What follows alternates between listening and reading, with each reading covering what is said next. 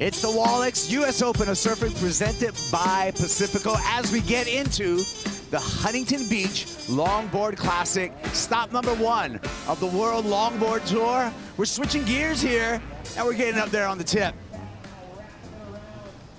Some classic surfing. This is Max Weston out of Australia as we come into the opening round of this first stop on the Longboard Tour. Thank you for joining us, and we're going to show you a little bit of the future and a throwback to a little bit of the past, some classic styling on some classic equipment. Got to be 9 foot plus to become an eligible longboard. And like I said, this is the first stop. I'm Kaipo along with Max Shanaski, also known as the Waxhead, and Mitchell Salazar, also known as Mitchell.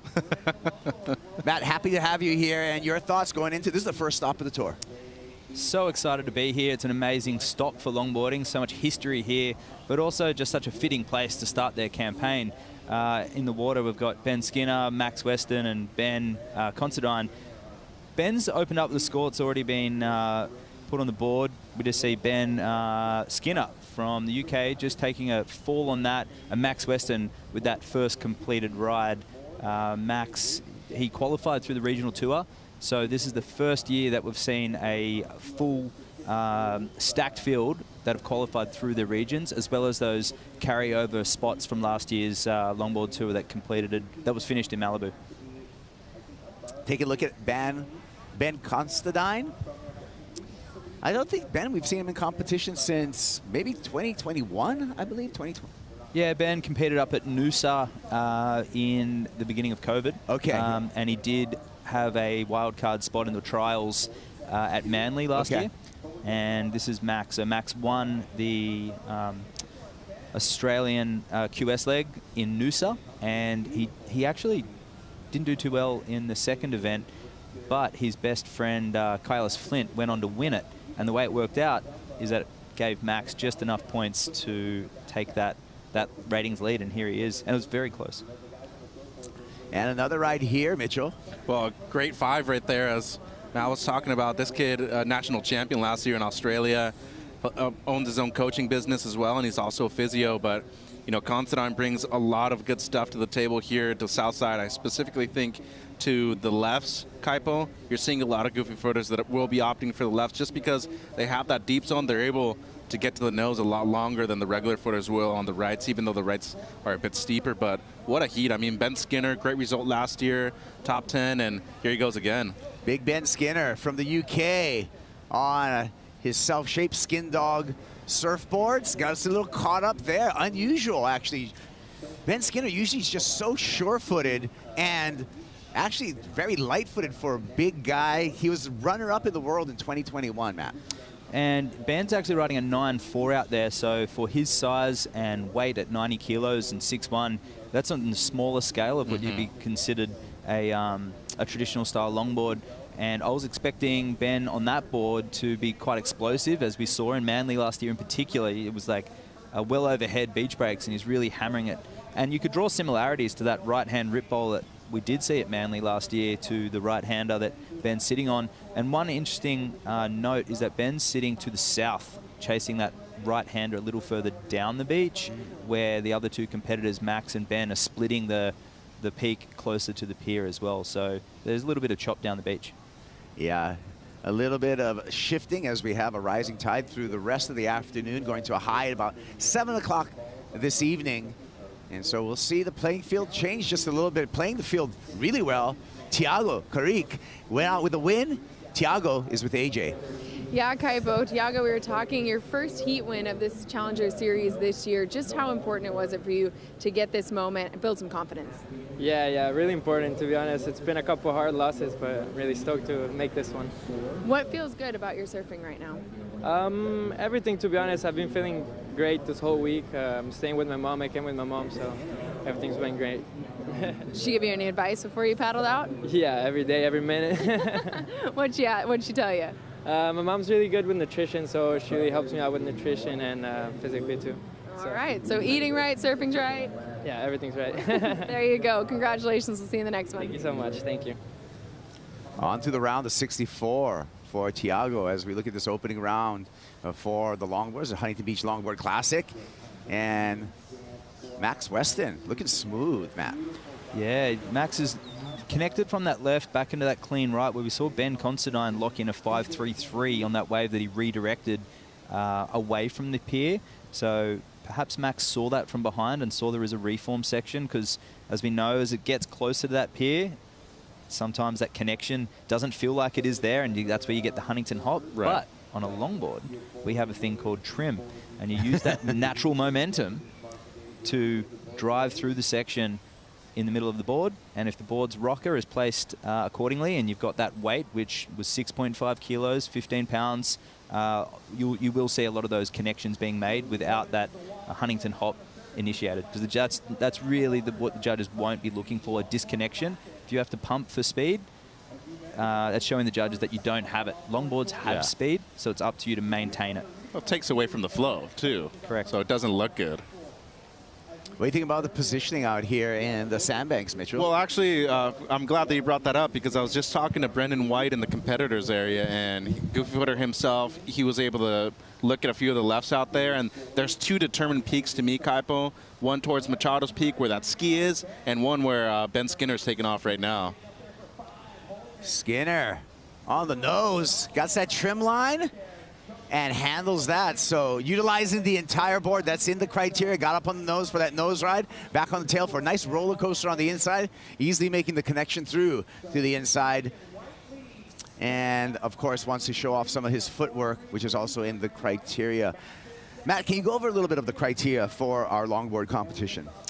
So the judges are looking for much the same as shortboarding, speed, power, and flow element, but with longboarding, that flow element can be incorporated as style. So for surfers, it's more so what you don't do and how you do it, because on longboarding, like Ben is doing right there, every one of these guys can hang 10, and every single one of these guys is able to connect the lip. If you can do that like Ben just did, showcase it in critical sections and combine those flowing elements and maintain that speed throughout the wave. And if you can do it in a way with your hand movements actually complementing the maneuver, not fighting it, winding up the windows, so to speak, you're going to find some really nice scores. We're just looking for... longboarding is more like a performing art. We do have a time limit, and you do have to get a minimum amount of waves. But if you can incorporate all those elements together, at the end of the day, it's somebody who's... You know, you turn up to the beach and you go, whoa, that was pretty gnarly nose ride. It's the same thing with an end section or a first wave, a first turn where they're blowing the fins out. You're blown away. It's the same thing with a critical hang 10. It's jaw-dropping almost, Kaipo. Like, when you see the best surfers in the world be able to get to the nose and control that positioning in the pocket the whole time in the steepest part of the wave, that shows a lot of control, and especially as Matt was mentioning, the flow factor. Style does go into that. It doesn't necessarily mean that it's in the criteria per se, but it does affect you, and it does affect the way that you judge a certain wave as well. Well, speaking of judges, we're seeing some scores drop. This was a 5.9, Matt, for Ben Skinner.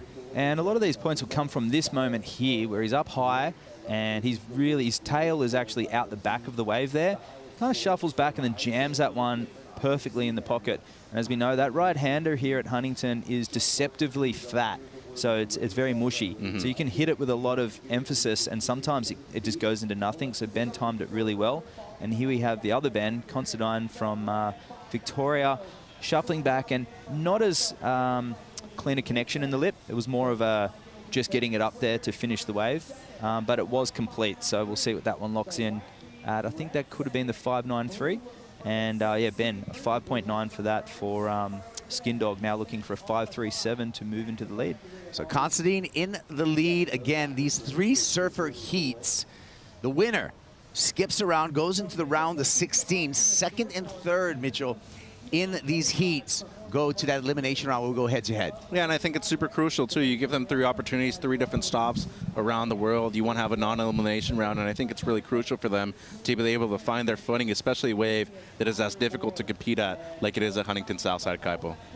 Well, to qualify for that world title, you're going to have to show some adaptability in surfing, because we're going to go from here, from beach break in Huntington Beach, we're going to go to the chilly waters of Bells, and then to the tropics of El Salvador. At the end of those 3 competitions, 8 men, 8 women going to be dueling out in Malibu for a world title. Here we go.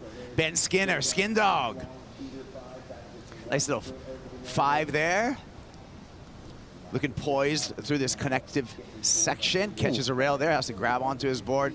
All 3 surfers, none of them utilizing a leash, Matt. That's right, and they're actually using boards with soft rails. Ben's got a little edge in the tail, so we won't get too heavy. I'm sure we're going to have a lot of time to dive into the the hydrodynamics of these surfboards as we see some cleaner conditions in the next few days. But Ben's trying to use his power and his frame to put that one up in the lip, and sometimes you do realize it is a 9 feet plus board and it weighs 15 pounds, so it's always gonna go one way or the other, and that time it just caught a rail. Tours and competitions. We're starting off this longboard tour right here. Let's hear more from Tours and Competitions. Will Hayden-Smith with AJ. Thanks, Kaipo. So, Will, we've been talking about just the changes in format for the longboard tour this year. First heat of the year out in the water right now. Walk us through the changes and just how they're going to impact the tour. Yeah, I can honestly say this is the best the longboard tour has been in years. We have 3 stops before finals, so obviously we're here at the US Open of Surfing for the stop number 1. Then we go to Bells Beach, which is super exciting. I know I've already had competitors today frothing out over that. And then we go to El Salvador. And this year, all 3 of those events count towards your ranking. Then the top 8 go to the finals at the longboard finals at Malibu. So we've got a finals 8 format, similar to the CT finals 5, but we've got 8. So it's a really exciting year, and we've kicked it off today. And so, of course, we've been watching the Challenger Series for much of the morning. The longboarders in the water now. Walk us through the difference in judging criteria we can expect. Yeah, so some key differences between the shortboard and longboard criteria is that the longboard criteria mentions words like grace and style and footwork and using the whole of the surfboard. We want to see them on the nose, but we also want to see great turns on the tail. So it's just those little nuances are really different. Style in the criteria is something that we love to see, and traditional surfing is also mentioned in there. So that's the main differences between the 2. Awesome. Well, we're looking forward to a great season, kicking it off here at Huntington Beach. Thank you so much. Yeah, let's go. Let's do it. Let's do it. Back to you, Kaipo. Thank you, AJ. Yeah, we're kicking it off here, and we got a full tour underway for both men and women longboard. Ben Skinner levitating there through that section. That was difficult to do, way on the tip there, and then showing some power. He gets back into the middle of the board to get some turns off. And standing proudly as he's making his way into the shore break. But what a start for Ben Skinner.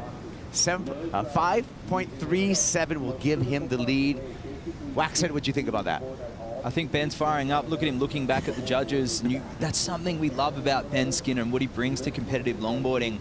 He is a very relaxed and cruisy guy on land, and his frame does look intimidating when the camera zooms in on him and he stares at those judges. Much like Nat Young in 1966 when he won that world title, he stepped off on the sand, looked up with his hands on his hips at the judges, and said Nat Young's taking the world title. That's what we call it. That's why we said Nat's Nat and that's that. That was a magazine quote back then, and he's still one of our original world longboard champions. And the title Nat Young. Of his biography too. So. Oh, really? Yeah, Nat's Nat and that's that. But Nat was obviously and is a. He had a huge wingspan. He was tall. Apparently very handsome, and he really was a powerful surfer, and he was one of the first power surfers in the world. As we see Max Weston here, not really finding that connection. I knew he was going to be looking for bigger size waves. We haven't seen any big sets come through like we did a couple of heats ago, but here's Ben, bang, stepping back onto the rail, driving into the foam and using that momentum and just tapping that one off the top. So pretty relaxed tempo for Ben, just surfing what's in front of him, not over surfing the wave, and that came in at a 7. So I think that flow element and utilizing the tail and the nose. And for those of us who are just joining us, listening to Will Hayden-Smith describe what the judges are looking for in further detail, these surfers were using their feet to cross-step up and down the board because that's how we get momentum on a traditional style longboard. On the boards that are a little lighter, with more rocker, concave, multiple fins, you generate speed off the tail with the foot not moving as such like you would see in a shortboard event. But hey, you've actually got 9 feet of foam in front of you, so if you use your feet like Ben here, driving that one back, not really getting that clean connection that he wants, and back up forward again. Now he's up the top of the wave, back in the middle, and probably not the best example to use, and Ben can show us, I'm sure, and redeem himself on that next wave. But it's just about controlling the tempo of the wave with the footsteps. Yeah, you know what I'm seeing a lot from Skinner right now too, Kaipo, is that the fact that he's coming from a beach break originally in that area of Cornwall, it just shows that being a beach break surfer coming to an event like this at the US Open at Southside Huntington Beach, it is so beneficial. Positioning is important, and he's just been on the 2 best waves in this heat so far. Hey, yeah, Ben Skinner, he's going to hear from our on-site commentators that he's got the lead right now. We talked about the equipment, minimum 9 feet in size. There's aggregate dimensions also required as a longboard. We're going to talk more about equipment in just a bit because we're going to go live right here. Max Weston. Oh, nice nose ride to start. Bit of a drop knee there for the Cuddy. Oncoming section, banks it nicely, way in control. And this heat, it will be tightening up once we get the score in for this last ride for Max Weston. So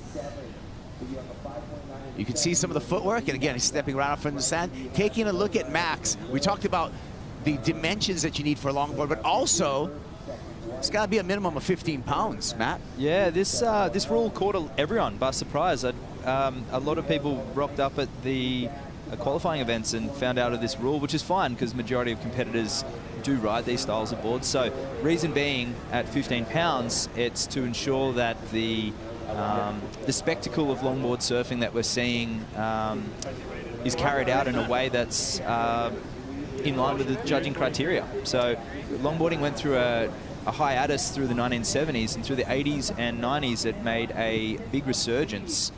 There was an issue with surfboard blanks where they weren't making those 60s style blanks anymore, so they were heavily rocketed and in turn were lighter weight. People were adding concaves and thrusters and incorporating those modern elements that shortboarding was experiencing in the 80s, and it didn't really stop developing until 10 or 15 years ago with this traditional style resurgence. Well, in the 60s, we just called this surfing. Now we call it longboarding. He's on the nose, coming through here. Ben Constantine making his way into the pier.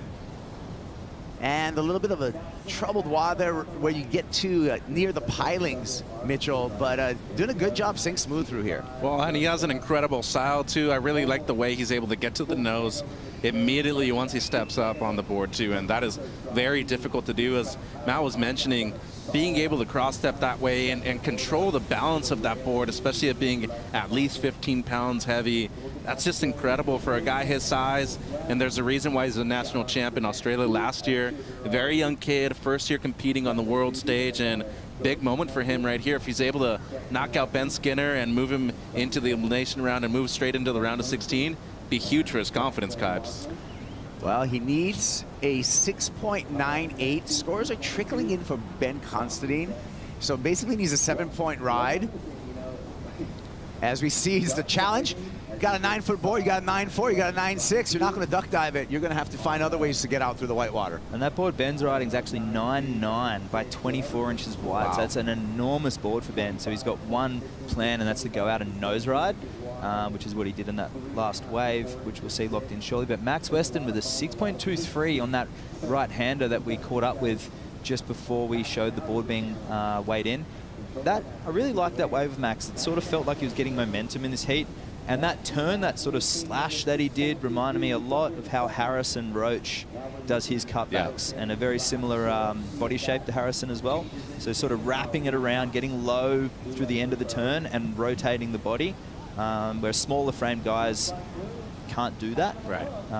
So a lot of the women you don't see ending up in that position being of smaller statures. So they'll have a more graceful carve or a gliding turn, where Max driving that one through and using his body to his advantage. Oh, we'll see who comes out of this heat. We're going to find that out at the back part of this break. And you know what? Declan Whiten, he's going to be in heat number 2 as we continue on with the Huntington Beach Longboard Classic.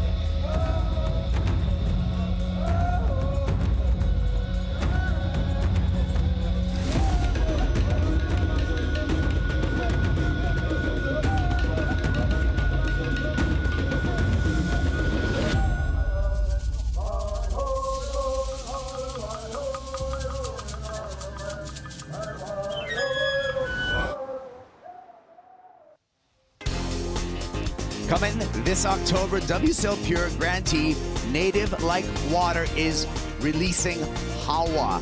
And that is a film that you're going to want to check out with our friends from Native Like Water.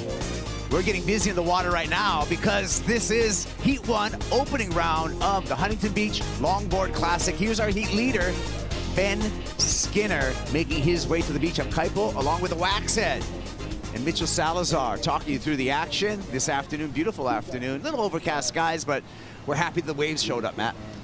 Absolutely. It's pretty pumping. We have seen a change in the last hour out there. That wind typically does go onshore, and it held off for quite a while.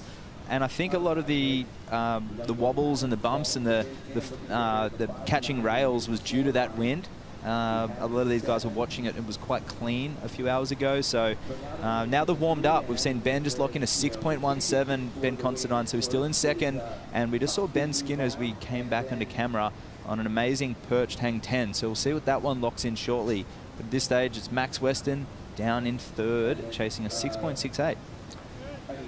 All right, well, Ben Considine, he got a wave during the break. We'll take a look at that wave. And here it is, Mitch. Yeah, some impressive stuff here from the surfer from Victoria. And you look at the 5 right there that he had at the beginning. Great carve, and as Matt was mentioning, that is a huge board that he's riding. So for somebody like his size to be able to move that board around, judges really appreciating it.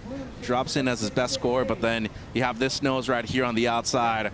Wow, that was impressive just to be able to control the nose of the board and the entirety of the board, especially with these last 2 turns. Some great stuff there from the British surfer Kipes. Yeah, big Ben Skinner. We talked about Ben in 2021, had an impressive run at the world titles, at the world championships in Malibu. Ended up runner-up in the world 2021, and that's because he's able to put down big scores here like that. 7.57, big lead for Ben Skinner. And most of those points would come from that opening nose ride. That right-handed bowl is very difficult to time. I can speak from experience on a longboard. By the time you bottom turn to the bottom and come back up, walk up to the nose, that wave's already bowled out, and you have to step back for a turn. So Ben jumping straight to the nose. See Max there, up on the nose, and it's petering out straight away.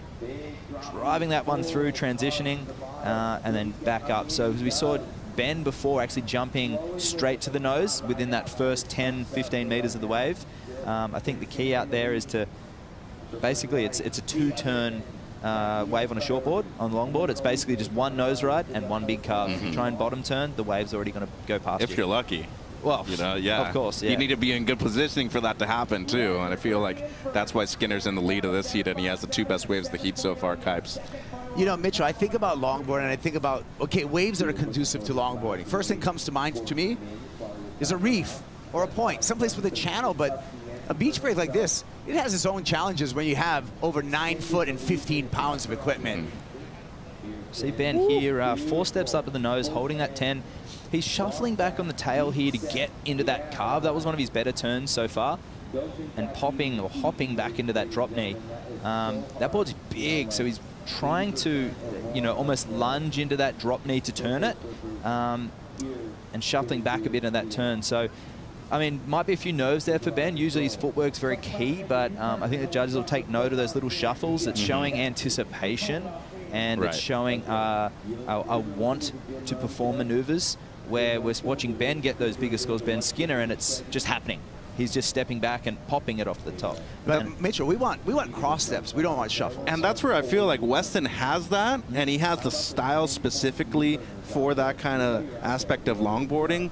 But it's just he isn't on the right wave so far, and that comes from being a point break surfer, having to transition to a beach break. It is very difficult, and that's why I feel Skinner has been on the 2 best waves of the heat so far.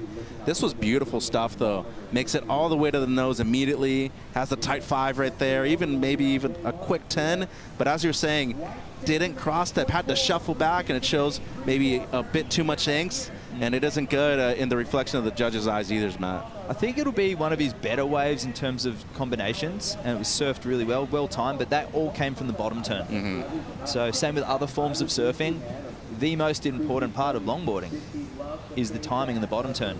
And there's Max actually mistiming that, but we'll catch up with that shortly. I love that little redirection, using his footwork, stepping back onto that carve, and he's just looking for that little bowly inside. So I'm not sure if he missed anything, but perhaps he's doing that bottom turn and swooping in, but there's nothing to swoop into. It's finished. It's time for a turn, and on a big board, your turning radius, it's tight, you know. And he does surf beach breaks. He grew up in Avalon. He's surfing, which is a beach break, and he's surfing around the Sydney beaches in the city, around Bondi a lot. But that fin he's using is primarily a point break style fin. It's quite upright and pivoty, and that could be why he's sort of struggling to, I guess, surf off the tail and as fluid as he normally actually does. I think he's looking for nose rides, Max, but he's reverting to turns, and we'll see what those scores lock in at. So we're waiting for the score for Blue, Max Weston. Also a score for our heat leader, Ben Skinner. Ben's score is not going to factor into his top two, so the mark to reach is still going to be a 8.34 for Max Weston if he wants to take the lead. And we'll wait for that score, but things are actually looking pretty gloomy right now, except for Ben Skinner. Looking bright for him because looks like he's on to the round of 16. Dominant stuff right there. 14.57 heat total in this first round heat. Good stuff right there from the Great Britain surfer. And he's looking good into the round of 16 now, Kipes. All right, we're moving on. Quick commercial break, and we'll be back with heat number 2 here at Huntington Beach. This is the Huntington Beach Longboard Classic.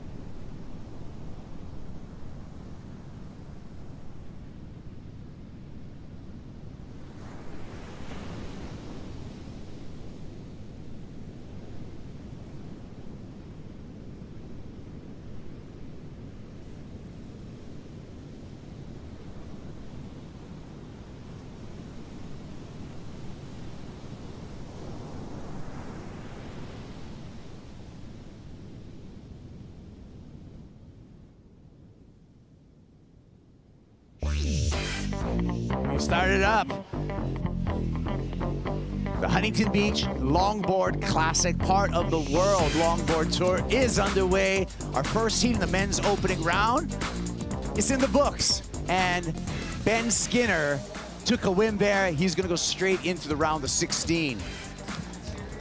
Second and third into the elimination round. We're going to get up to that in the coming days here at the Wallex US Open of Surfing, presented by Pacifico. Heat number 2, opening round for the men out in the water. The Australian Declan Whiten, John Michael Van Hohenstein, also known as Johnny the Ripper from Oahu, Hawaii, and Jack Van Wagner from Encinitas, California out there. 3 surfers. First place moves on into the round of 16. Second and third, not eliminated from competition, but they'll have to go head-to-head in the elimination round. We're going to start off with the ride from Declan Whiten. Matt Chinaski, what do you think of this? He's taken his notes from Ben Skinner in that previous heat, getting up to the nose super quick, trimming through this section, and anticipating this end bowl, straight up, quick feet. So 517, the judge is really appreciating that opening nose ride. And here we have Jack up in white on his Michael Takayama. Nice swoop off the bottom, which he can do in the left because it's a longer wall. Wow, so that's a stretched out left and heading towards the pier, so nothing overly critical on that wave, but a nice opener. Here we have Johnny the Ripper. Fading slash, getting to the tip, not grabbing the rail. Wingnut would be impressed. Now he does grab the rails lightly, so that judges will take note as almost like a lack of control and tapping that one off the top. So, yeah, Declan getting the best out of that, and Jack with a 4.17 and Johnny the Ripper at 3.43. So good settlers for these surfers. Second wave for Jack Van Wagner. Mitchell here on the nose perched. I love that 10 at the beginning of this wave. Good little finishing maneuver right there for Van Wagner. Sister Reed, also a great surfer, and just tries to grab the rail and pig dog right there in the shore break. But that's some real good positioning on the outside by Van Wagner. Recognized that he was paddling back out. He was right there on the pier bowl, and that right just popped up. Good use of third priority, basically, when he made it back out. Long raked fin on his board, Waxhead. Just notice that, and what that does is holds in really nicely on the nose ride. But when you do initiate a turn, it does have that rake, and it's quite slender through the rake. So when you can get it to turn, it releases quite nicely. So that's been quite popular on the World Longboard Tour, that style of board and fin from Michael Takayama in the last 5 years. We have seen world titles won on those types of boards, and that was a pretty nice opener, a 4.17. I think he's going to back that up with that pier bowl right. So have a look at that. It's a lot further in than the right-handers to the south. So this is the inside bowl. This is the inside section. It's not usually favored unless you're under priority in a shortboard heat.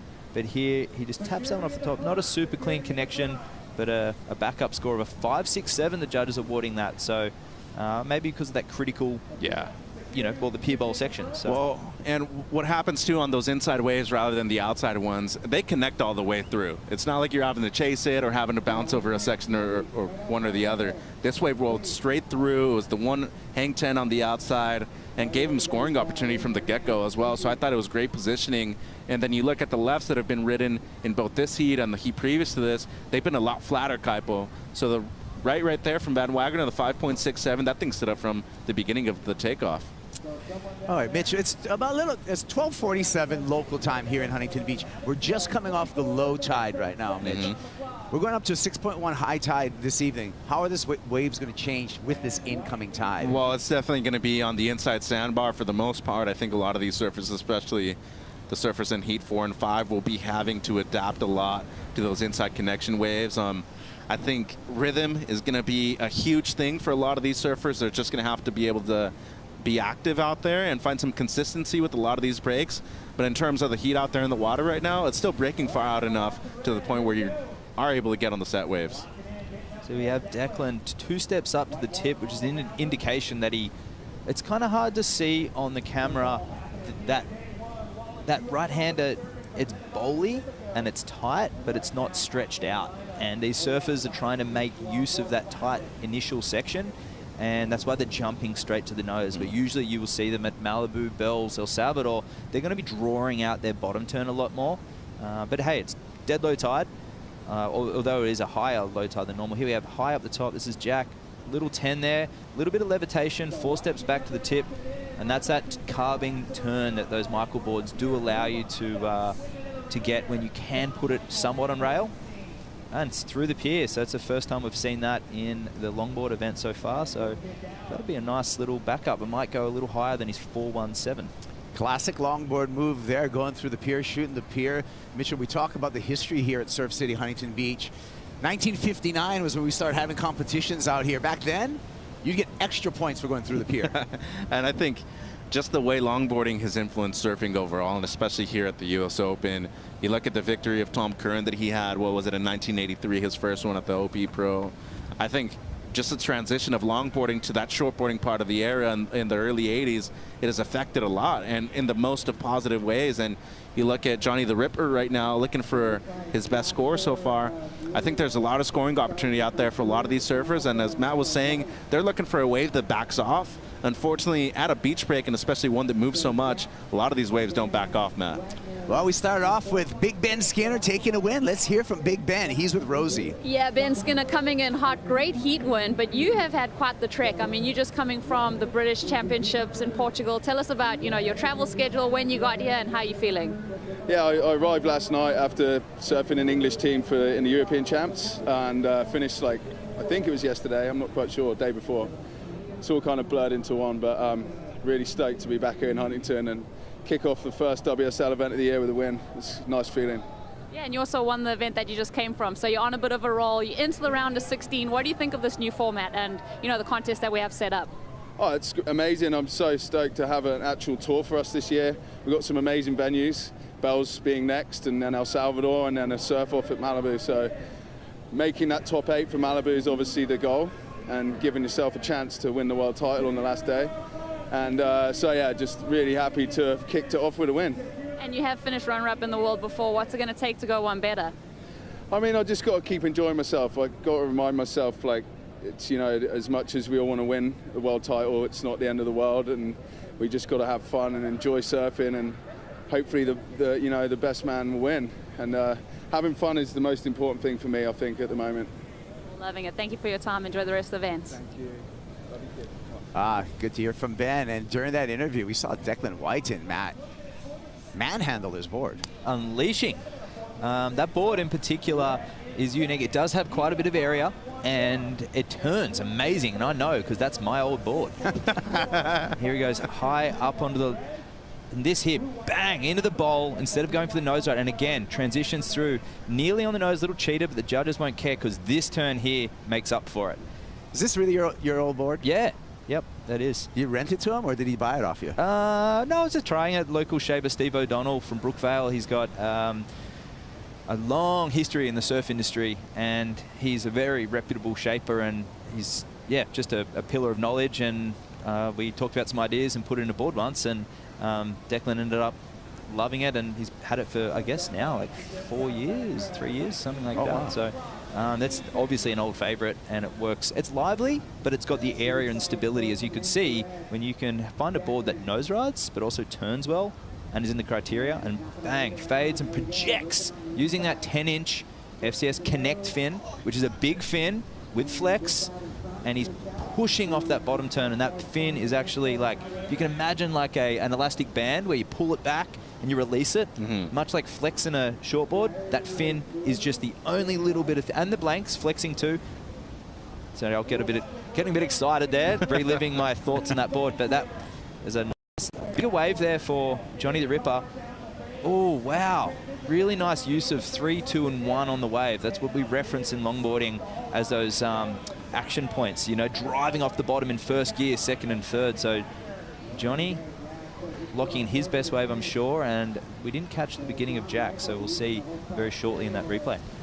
Really interesting talking point as we talk about equipment, as we're enjoying the ride from Jack Van Wagner, is that these boards last a lot longer than short boards. People develop relationships, like you talked about Declan's board. Well, I know Kaimana Takayama has a magic board. I don't know if he's going to have it in this comp that's so old it has stress marks through the board, but it's just these old faithful boards, and maybe it's just because the boards are built heavier, but people hang on to their equipment. Yep, the weight has definitely something to do with it, but a lot of these surfers are surfing point breaks, leashless. They don't fall off much, and so the boards, they stay just in really, really good.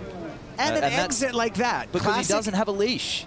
Well, classic exit, because that was purposeful. Yeah. To kick out of a wave without a leash and not lose your board. I mean, these are obviously the best in the world. This is a designated surf zone where there is lifeguards on the beach, so there is no one within a couple of 100 feet north and south. So, but Declan obviously being experienced surfing Manly Beach and some of the point breaks up north with the crowd, that's very common, where you just jump off the front, push the board behind you. Oh, here's the opening for Jack, and yeah, nice hang 10 on the outside. So his low score at the moment is a 4.6, so we'll see if the judges lock that in. And this is that set wave for John. This is a real good wave. I love this here where he goes to drop net, gets back, and now fixes it with that really nice transition. And I said about 3, 2, and 1, so he's driving off the bottom like you're in first gear, up second and third, and he reaches the top and readjusts using his footwork in between. So here's that opening nose ride, steering on the nose for Declan, and boom, pops that off. So You see him sort of redirect straight and back. That's what the flex in the board can do as well, and the wide point on a surfboard where it's placed, if it's placed forward or back.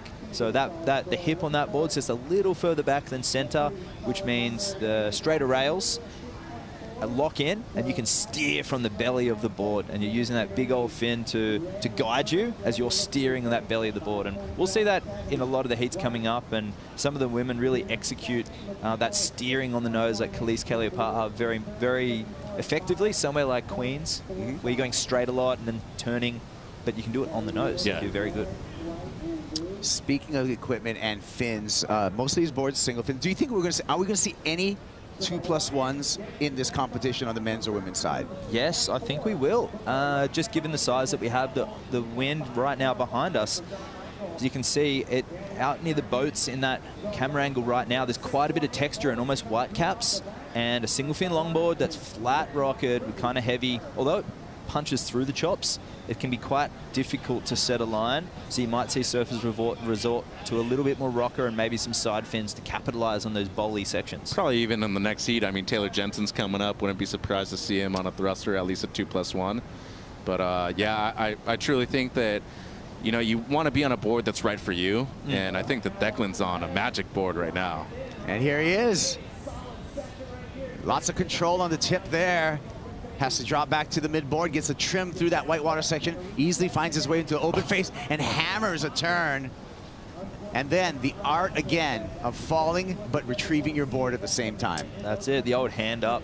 There's a movie called Longboarding's Not a Crime, a Chris Bystrom classic. And there's a section of Wayne Dean, the late Wayne Dean, who is surfing a secret right-hand reef break up north of Australia. And he does his cutback. And he'd come off the bottom and he drives in the cutback and he sort of pearls a little bit there. And the board, it's just instinctive. It nosedives and he puts his big hand up and he grabs the rail right near the tail. And so I thought, wow. You're good with surf history. You talked about Wayne Dean. Is this Noah Dean's dad? Yeah. Yep. So, and that's an example of the generational surfing that we see. Well, which, like, dad's a legend, and I'm going to put Noah Dean, Mitchell, in becoming a legend category himself. Well, and especially when it comes to the air game, too. He's one of the best in the world right now. But that's what I'm saying about the influence that longboarding has had, not only within Huntington Beach and the state of California, but worldwide. You look at Jimmy Gamboa, Dane Perlee, the amount of influence that they had in the United States, and what we're seeing now for people like Jack Van Wagoner in Hawaii, Bonga Perkins, Rusty Keaulana, and I think Dwayne DeSoto had a lot to do with that, too. His daughter, Pua, a great shortboarder, but she's also just as good as a longboarder as well. And I think that's the biggest difference between longboarders in comparison to shortboarders. They surf all the time, regardless of the equipment that they're riding. They're usually on different equipment, but they ride equipment that's appropriate for the waves that they're surfing. Yeah.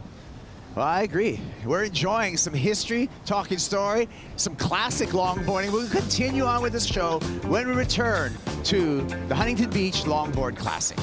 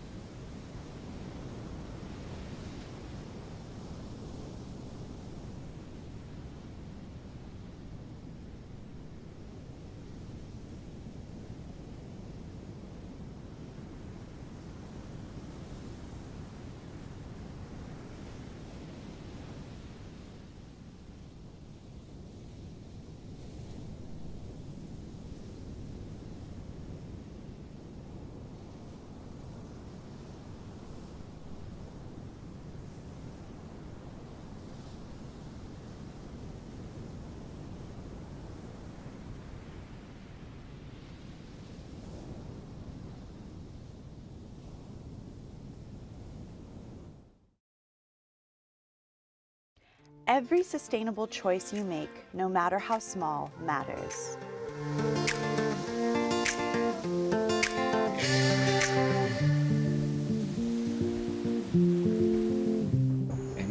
para nosotros, los integrantes de la escuela de surf Cuyagua, entiendan que parte de la esencia de un buen surfista está en proteger nuestros océanos y el medio ambiente. Speak up for the ocean. Your actions can inspire others.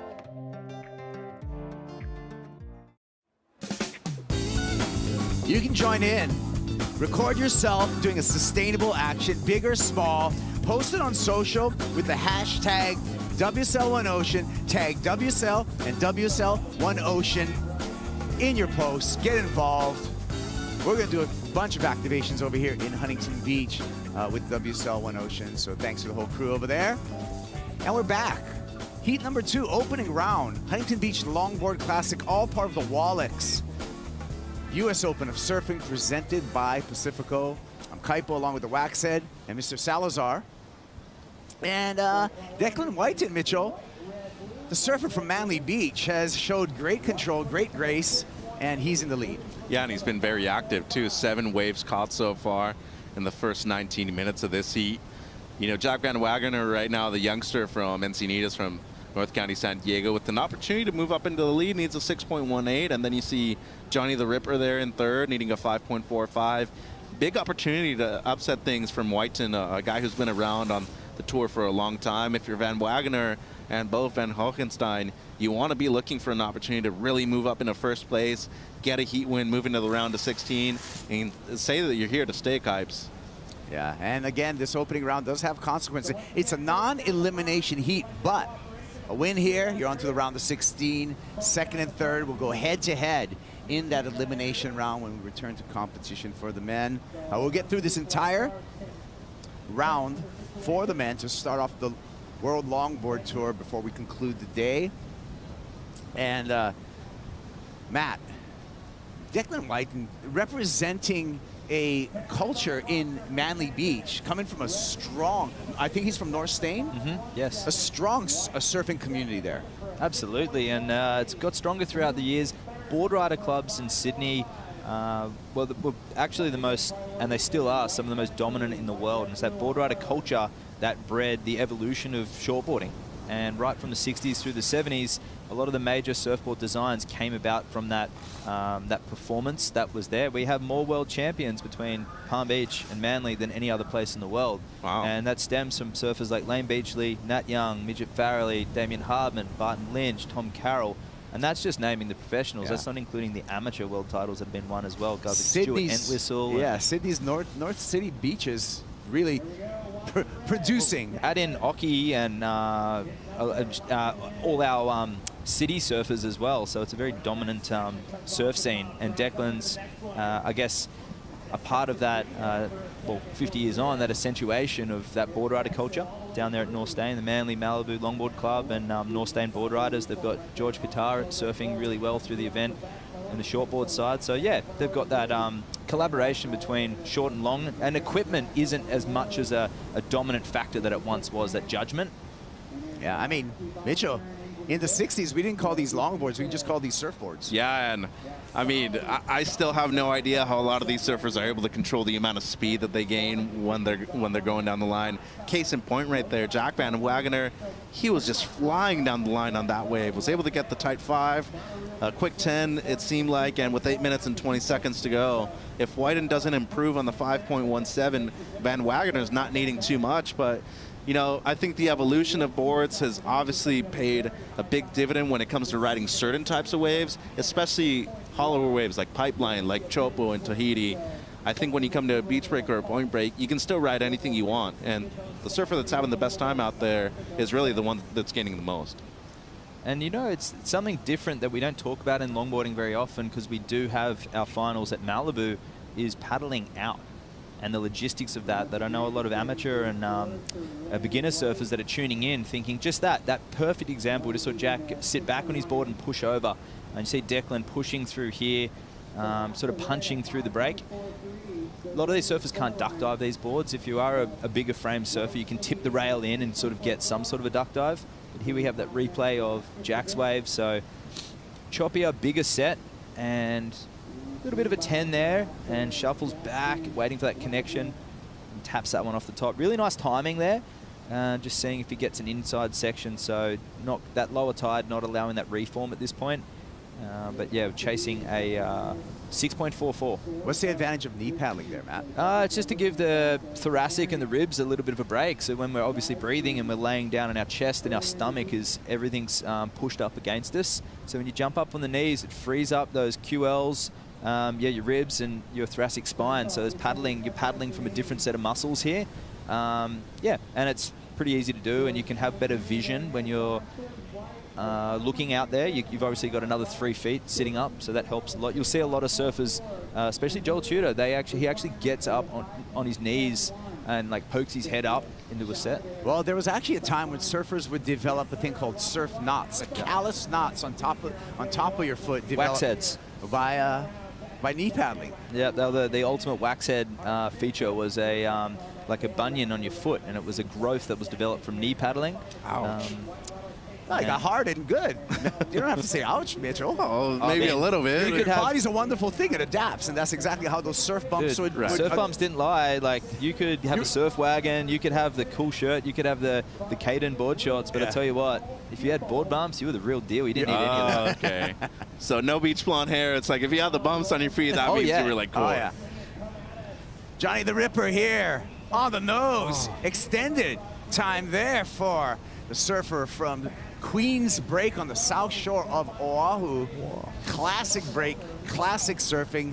Let's see what score he's going to get. He needs a 5.71 to go to first. I'm interested to see where the judges go with this, with just that long nose ride and an incomplete finish. 5.71. The nose ride was one of the better ones of the heat.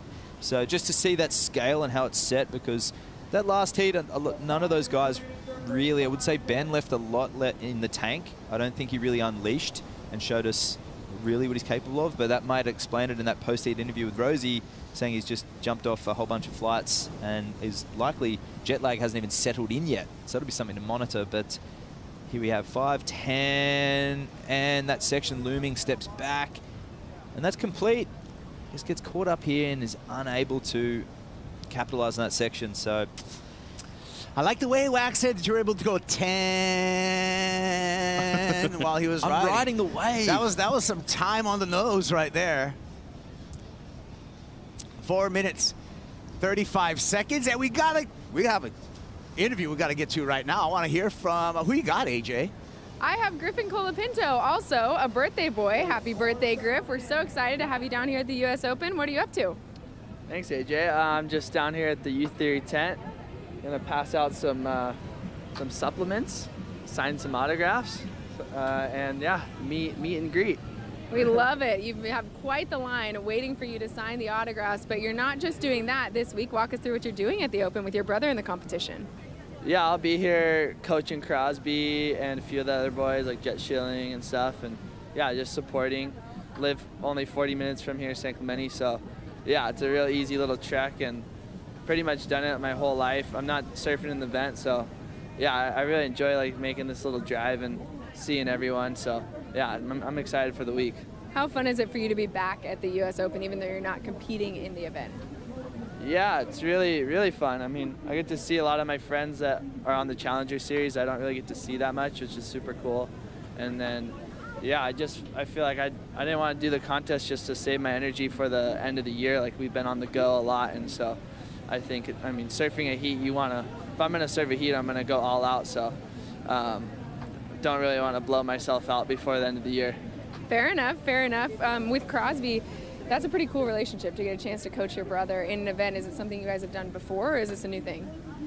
Yeah, I've kind of done it ever since we were like 13 and 10 years old. Like, I'm 3 years older, so yeah, it's like the perfect age gap where he can like have respect for me and like my advice. So it works well. Awesome. Well, we're so happy to have you down here at the US Open. We'll let you get to the signing autographs. Thanks for taking the time. Yeah, AJ, thank you. Back to you guys. Yeah, we'll see Griffin Colapinto, stop number 10 on the championship tour, coming up right after this. That's the Shiseido Tahiti Pro presented by Outer Known. We're going to see him at the end of the road. Te Ahupo'o. Or we could say Te Ahupo'o. There's been a lot of talk about this. I know you like languages, Mitchell. Te Ahupo'o, Te Ahupo'o. Which one? Te Ahupo'o. Yeah, aye. Ae-o. Maikai. All right, here we go. Heat recap. Declan Whiten He's in the lead, and that's because of great control on the nose like this, Waxhead. Absolutely. He's been putting in the time, practicing most days, and it is showing. He's feeling super confident, and he's got the flow. So he's going to be dangerous in this competition looking forward, and rightfully so in the lead. And the judges have kind of kept the lid on a lot of these scores, I think. I thought this combination could have been a little higher just to see that transition of footwork and turning, but I think they're going to be leaving a lot left. They've got a lot of heats coming up. That was a nasty turn on the outside, too. This is a pretty decent wave right here from Van Wagener, though, the 5.67. See that? I just realized that. Well, that's what I'm saying. You catch those insiders, and they have so much push down the line, you don't have to be chasing it. And the judges can see that. We can't on the camera as such, you know. It comes from behind the section. Yeah. Oh, this one, Jack Van Wagener. Yeah, and unfortunately for him, it still hasn't been enough for the lead. I mean, that came in as a 5.37. A great nose right at the beginning. I just feel like the wave quality wasn't there enough in order for him to get the 6.4 needed. But, I mean, good stuff from Declan Whiten. So look at this. Here's the unabridged version right here, Waxhead. All the waves written, highlighted are the top 2 waves for each surfers. Whiten, 11 waves. Talk about a session. Well, the last day we had 27 waves surfed between 3, so this one's catching up pretty close. And tell me, 50 seconds left. Mitch, we've got Jack needs a 6.44 and he's got priority.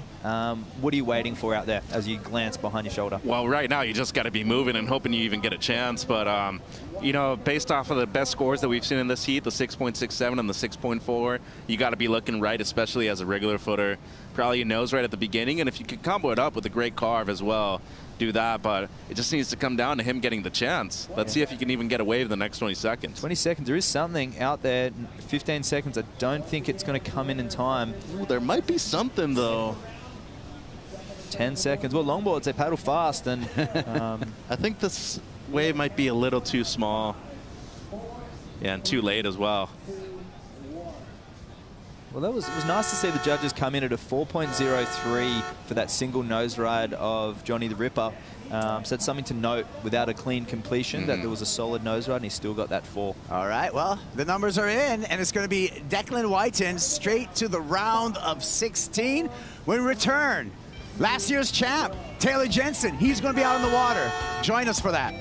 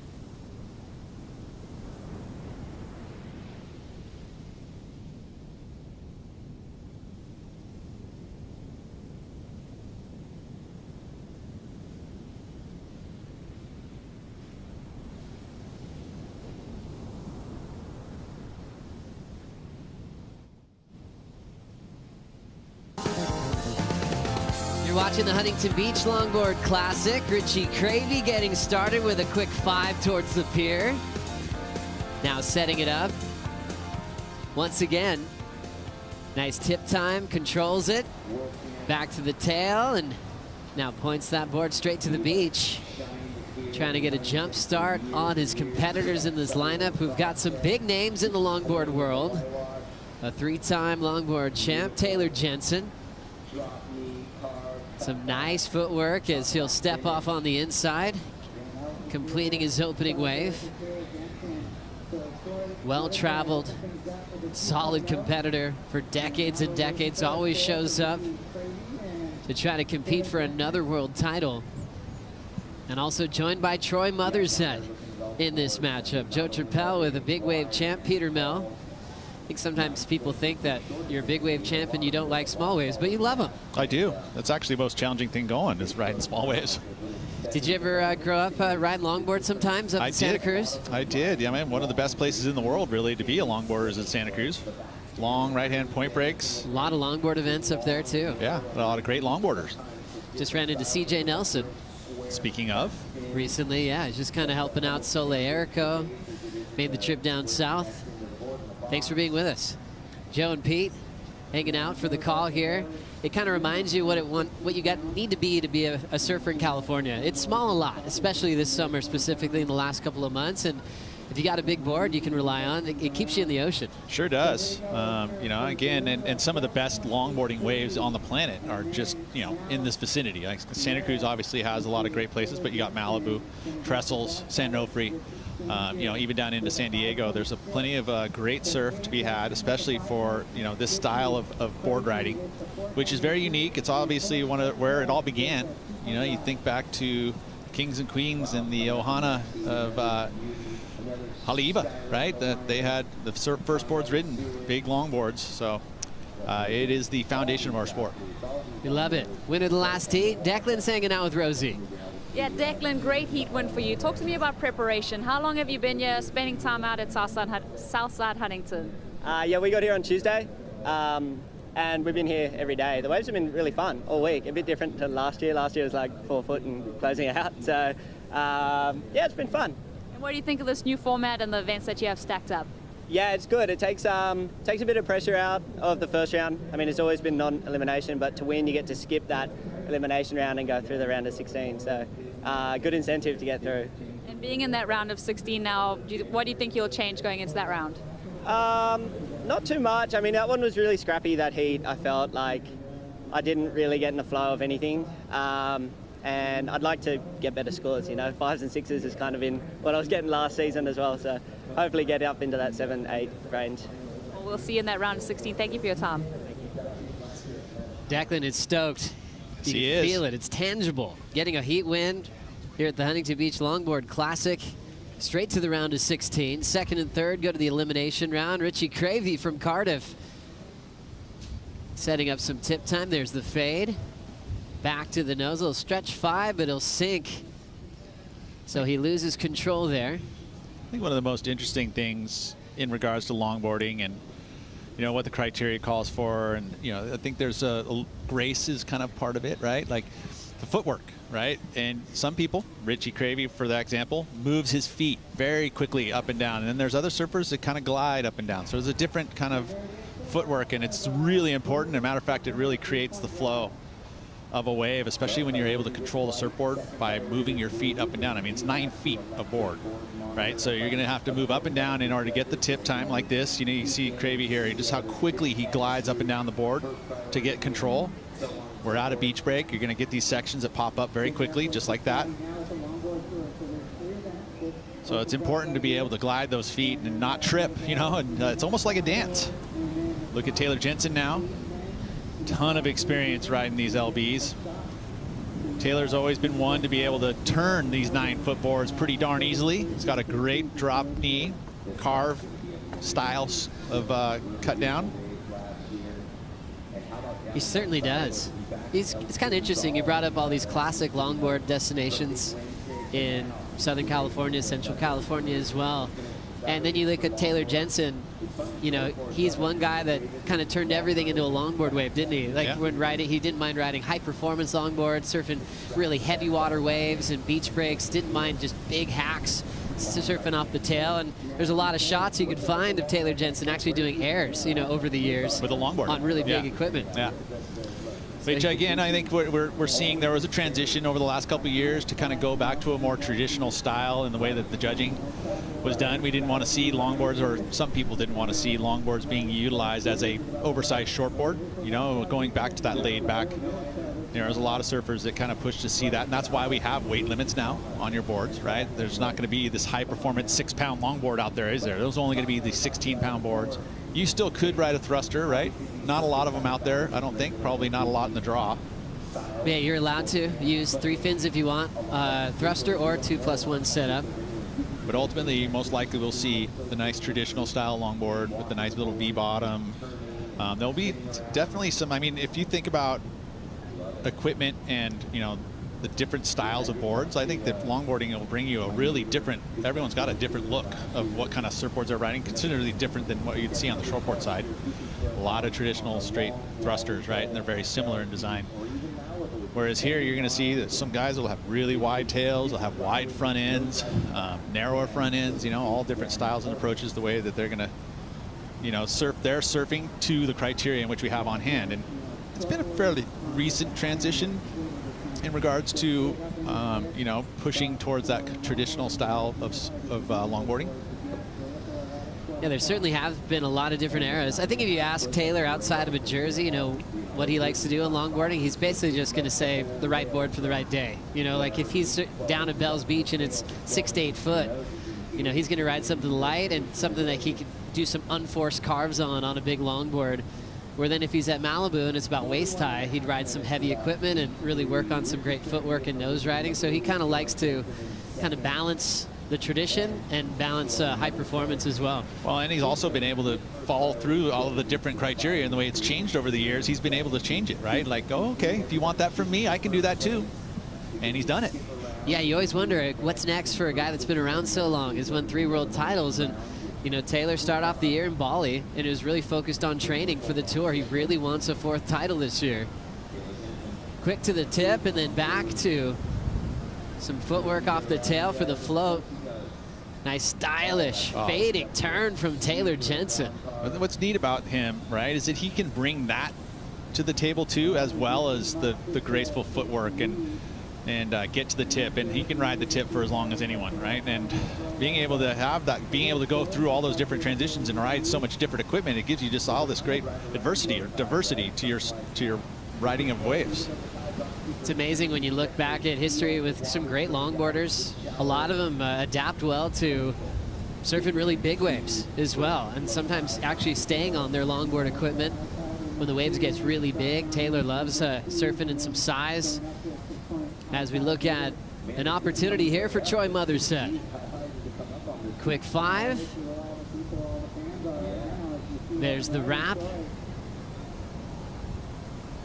Nice footwork up to the nose again, and Troy steps off. Looked like he almost had a head bonk there on the kick out, but Troy had such an amazing generation when he's competing through the NSSA division, coming from San Clemente. Last time I talked to Troy, he was up in Ventura. I think he's working for Patagonia these days. Man, you look at a final back then, it was like Christian Walk, the Robbins brothers, Christian Clark. There were so many good longboarders in California that he got to spar with every weekend.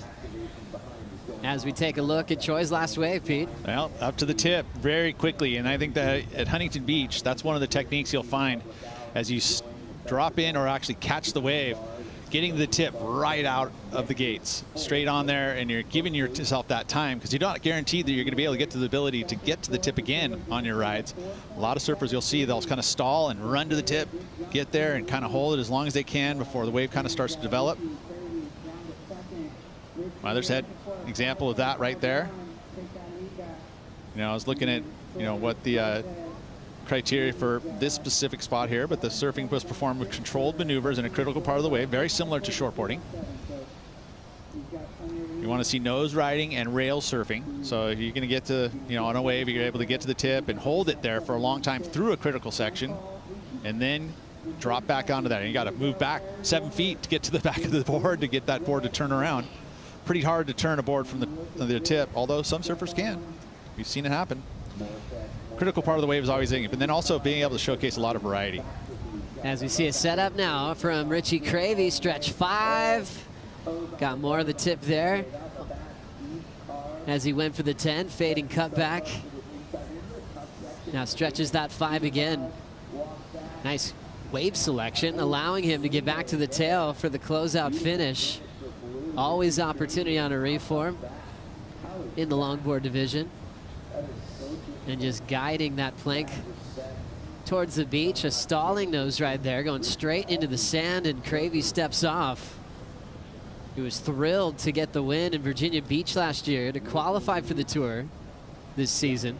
Said he's always dreamed about competing against the best in the world, but he realized they're not just great at riding waves, they're great competitors as well, and that's something that Cravey really wanted to work on heading into this season here at stop number 1. Let's get caught up with Waxhead down on the beach. Thank you, guys. I'm down here with Brendan and Nico. They're about to paddle out in their next heat. They've been so kind to show us their equipment, their secret weapons, or maybe not so secret weapons. Look at the size of this thing. 9.6, Brendan? 9.6, yeah. So it's a Michael Takayama, very similar to some of the boards already surfed in that previous heat with Jack and John. So this is that classic Donald Takayama style fin where it's super swept back. It's almost like a boomerang. And there is quite a bit of flex inbuilt in that, which I guess you could say it's this wide tail. It's got a little bit of V double through here, but this is going to really allow that board to turn. So, but because of the stability, you are going to be able to get, and the flip in the tail, you are going to get a nice stable board for nose riding. There is also a little bit of, I guess, a scoop out here very subtly, which is going to slow that board down. But once again, the width will really create a stable platform. And Nico's board here is from Spain. That's a Sublime shape by Sergio. Very similar, but a bit of a moon tail and slight little concave in the tail as well. So that's all going to add to that levitation. The water will come around here and weigh it down. And he's got a very similar fin, not as much flex, but a little further back on the board. So it's going to be interesting to see these two surf, both goofy footers, and they'll be looking for very similar waves. So good luck, and we'll, hopefully speak to you afterwards. Back to you guys. Good man, Waxhead, also known as Matt Chinoski, doing a great job checking out the big equipment for the Huntington Beach Longboard Classic. Also has to be at least 15 pounds, so you can't ride real light longboards in this event, as we have the replay from Richie Cravey. Well, there, a little style. You see that arch back when you get to the tip. It's actually very functional too. Helps you to hang out there on the tip for as long as you possibly can.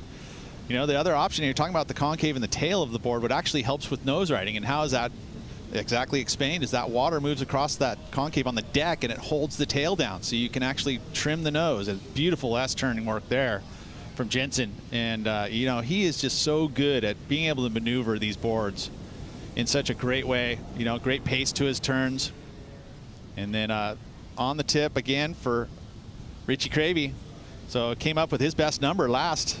And there, a little spinner work. Again, that's that footwork, which is also important. You know, I'd love to see, you know, I think that this is where you see switch footing come into play in a big way. And I have always mentioned, I'm a big advocate of the switch, right?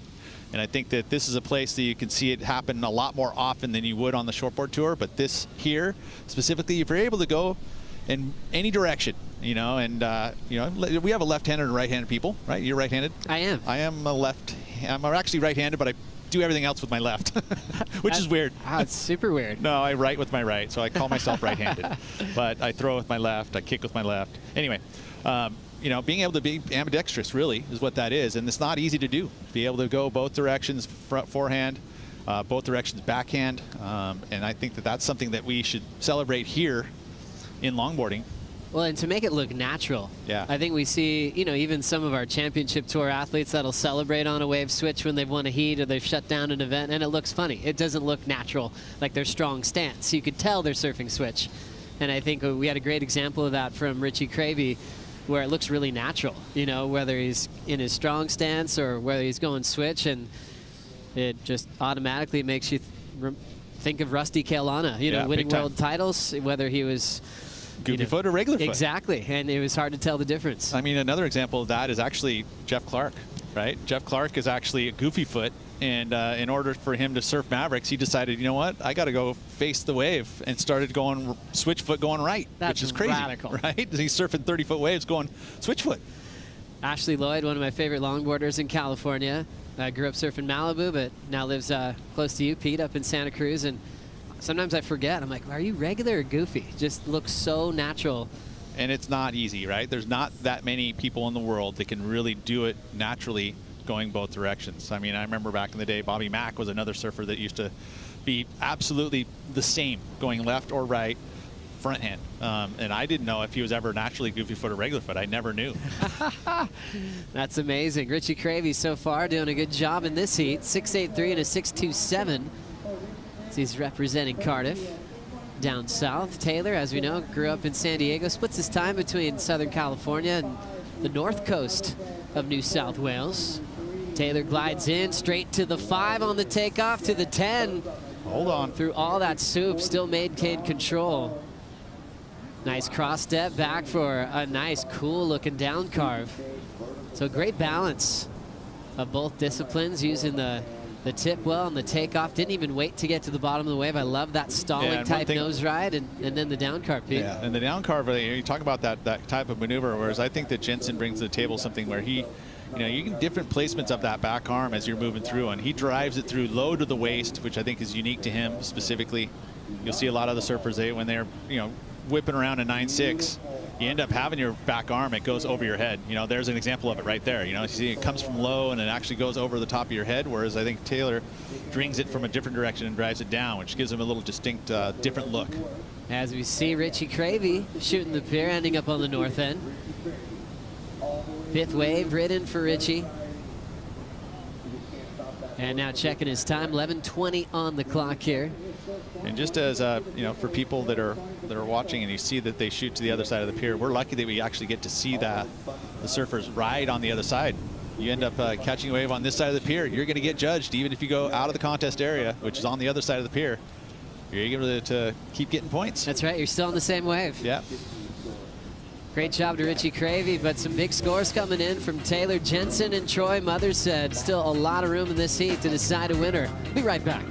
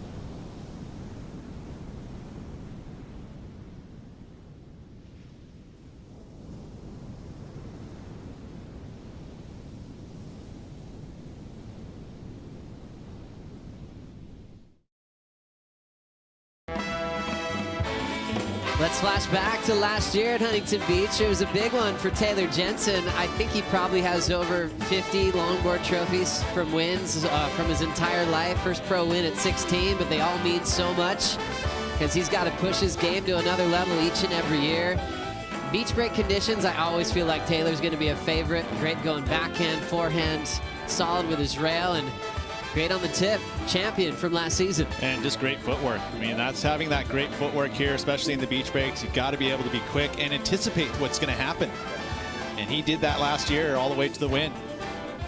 Spends a lot of time with board design, with Firewire. Has his own signature model, but really enjoys it.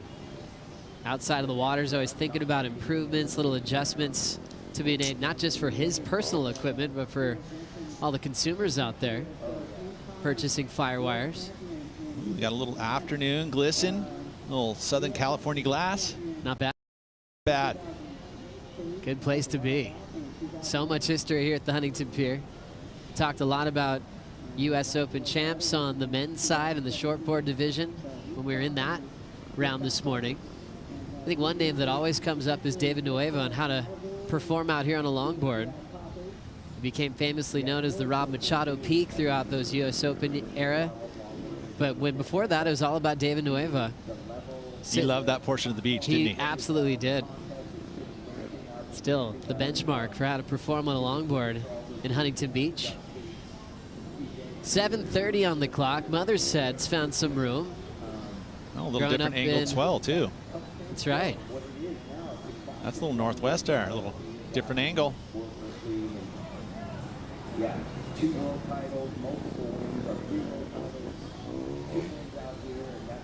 Mother Said now finding a little inside wall to work with. Solid 10, holding the 5. Great footwork in a tight space, hanging in there. And I love that. Don't even crouch down to paddle, use that foot. That's been going on for a long time. Does it actually work? I think it does. You got to have webbed toes. And well, even if you miss the water, it's like a momentum thing. Oh, okay. Like I got you. I'll back that. Shoving that board forward. Love watching Troy compete.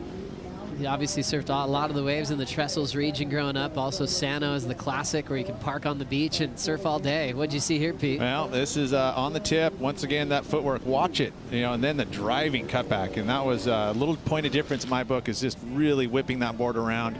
And again, 2 in a row. Control was there, speed was there, and he liked it.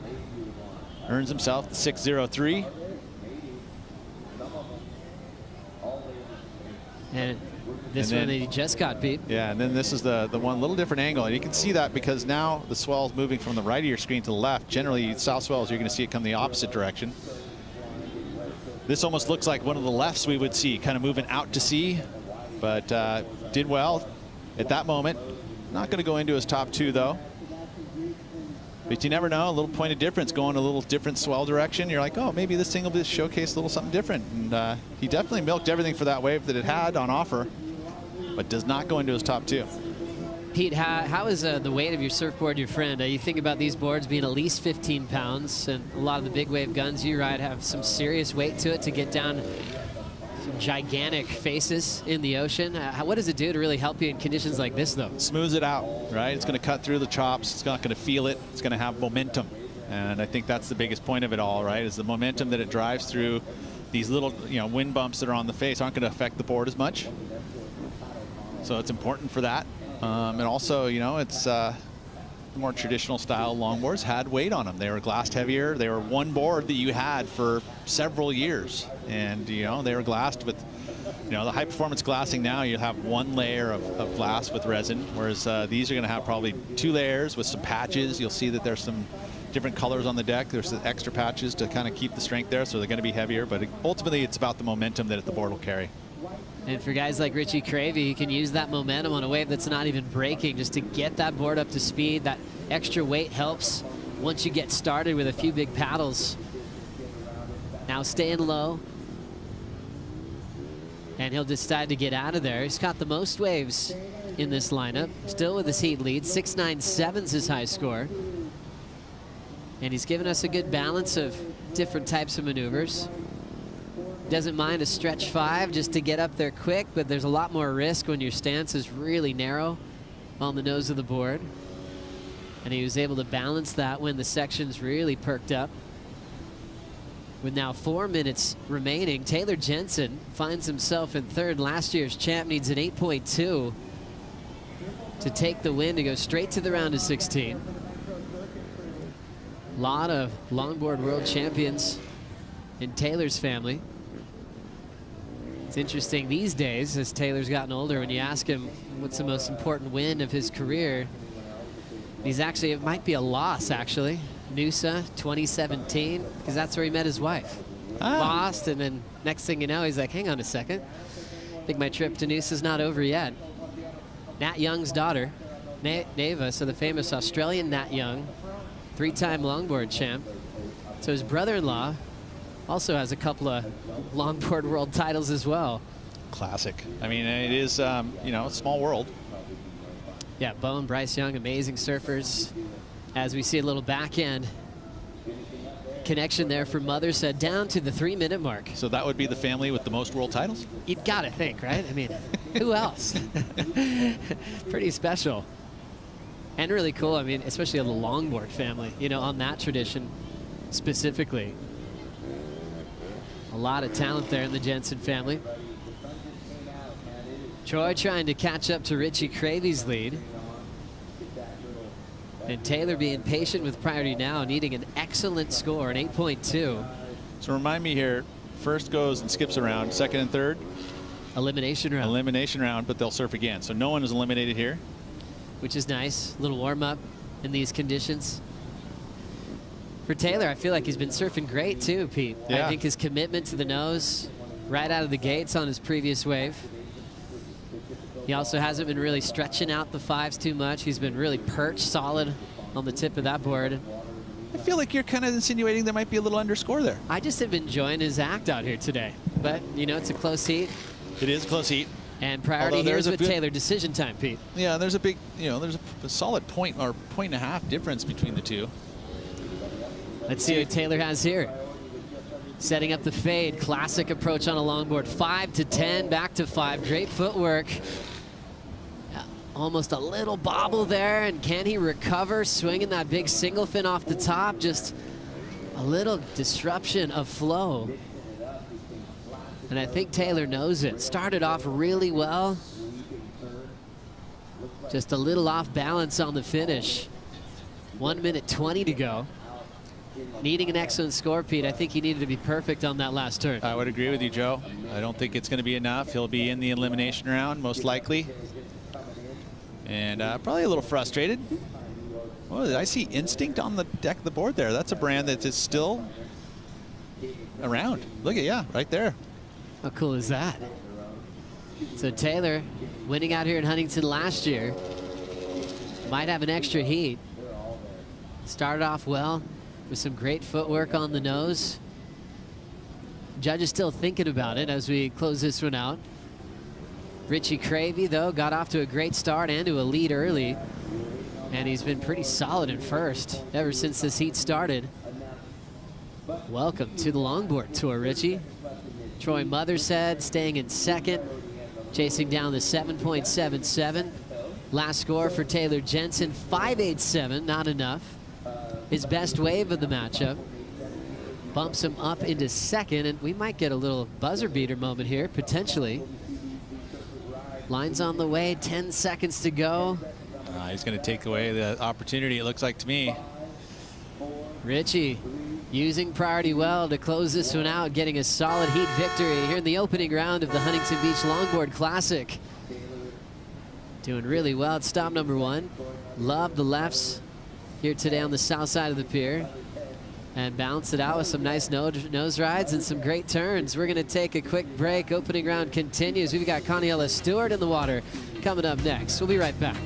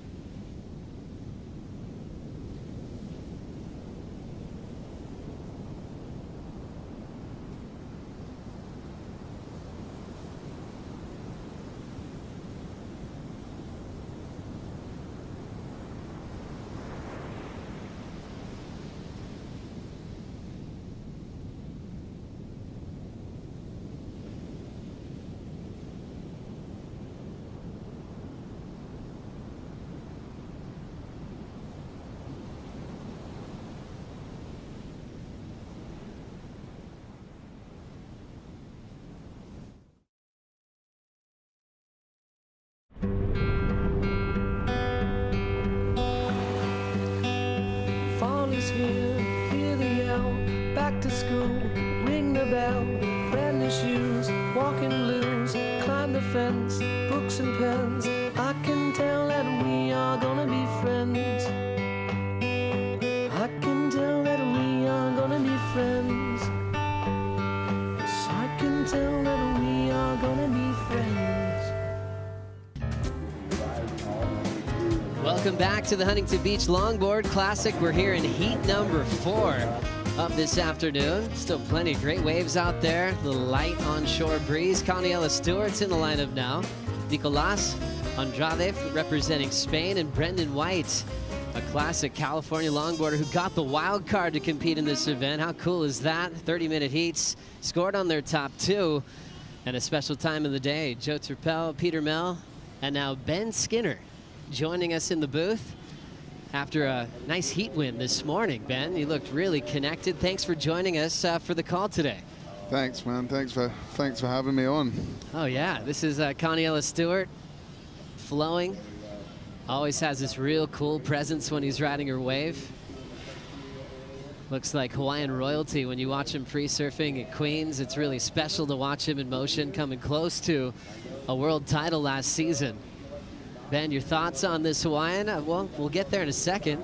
Probably gonna have a lot of activity in this heat as we see Nicolas throwing down the fading turn. Nice footwork, quick 5-10, all the way back to the tail in transition. And now a fun moment to shoot the pier. Be careful through there. Yeah, it gets a little dicey. Gosh, we've seen a lot of collisions over the years. Never forget Rochelle Ballard. That year she won, she had so many moments just running straight into the pilings. I mean, when a score's on the line, a big event win, you surf a little differently and take some more risks. Thanks for being with us, Joe, Pete, Ben Skinner, fresh out of the water in a heat win, enjoying your time in Southern California. Have you been here for 24 hours yet? No. I arrived last night straight from the European Championships in Santa Cruz in Portugal. Was there competing for England. It was a great event, long week, like an ISA style event, full, repechage rounds all the way through to the final. So yeah, it was a busy old week. Here we go. We got Brendan up and riding. Brendan White's been around for a long time. He actually won a U.S. Open longboard title back in 2004 as he is just gliding through on the inside pilings. Growing up in San Clemente, you just saw a lot of Brendan White over the years.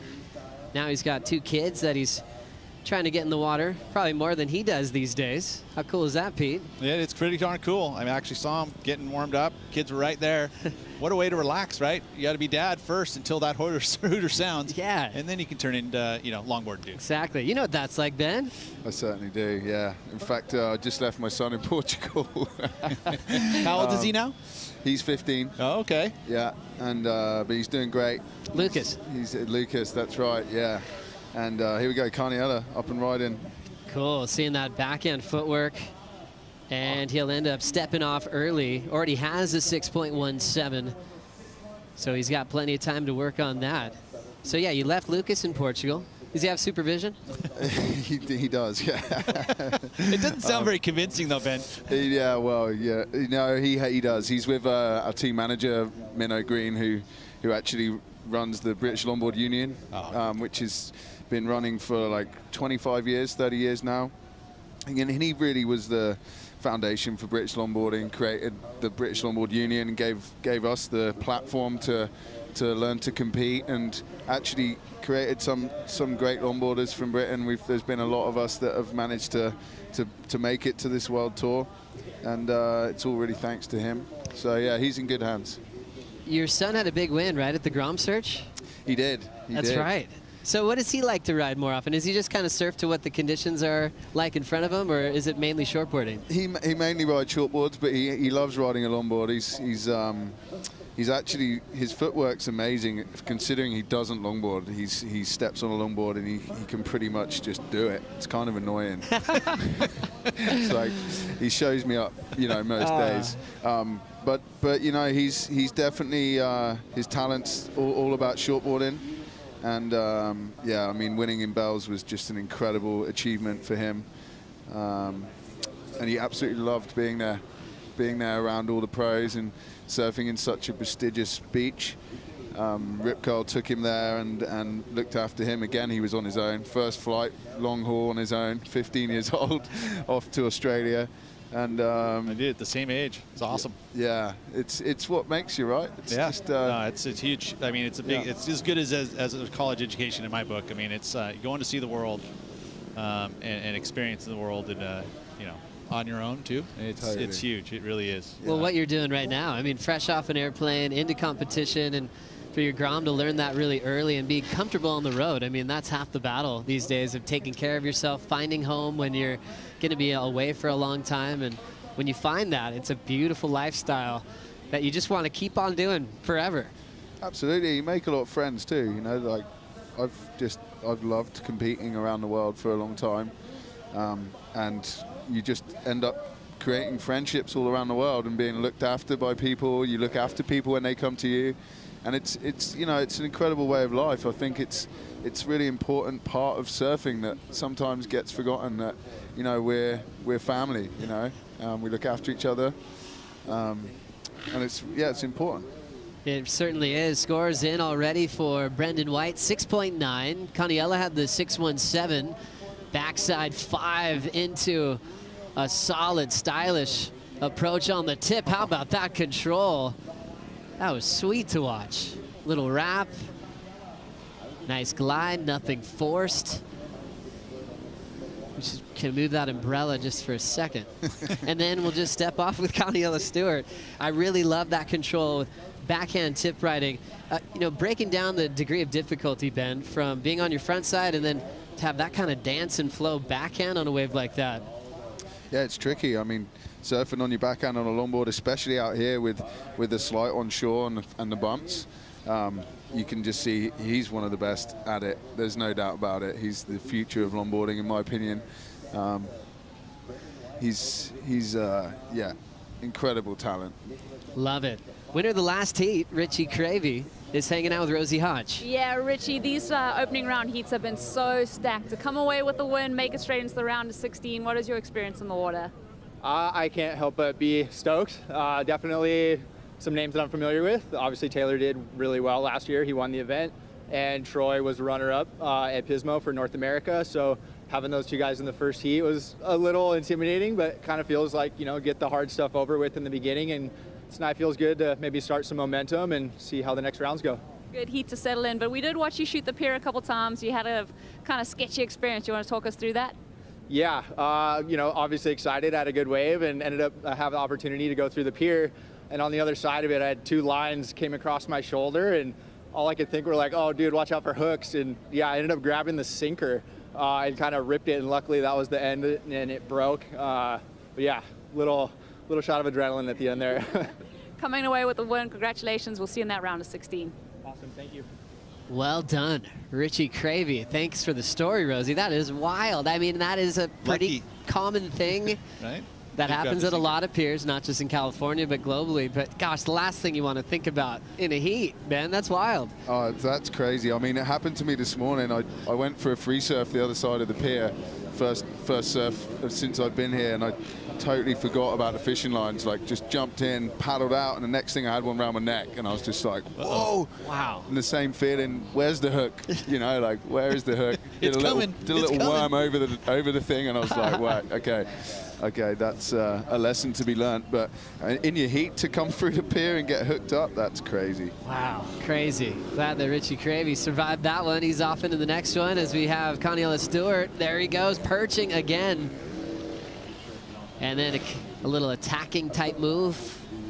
Big foam climb effort from Caniella Stewart. Said he was just mesmerized growing up in Waikiki, seeing surfers like Kai Salas just gliding on the waves at Queens. Said he would just stop and sit there and watch the glide. You know, he was a kid that would always go into that surf in the summer contest in town, and he'd be in the longboard division, the shortboard division, the bodyboard division. You know, he was doing it all, but I think then just had this love for the glide and wanted to stay on the bigger equipment, and we're lucky that he did, because he's been entertaining us for a long time now, Pete. He sure has. And you know, and I think that's one thing about Hawaii and the beach boy mentality, right? Which is the beach boys is you're a waterman. And you have to ride any craft because certain days call for a certain type of craft. You know, obviously you get accustomed and you get more comfortable with a certain type of board. Maybe it's a longboard, maybe it's a gun, maybe it's a bodyboard, maybe it's a shortboard. But whatever it is, you know, being able to utilize all equipment, even a surf mat for that matter, it can be entertaining and fun because you know, every day you can ride some sort of craft and have a good time. Solid 10 for a moment there from Brendan White. Unfortunately, he goes down. And he's going to swim. That's actually a crucial body surf just to keep up with your equipment. That's why you need body surfing. Exactly. Nicolas throws down the 5, hands to the sky, higher line, and he's got to eject. Well, we'll see if look out, Brendan. Yeah, Brendan's going to help him out. Here you go, bro. That's part of competition, right? Okay. Ben Skinner, what would you do? Are you going to grab the board for your competitor? It depends on the situation. That's totally fair. Pretty early in the heat, right? What about you, Pete? Now you probably could do it. Did you let it go? If it's the last few minutes, maybe not. Maybe not, right? Scores on the line, a lot of travel to get here. It's all part of competition. Yeah. But Brendan's a good guy. I'm pretty sure he would. Oh, they're right next to each other. We'll find out right now. Exactly. This is the moment. Oh, look at someone else is helping. Nope, not allowed to do it. Might get an interference. Exactly. Brendan's going to just get back to business here. 2.93 was his last. So he's still chasing Condiella Stewart. Nicolas, unfortunately, with the fall. They're paddling out the same kind of direction. Taking the wide angle by the pilings is Andrade as more waves come out the back. Condiella just managing his lead in the lineup with priority. I mean, so you're running right now, Ben. You're running 11 p.m., you know, on your biological clock. How you feeling? Yeah, not too bad. I mean, I literally finished the final of the European Champs and had a few beers to celebrate. And took a win there? I did, right yeah. on. Pretty stoked. So and you're keeping that momentum straight into HB. Yeah, and literally went straight to the airport, flew to London, landed at like midnight, and then... Did you get to see anybody at home? No, by the time I got to, I was in London. My family live in Cornwall. Yeah. So it's like a good 5-hour drive, so that wasn't happening. Home Beach, Newquay? Home Beach, Newquay, yeah. Yep. Perranporth, I actually live in Perranporth. And yeah, but it was a mad experience because I arrived late. My boards didn't come up from the baggage hall, and the guy, I was sat there waiting, thinking, come on, where are they? And then he walks up to me with this bad look on his face, and he's like, you're going to have to report these as missing. And I was like, no. You don't understand. I'm flying to America at 8 o'clock tomorrow morning. Please, can you help me? And he's like, everyone's gone home. It's midnight. You know, and I was like, come on, mate, please help me. And he went down and got them for me. So, and then it took me a while to get a taxi that would take them to the airport, to the hotel for me. And but anyway, all was good. I managed to make the plane. What a journey. And the boards turned up here, all good. And yeah, so that was, I arrived last night. Nice commitment to not giving up. You're like, I know you can help me right now. Yeah. It's not a rule where they're just going to sit there overnight, right? I would have given up. I'm like, I guess he said that I'm not allowed to grab him, right? That's amazing. Nah, he knew he could help me. I just had to push him a little bit. Huh? You saw the glint. Convincing. Yeah, we needed those. I made him feel sorry for me, basically. Smart. You had to do what you had to do. Yeah. What a way to travel here. But fresh off a win. Santa Cruz beach break conditions, right? Yeah, beach break. In fact, it was pretty challenging all week. We had like 6-7 second period swells. Yeah. Quite solid, like head high, maybe some bigger days. Pretty windy, but pretty bouncy closeout kind of beach break style. So it was pretty difficult. So it was nice to have the week in tricky waves before coming here. Condiella on another great wave, shooting a pier. Amazing style and grace from Condiella Stewart. As he's still got some room, looking so comfortable. It's easy to look a little rattled when you're heading under the pier, especially that we're knowing that everyone's still fishing over there. So hopefully Conniella's free from all the fishing lines. 617-510. You probably all seen his brother Ayala in big barreling waves at Pipeline and around the world. Great surfing family there, coming from humble beginnings. We got Ayala just kind of move out to the North Shore at a young age. He absolutely loved the energy out there, so I'm sure he's watching this one How'd you like the start there, Ben? Yeah, I mean, as always, he just looks really comfortable and always in control. I think that's a key point to this criteria. And the wave wasn't great wave, but he always makes the most out of everything. And that's why he's one of the best for sure. Well done for Caniela Stewart, leading heat number 4 over Brendan White and Nicolas Andrade, and still enjoying our time with Ben Skinner. We're going to take a quick break. Back for more in heat number 4 right after this.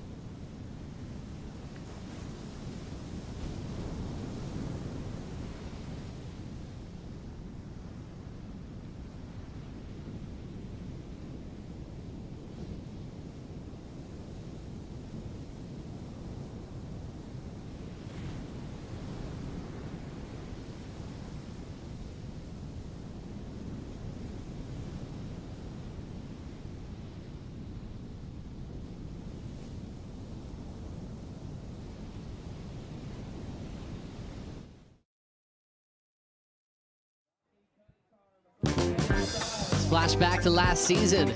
Great event once again for the Hawaiian. Caniela Stewart making the final, doing similar types of moves that we're watching live in the water right now in heat number 4.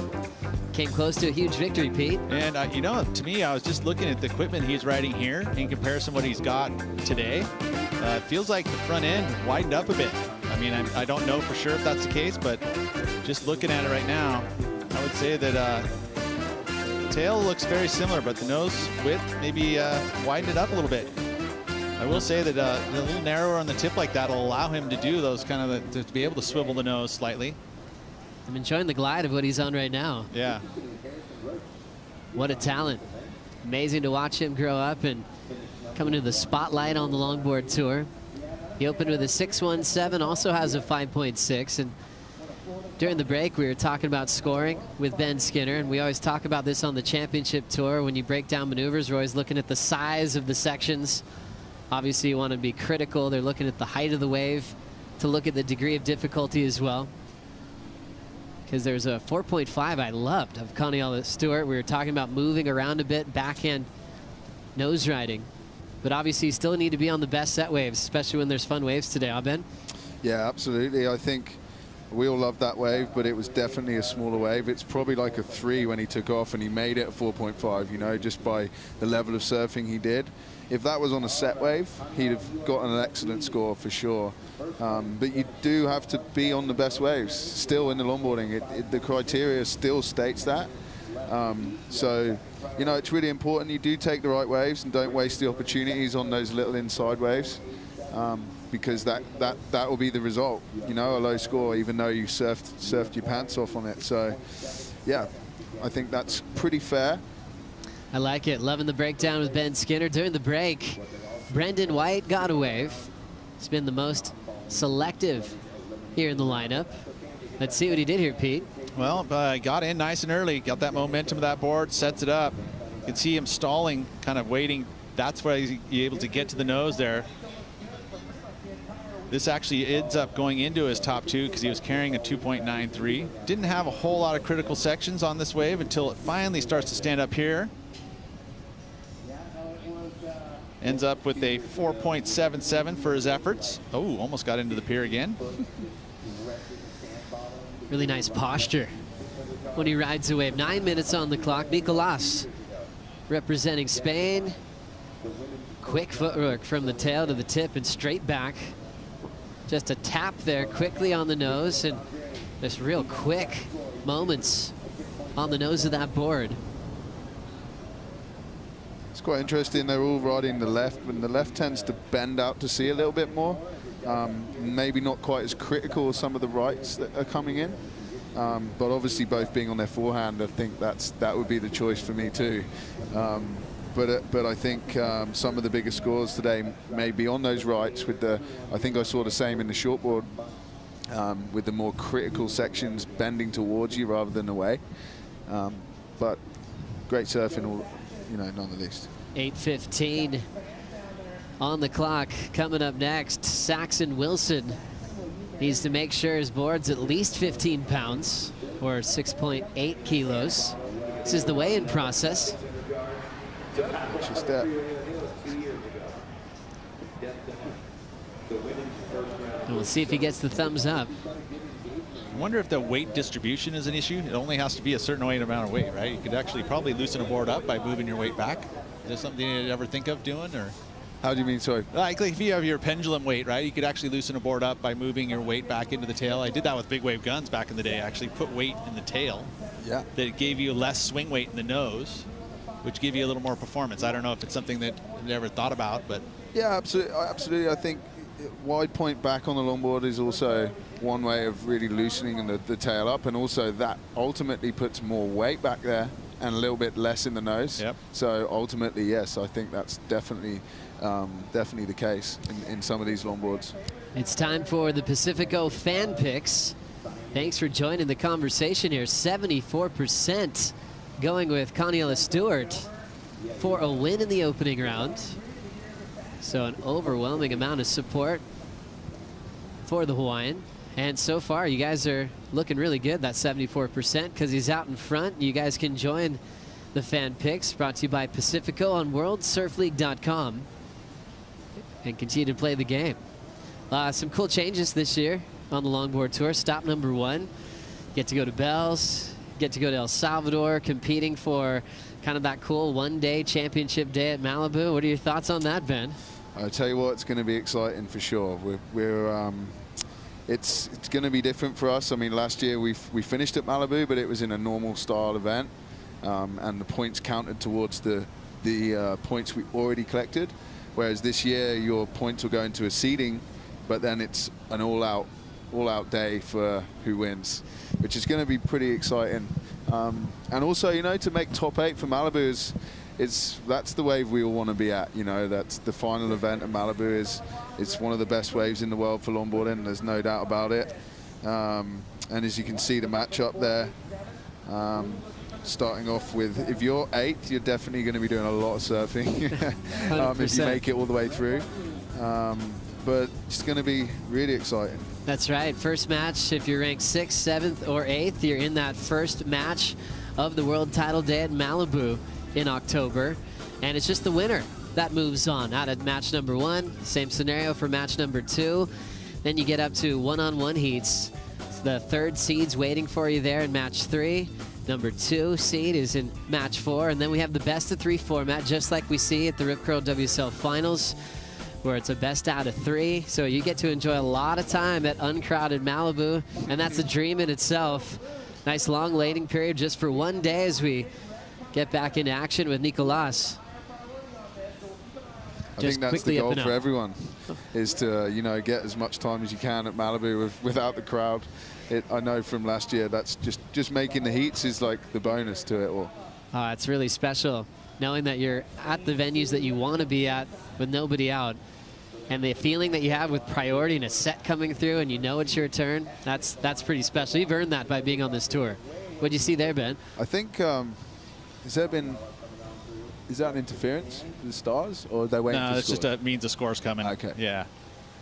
So Ben's looking at our score screen, and it has a little star there. You're like, I don't know. Is that something that's not supposed to be there? No, it turns red when you have interference, so you don't want red next to your name. Didn't see anything. So yeah, we have these live scoring screens. So the judges I did want to ask you though. Are typing them in. I'm just going to explain that real quick. But when a wave is ridden, it turns blue. There's a little asterisk next to it. That's how we know they haven't made a decision yet. That score isn't put in yet. Once The scores turn black again. They're all in. It's updated. Go ahead, Pete. Yeah, and in regards to that match format, I mean, we always talk about like what seed would you want to be going into that. I mean, and it's kind of interesting, you know, knowing that Malibu and the way it is and how much time you want to spend there. What seed would you want to be going in? Well, I mean, I'd love to surf 8 heats at Malibu on my own, but I don't know if my body will carry me. So that's going to be a balance. I think maybe somewhere in the middle will be good, because, you know, if you make that final heat and you've just surfed 5 heats already, and then you have a 3-heat surf off, that's a lot of surfing. Yeah. And there's long waves at Malibu, long paddle outs, and it's an important wave here for Brendan, because he only needs he now needs a 6.71, so the requirement's gone up. Yeah, Kaniala just got a nice big number. He got a 7.43 specifically, as we see the tip time there from Nicolas. Gets back to the tail to straighten out. Grabs both rails, white knuckling them just to make sure that board's not going to the beach again in the seat. Down to 2:50 on the clock. Get to Kai Salas quickly in the next heat. We saw Saxon weighing in. Eduard Del Perro also in that matchup as we go back to the 7.43, Pete. Oh, look at that. Just the footwork. You saw him go 10, back to 5, 10, just to keep control of the nose of the board. Is this way of the rights. You talked about the critical sections. A little more critical for Kaniala there. Yeah, you can just see the way the wave's bending towards him when he's on the nose, and it just allows a little bit more lift and more in the pocket. And I think that's why he got so rewarded in that wave. And obviously his flow was pretty exceptional too. All about flow, making it look easy from start to finish. As we'll have scores coming in for Nicolas in a moment, needing an 8.6, now with 2 minutes to go. But quickly, Ben, before we run out of time, I was just thinking about Bells and your style of surfing. You got to be looking forward to land it down on the Bells Bowl this year. I'm really excited to just go there. I've never been there in my life, and it's something that as a kid I've watched from day one. Remember the skins heats with Oki, and just like such a prestigious wave. And obviously I think it's going to fit longboarding really nicely as long as we get nice conditions. I think primarily we get a lot of offshores at that time of year for Bells, so hopefully we get some big swell to come with it. And yeah, I'm really excited for that. Your son got to go to Bells before you. He did. Lucky Gromit. But he got to give me some secrets on the wave too. So he's yeah, I'd love to take him as my coach, to be honest. But he's going to be competing through Europe on the QS and the Junior Series this year at that time. Otherwise, I'd have definitely took him with me. Definitely follow the Skinner family. Lucas Skinner, what a shredder he is, winning the Grom Search earlier this year at Bells. My daughter also, she's 13. She's Grom Search under 14 UK champ. She's going to the European finals in France as well that's with epic. them. So yeah, we've got a few of them coming up, and Levin's now 7, nearly 8. So he's now starting to rip as well, and I'm just really excited to Any more coming? to watch them all. No, done? No, me and Michelle, we're tapping out on that one. Oh, well done, Ben. She's a hero. I just want to say thanks to her for, you know, she's always such a rock, and for them and me. What she does while I'm here, looking after all the kids and keeping it real for them. It's a special thing. We agree. Kaniela Stewart wrapping things up in heat number 4. Nicolas getting a final wave in as he's down to 3rd. Nicolas chasing excellence, needing an 8.6 to skip right to the round of 16. And that'll be the last effort from Nicolas. Brendan White not able to get another wave in before the buzzer, so Brendan stays in 2nd. And now just waiting for last of Nicolas. But it looks like Stewart will be getting the jump straight into the round of 16. Ben, can't thank you enough for the time hanging out in the booth and for what you do in the water. Always love running into you around the world. Best of luck, best of waves in the next round. Thank you very much for having me. Let's do this again. Yeah, for sure. Kaniela Stewart enjoying a moment there on the sand after a solid performance. 7.43, 6.17, which might even improve on that last wave. We'll be back for more in Huntington right after this.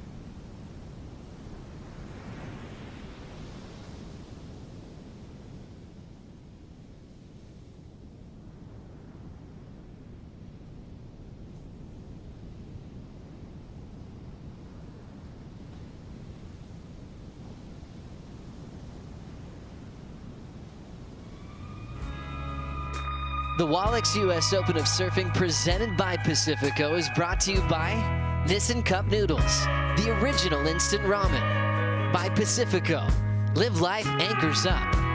By Hurley, born from water. And by Wallex, official digital wallet of the US Open.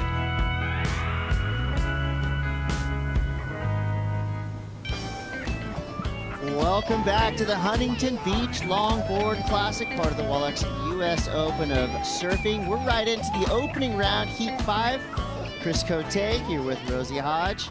And we've got Matt, the Waxhead, in the building. We've already got surfers up and cruising. Kai Salas, Edward Del Perro, and Saxon Wilson in the lineup. And in looking at the waves for the past hour or so, things appear to be cleaning up. The sun is out. It is a beautiful Saturday here in Huntington Beach. We're looking at about 2:15 in the afternoon. It's about 80 degrees on the sand, nearing 70 in the water. The perfect day for longboarding. Waxhead, in watching what we've seen so far this morning, how are we looking in terms of getting this contest rolling and crowning a champion by the end of the week? It's been really interesting to see where the judges were going to go, taking off from Malibu last year, and we had the qualifying events throughout the beginning of the season. Just to seeing the scale, it's been really nice to see the judges taking off exactly where it left off, you know, the consistency, and that's something longboarding as a sport has struggled with in the last 10 years. So finally these surfers have been able to practice in the off season and put it to test, and I think so far it's been some really good scores and not a few upsets, but the scores have been pretty on par with what everyone came to expect. Absolutely, and a real positive step forward. Actually a longboard tour, multiple events all leading up to that championship. Same thing, winners are going to be crowned in the lineup at Malibu, so very exciting things happening in the future and exciting things happening right now. In looking at this heat, I would think that Kai Salas would be the favorite just in terms of star power. We've seen his name a lot of times in these events, Rosie, but newcomers on the scene have been wreaking havoc through the field already this morning. Yeah, there have been some solid heats throughout this opening round, and you know, by virtue of being in the red singlet, he is the highest seeded surfer in this round, so he would definitely be a favorite, Kai Salas. And one thing that was pretty interesting to watch before these heats go in the lineup, all of these boards are weighed. There's actually a beach marshal on the sand weighing these surfboards to make sure that everybody is above that 15-pound mark. Heaviest board so far, 21 pounds. Not sure whose it was, but it's a hefty piece of lumber there. 25.50 on the clock as our judges get the scores settled in this opening salvo. Let's go down to the glass. Daniela Stewart standing by now with AJ McCord. That's right. So a runner-up at this event for you last year. What does it mean to you to be back in Huntington? It means a lot. I love it here. The waves are super fun, but the goal is probably to try and win the event now. Makes sense, given how great of a competition you had last year, first stop on the tour. How have you prepared for this season? I've been training a bunch at DNA Performance with Bryce, my trainer, and we've just been working on a bunch of strength endurance and everything like that. And just surfing a bunch too. You've also been very busy outside of the water as well. Walk us through what you're doing, what other licenses you're working on. I've been working on my pilot license, trying to be a pilot, been flying little Cessna planes back at home, and yeah, just doing a bunch of schooling for that. You already have your captain's license, so by boat, by air, by longboard. Yep, that's how we do it. Well, congratulations, you're on to the next round. How important was it for you to get on to the next one? Super important. Just focus on the next heat to come, take it heat by heat. All right, well, one heat down. Congratulations. All right, thank you guys. Aloha. Congratulations to Daniela Stewart. So Waxhead, give us the scoop. What are his chances of doing one better than he did here last year? I think very high. He's consistent. He's been training in that off season, and training and longboarding isn't usually or something that's synonymous interesting, with it. right? But with 4 events, and we're talking about leg burning waves. So for those in the audience that are tuning in, if you have surfed a point break, you'll be familiar with what happens to your legs. You build up lactic acid. When you're running up and down, you're doing big power carves, and you're surfing somewhere that might be hollow, you're bracing in that squat position for quite a number of times. And longboards, we're getting low, all these different positions, stretch 5s, you know, you're bending and twisting and contorting your body to be a part of the wave and flow, that element of criteria. really means that the body and the surfboard have to work together in unison, and you can't necessarily fight it. So the better your body is, the better conditioned, and that's what Caniel has been working on. I think he's going to be going one better, and the chances will be very high after what we saw in that last heat. He surfed very comfortably, and his shaper is actually Kai Salas in this heat. So they've had numerous battles throughout the years, but that's something that we don't see in the shortboard world very often. Surfboard shapers or designers and their team riders both competing. I wonder if if he makes his boards just a little bit more effort into his boards. I doubt that. We know how good of a shaper he is. Yeah, do you know what I've noticed though with all the longboarding? It's such good vibes. Like all the competitors come in, there's such good camaraderie between the competitors. So yeah, it's been fun to kind of suss out the vibe here at this event. You know, and I will say giving yourself an advantage is always going to help, as Caniela was talking about the training, and we see a quick little 5 there from Eduard Del Perro. So not a name that we've seen in many competitions in the past, but Waxhead, you could tell us what we can expect from the surfer in blue. Eduard is the most activated surfer on the World Longboard Tour. He is actually a tour veteran. He had competed for a long time in the WSL and ISA realms. But I must say, the duct tape side of things, which you're more familiar with, Chris, apart from last year's collaboration, Eduard's name isn't familiar with those Okay, that makes events. sense. Yeah. So Eduard's, he's a power surfer. He's smooth. He's worked a lot on those little specifics that are in the judging criteria, namely the flow element. His power game is right there. His extravagance through flair is there, but often a smaller surfer on a bigger board can have a lot of struggle making it look super easy.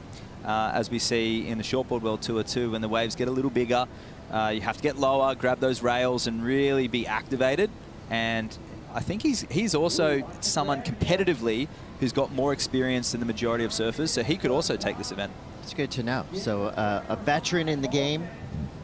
So it's great to see his name in the draw as we see Kai Salas now inching towards the nose. Judges, I'm sure, paying such close attention to the subtleties and the details that these surfers are showing them. I think a main difference would be that longboarding itself is inherently, filled with subtleties. Just if you look at the juxtaposition between longboarding and shortboarding, but the footwork comes into a crucial role in getting a big score. The speed, power, flow equation, I would think, is reversed. Flow being paramount to getting a big score. Power, you're going to see that in kind of different ways. Drop knee turns that are meant to look graceful are powerful maneuvers when done properly.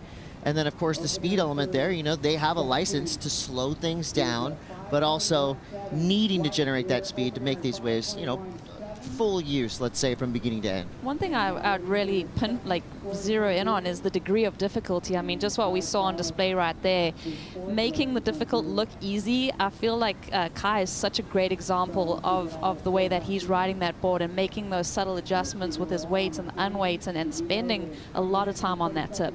Absolutely. Kai, as well as Eduard, from 1 to 10 feet, have a very similar style of surfing.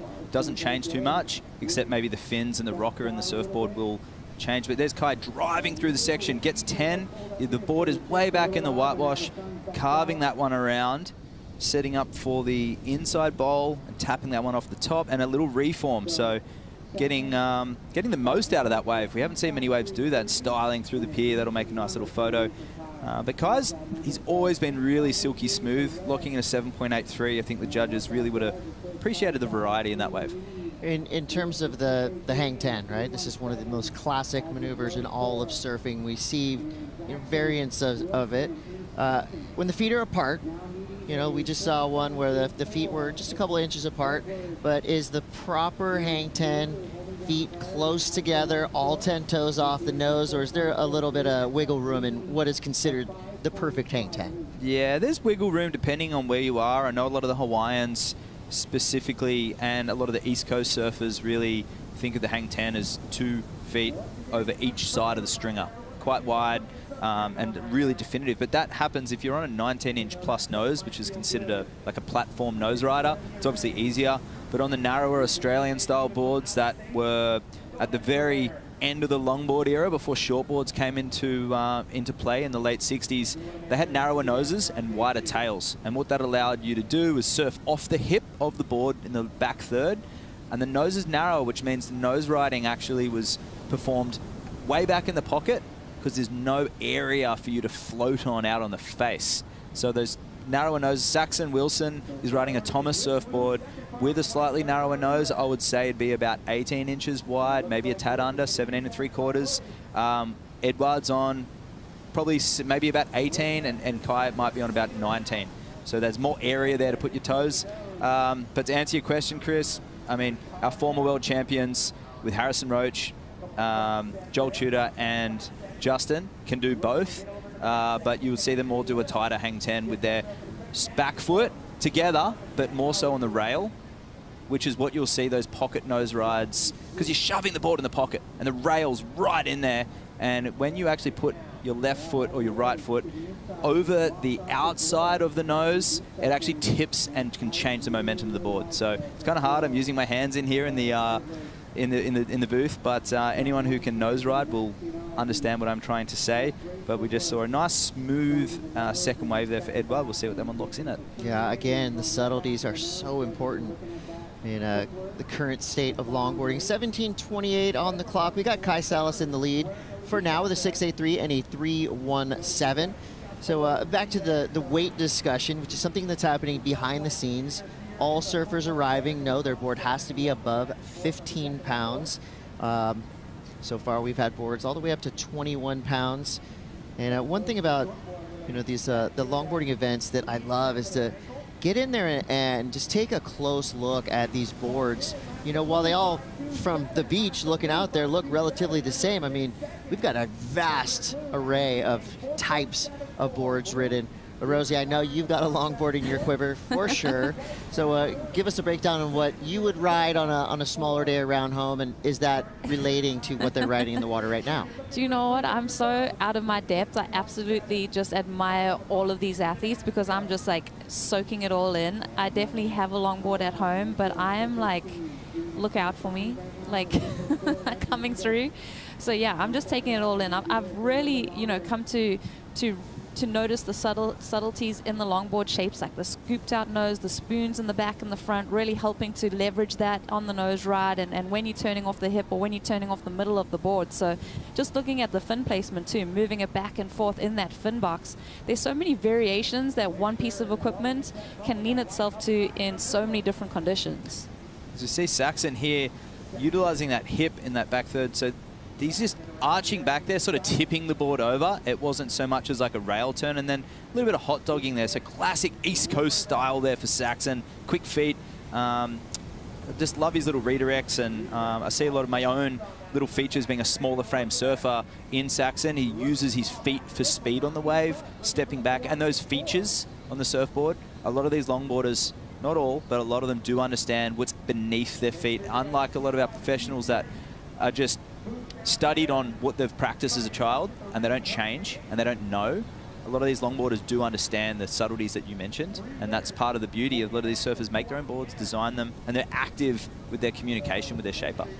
It has been fun for me, like being a sponsored athlete and going on trips with different surfers like Cassia Medor, Kelia Moniz, spent a lot of time with them and watching them on boat trips, just adjusting their equipment for the different types of waves that we'd be surfing. It was so interesting just tapping into that knowledge and the way that they understand their equipment. We just saw there Edward with a 5.27 on his last wave. He's in second. He's looking for a 4.74, but that nose ride was pretty technical on the beginning. We'll probably get a replay, and I want to see that bending and twisting. He was sort of wiggling on the nose. And that has a purpose, and we'll go through that shortly. But he's finishing this one off in the shore break. Incomplete, but most of that work's done on the outside already. Cool swivel up on the nose there, and adding some difficulty, just adding some flair. So staying high, gets those wide nose ride. His right foot actually moved from a hang 10 position back to a wide 5 on the rail side, on the inside rail. See there, adjusting, twisting, and stepping back into his turn. Wow, that was a nice little combo there for Edward. How close is he now to the red line? So we we've noticed obviously a seismic shift in the judging in terms of longboarding, and those radical, you know, like vertical snaps and airs and stuff on longboards aren't necessarily translating into big scores. So that turn for Edward, which we'll get back to as we see Kai Salas now on a sizable chunk of whitewater here, comes around that section. Beautiful knock knee style there. He gets the finish. So, you know, looking back at Edward's kind of radical cutback, how close is he to getting too radical to where the judges will be turned off? It's not so much about being too radical, Chris. It's the linking before and after. So here's Saxon, and that one is incomplete because he fell backwards. On another note, that's a good way that longboarders don't lose their board. Obviously, I said it earlier, we're in a controlled environment. A lot of these surfers are not wearing leashes. Edward is, the others aren't. And a lot of them do get tangled. When they have fancy, quick feet, you can get tangled. But I'll go back to the radical technical aspects of big turns in a moment. Here we watch Saxon driving through in the middle, and that one is shutting down, holding the rail, and he punches through. I love that you can't really even tell what stance Saxon is. He's switching everything up. It just makes it look so cool, such a unique approach to surfing. Really fun surfer to watch. And, well, similar to the calves I said of Edward, he's stepping in and out of his turns, which is sort of what the judges are looking for, engaging that rail through footwork. So you're ticking two of the judging boxes off. If you're shuffling and really anticipating a turn, which is what we saw in previous years, where it was quite obvious the surfer's riding a 9-foot board and they're trying to put that in a critical spot and rushing it. Yeah, you don't want to rush it, especially not at this level of competition. 12 minutes to go here. We're in the opening round of the Huntington Beach Longboard Classic, and we will be right back.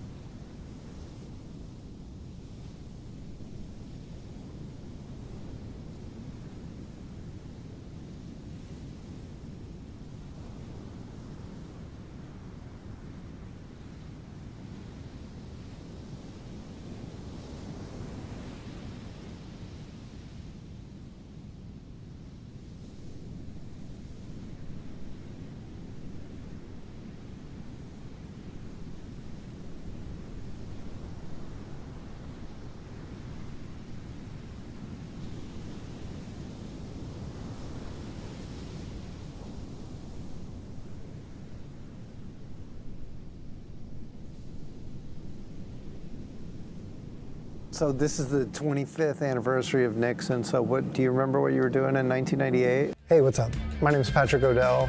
We're here at the world headquarters of Nixon Launches, and we're celebrating the 25th anniversary of the company. I really like how Nixon has always been endemic in skateboarding, snowboarding, surfing in a really authentic way. And it's really cool to dig in and look through binders of pictures and look through all the old photos and just dive through the history of 25 years and see what they got in store for us in the future. I'm excited. Looking forward to watching that story, celebrating 25 years of time. Nixon, and you can click on that code right there. This is a short film made by Patrick Odell, who is a veteran at making awesome mini documentaries. He's the brains behind the epically latered series. So if you're a skateboarder, you're very familiar with Patrick Odell. It's great to have him behind the lens, working on a project for Nixon. And again, can't wait to see it. You guys can watch it after the contest wraps today, because we've got Saxon Wilson on the nose with a pose and more to come on the inside section. Whipping around that 9-foot+ surfboard with ease, which is exactly what the judges want to see. We know how much effort it takes to turn these boards, but we don't want to see it. We want it to be effortless, but also, you know, we want it to look exciting. And I think there's a cool element to longboarding that I really love, and it's how these surfers use the weight of these boards to kind of help push them through turns and build that speed. And don't say longboarders aren't competitive. Edward is getting a stroke on there. You can see his chin slightly lowered, kicking that back leg, engaging his back muscles, his lower muscles. The QL's really firing here. You can see he's activated, and he's punching back out there. And I think he's trying to, priority battle, trying to get back out there to get that on top of Kai Salas. With Kai getting a 5.7 in the break, and Edward just at that 1. So he's looking for a 7.69, and Kai's wave that we were pretty stoked on before, 6.43. So on the camera it can, let's say the angle of the camera can change. The pier bowl right is much more aesthetically pleasing to the judges, where that right a little further to the south can peter out a little bit and be a little bit gutless. So the judges are paying attention. Here's one of those rights that we're talking about that Edward is hunting right now. Well, good job of him, you know, really firing on all cylinders. Just get back out there, straight to the nose, right in the pocket. Making full use of this wave, and can he hang on? He does. And so for the uninitiated, and look, we've all been beginners before, you might see a little bit of a difference here in what Edward's doing with this leash, all right? This is going way back to the basics. For those of you who are just new to surfing or just kind of wondering what's going on, you see his leash is right below his knee, and that's with the hope that when he's cross-stepping that his leash isn't going to get wrapped up. It's kind of I would say now it's a traditional technique. You know, you don't see a lot of leashes in longboard competition in the past few years, but when we do see it, what gives you the advantage to have the leash up high like that, Wax? So you can move those feet like Edward did, a great nose ride, almost hollow that section, stepping back into the carve. Now here, he goes off, and without that edge and without the flex, if that is a triple stringer, which it could be, and I can see, but sometimes they have a glue line. That's a triple stringer, so the board's quite stiff, right? So he's trimming through, all good here, little setup carve, and then goes to bang it off, and he hits a little backwash. So that board not giving anything back. It's sort of, I mean, you've got weight that you can put through boards through glassing, and you have other elements where you can have a heavier blank as well. And obviously 3 stringers can add to that weight. Speaking from experience, when you go to hit a wave like that, hit a section, sometimes the board will come back at you positively and make you like pop or bounce, as we saw Ben Skinner in a previous heat and Declan Wyden. But yeah, if you're on the wrong side of that, sometimes the board can feel a little awkward. But also very rigid with the 3 stringers. Rigid, correct. And then Saxon, who uses his hips and his body to get that, well, that one didn't go to plan, but to get that maneuverability and that flexibility through his surfing, he uses his body to do that. So he's bending and twisting at the hips and the knees and using his body language. If you do that in unison and not nosedive, you generally get a pretty good score. Finding a little bit of leverage. Salas now up on the nose. A beautiful approach. Nice turn all the way through. And, you know, Kai's been at this for a long time. Surfs incredibly well in any type of conditions. And also a very talented shaper. Anytime you have the world's best riding your boards, you know you're doing something right. And Kai's got an impressive team behind him. And right now, what would you say the percentages of surfers in this draw riding their own shapes? There's definitely like 3 people in particular. Kai Ellis Flint is one of them. Kai Salas, Skin Dog, and then you've got Taylor Jensen, who designs his boards. Kevin Scavano, who designs his boards. Kai Takayama, who's got active input. And here we go, Edward, that 10 again, back to 5. The hands are anticipating, but it was a sketchy section. The judges take note of the hand placement. See that anticipation.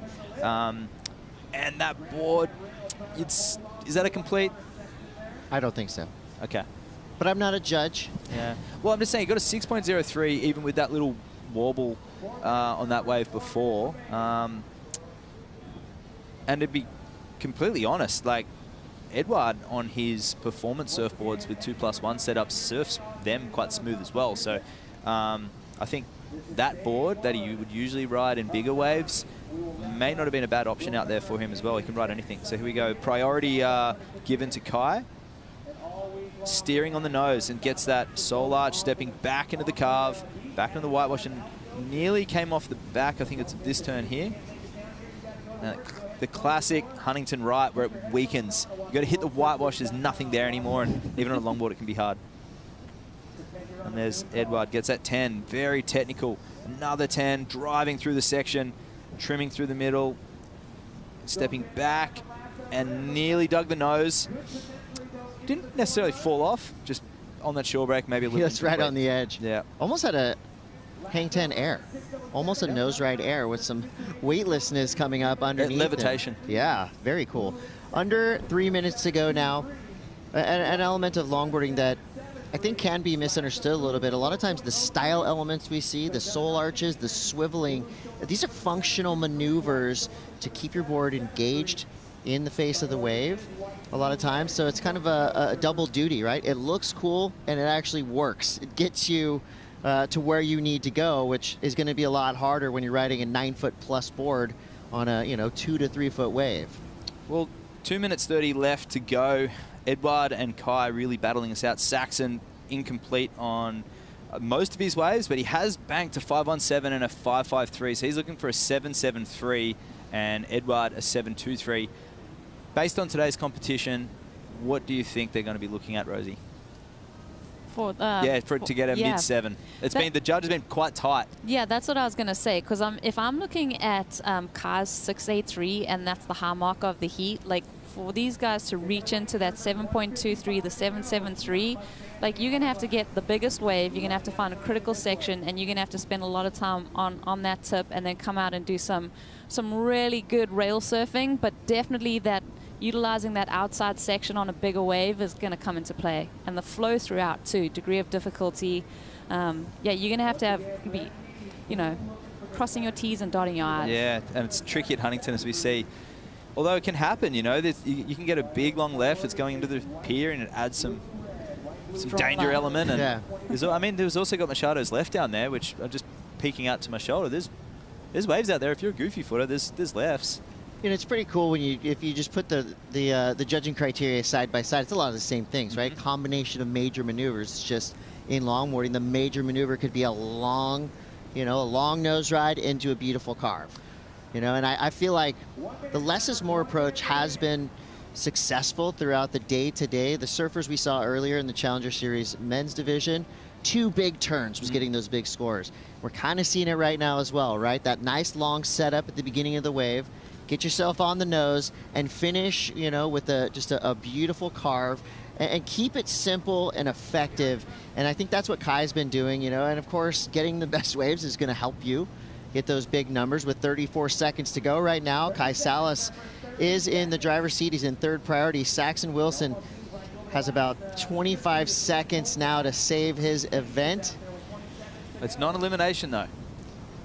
So for those that are listening and tuning in, there will be another round that 2nd and 3rd will go into. So that is the beauty being a World Tour event, not the Challenger. So we'll see these guys again. But Kai taking that one out convincingly, and I think that was a really nice critic. I think the judges may have boxed themselves in. Some very similar scores there, so it wouldn't have been nice to be a judge during that heat. It was a tight heat throughout in our opening round. Heat 5 goes to Kai Salas. We got more surfing to come. A big one coming up next. Don't go anywhere. You're watching the Huntington Beach Longboard Classic.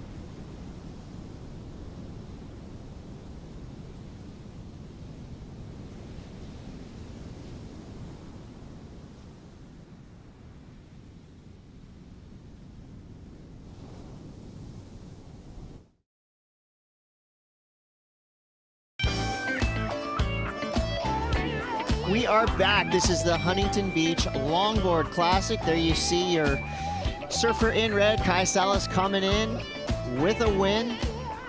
All surfers in this opening round will advance through. This is how we get our seeding in the next couple of rounds. If you do win, you get to skip around. 29 on with 30 minutes on the clock. These surfers have had plenty of opportunities out in the water, tons of waves coming through. Cole Robbins, Steven Sawyer, and Chase Leader. 2 surfers representing the USA. Steven Sawyer representing South Africa. I would say he is a global citizen. Every time I catch up with Steven Sawyer, he's somewhere cool, doing something cool. He's playing guitar on the beaches of Morocco. He's riding the nose at Malibu. The dude gets around, and I've never heard anyone say one bad thing about Steven Sawyer. Everyone loves this guy, as they should. His Instagram stories will make you weep. He's like opening his front patio door and looking straight into Super Tube. So the guy, although he's a citizen of the world, like home doesn't suck for him either. And we got young Chase, who qualified for the World Tour through the regional events, and that's another success story. He's been knocking on the door and competing even throughout COVID with what little events there was. But his first indication of potentially being a professional longboarder was back in New York in 2019 when the tour went there. He was probably about 14 or 13 years of age, and he got a run through the trials. And there he is. That's not a replay. I believe that's his second wave on a Michael Takayama shape board, yellow and black. The spear under there you can see, and he rides up on through the pier. So that was his aim. I spoke to him before the heat, and he said he wants to go shoot that pier. So he can tick that off the box. He's done that already. 27 minutes to go, and he's already locked in a 4.5. We'll see what that one comes in at. What a start for Chase Leader. I mean, we're calling this kid a rookie, but that right there was, I mean, straight up veteran surfing. Already has 2 waves in just under 3 minutes here in this opening round. Cole Robbins, Steven Sawyer out the back, just getting things set up, trying to figure out their spot in the lineup. So let's take a look at the last wave from Chase Leader. All right, that one hasn't been broken yet, so he's pretty close to the pier. Gets at 10, quite a bit of levitation there, but he was still quite a way out into the face. The beauty of these boards is that the way that they move through the water is they allow a critical feeling and looking nose ride. And the judges can go either way with those. Although there was quite a lot of air under the nose, it wasn't way back in the pocket, and degree of difficulty, but the wave wasn't challenging per se. It was a little bit soft. Whoa, late turn for Stevie. He just gets hung up. You know, I was just talking to Steven Sawyer before this heat, and he was doing something pretty interesting, actually putting weights behind his fin, in his fin box, and taping them in. I didn't ask him if that was a trade secret or not. I hope I'm not giving things away, but what it does is just helps a little bit with the weight off his tail. So again, some strategy happening right now. It's Cole Robbins. A critical maneuver made clean, you know, like, again, you don't want to see these surfers trying to shortboard on their longboards. That's more of an 80s style longboarding approach, but what we do want to see is power surfing. I mean, if you can make power surfing look as smooth as Cole made it look right there, you're going to be in the points for sure. Yeah, that was, can't wait to see that replay. I talked earlier about positive and negative flex and using your surfboard and your body to your advantage. And Cole's very unique. The boards he rides are very unique, and his style is quite upright. And we'll go through that very shortly. His chase on his third wave. Clicks a little heels, and so here he is, the section lining. Oh, is he? And just pulls that off. So, I mean, that's, I think that's Stevie on the shore break who was punching through there. That was dangerous for everybody. And look, straight through the pier again. So his goal was to shoot the pier. He's done it twice now. So I'm stoked. He's off to a, it's just nice. Yeah. Someone has a plan and they stick to it, and you see it in a heat. Well, that was exciting too, because in days of duct tape past, we've seen this pier eat longboards. More than a few times these boards have gone, and even though your board's upwards of 15 to 20 pounds, it will be no match for these Huntington Beach Pier pilings that have been around a long time. Just where that Yeti banner is on the outside, that little kink, a lot of people got caught on that last year in the shortboard and longboard. And there's Stevie's wave. Wow. He knows this wave really well now. And then stepping back through a stretch 5, falling backwards. Judges will see that as a little mishap and then tapping that one off the top. So a lively first wave for Stevie Sawyer. And coming back around to the right, and this is Cole. 2 steps up the tip. Gets a little 10, nice. Both feet over the nose, and here steps back, drives off the bottom, taps it off the top, perfect timing. Little bit of a bobble in the whitewash. So nice complete wave there for Cole, and this is Chase. So he's more out in the face. We can see the pocket of the wave is to the left of the screen. And now he's waiting for it. He's up high. Still not really in the pocket, so not a huge degree of difficulty. It was a little tricky maneuver and gets caught up a little bit in the whitewash. So we'll see if that betters his 5.33, but Stevie locking in a healthy score very shortly. Stevie again here on his own pro model. And right under his name on his pro model, it does say J-Bay. So we know where his allegiances lie. And I mean, when you think of Jeffreys Bay, you know, to me, you think of Tom Kern, you think of, you know, Felipe Toledo in a contest, but now that I think about it and I think about what Steven Sawyer would look like on that wave, that is a match made in surf heaven.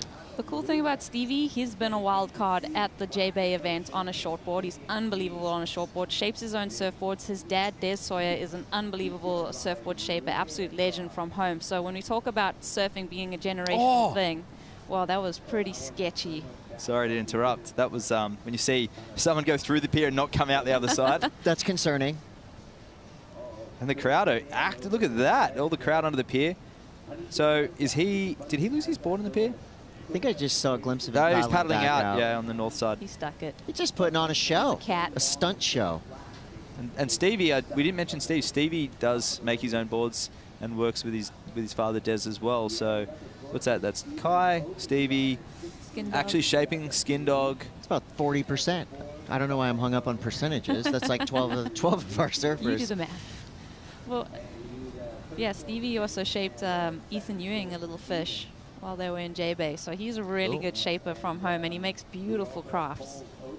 And you talked about the fish. Alternative surfboard designs are synonymous with professional longboarders.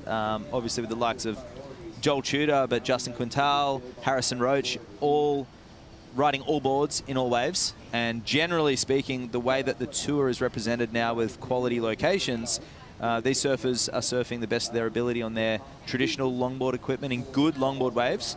And then when it gets a bit bigger, like Pipeline, for example, Justin, I mean, could have almost won a wave in the winter with that roll in a pipe, right? I also saw Harrison Roach did a little thing where he had to ride performance shortboards. Yep. And that was super fun viewing. Just seeing his style and the way it meshed with like a high performance banana rocket out board.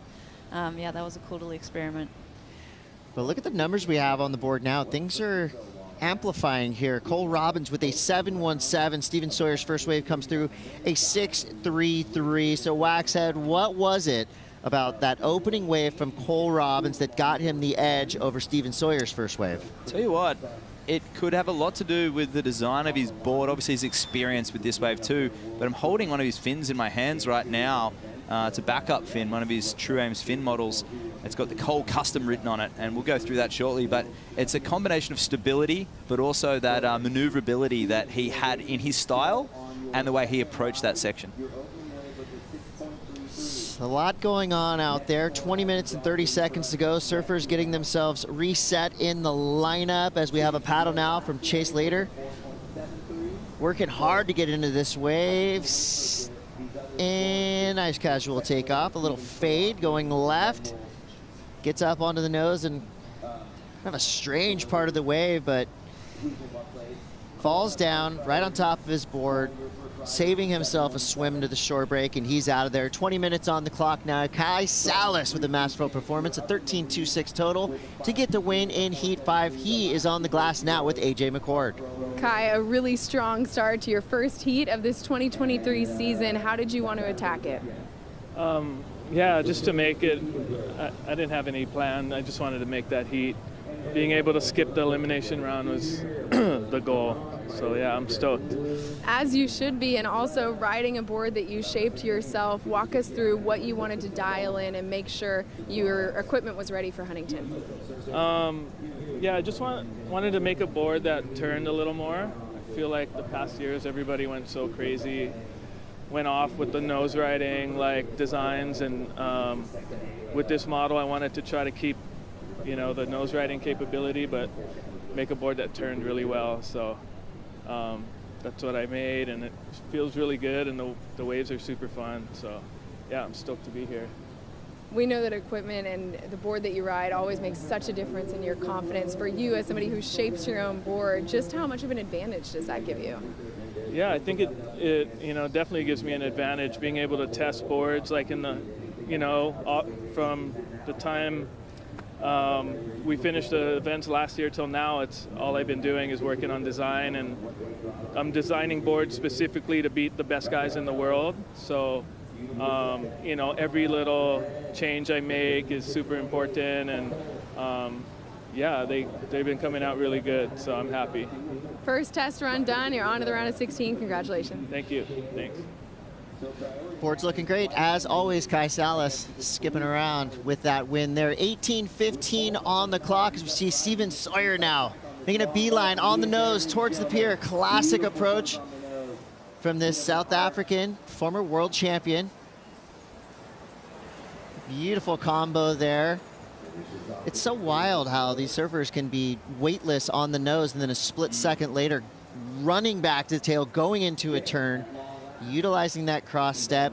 That was super technical what he did too. We talk about body shapes and how to use and get the most out of your body and your equipment. Stevie was on the nose, super critical, went back to a 5, stepped to the middle, and he didn't actually go to the tail. His longer legs actually leant right back into a drop knee, as we see here. As I said, he knows this wave well.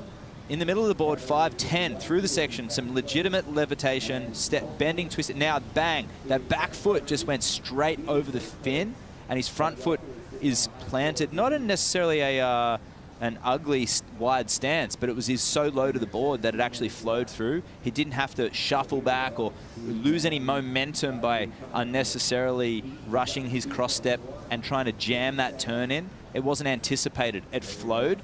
Really nice use of, well, it's feeling for him. Stevie's just a natural. Yeah, that could be a good t-shirt. Never rush a cross step. Waxhead, you've got a special piece of equipment there that's actually being used in the water right now, and that thing looks huge. Yeah, we talk a lot about equipment. It's the first round of the World Longboard Tour for the year.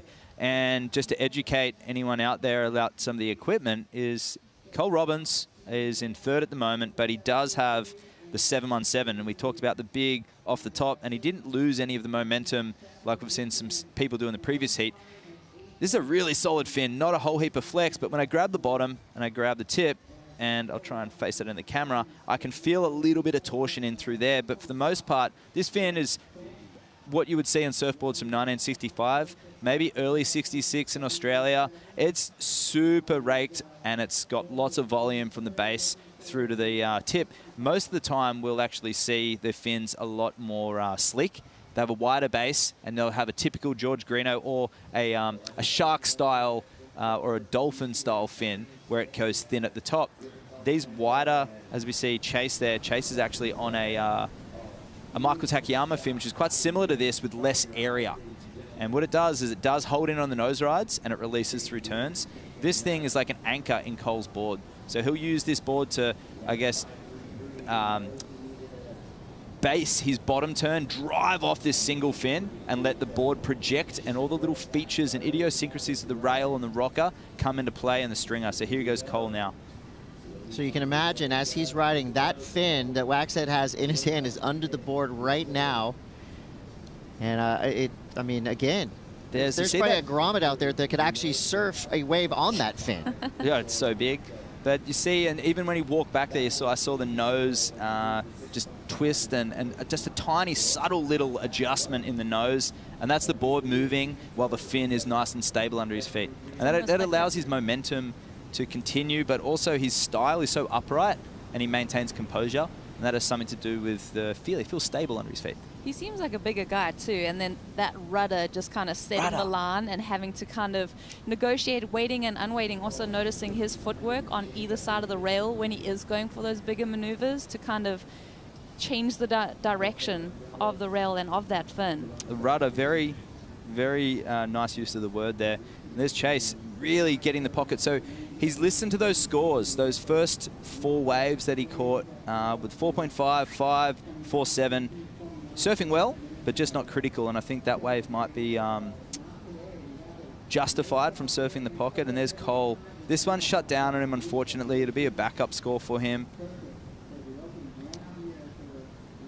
And then, yeah, he knows that. He looked back out. Looking at Chase, though, he's ridden a lot of waves, but he hasn't necessarily caught the best waves. I feel like the surfing that he's doing, is really impressive, but he hasn't found those critical sections. They've kind of been mushier waves. His heat leader, Stevie, paddling for this one. He does know the waves. So this thing's going to have a nice section coming up. 4 steps up to the tip, gets a legit 10. Love that mid-board bottom turn where he just comes high.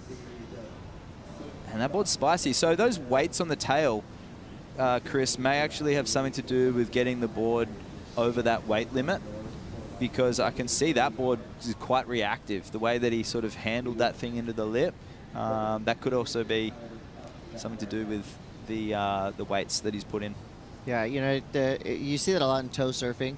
You know, tow boards just needing weight to stay in the water, so maybe hoping to keep that tail engaged just a little bit more here with some of the fluff. You know, the wind is picked up earlier this morning. It's obviously nice and glassy when you see this wave being ridden right now from Cole Robbins. So he's trying to back up and answer for a 7.17 that he got. Oh, and his board almost got away from him, but it stays right there. He was looking like he was on his way to a solid score there. The wave just kind of went weird, which happens.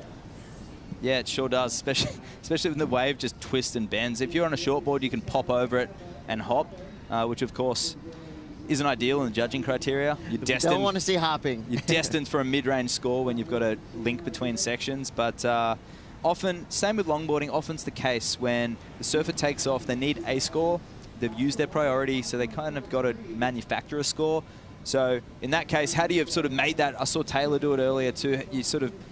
You bump and you twist through sections, you don't feel it's good, you persevere and you really make up for it on the end section. Well, we're now inside of that 12-minute mark. We've got Steven Sawyer in the lead for now. He just dropped a 7.10. More action come. You're watching the Huntington Beach Longboard Classic. We'll be right back.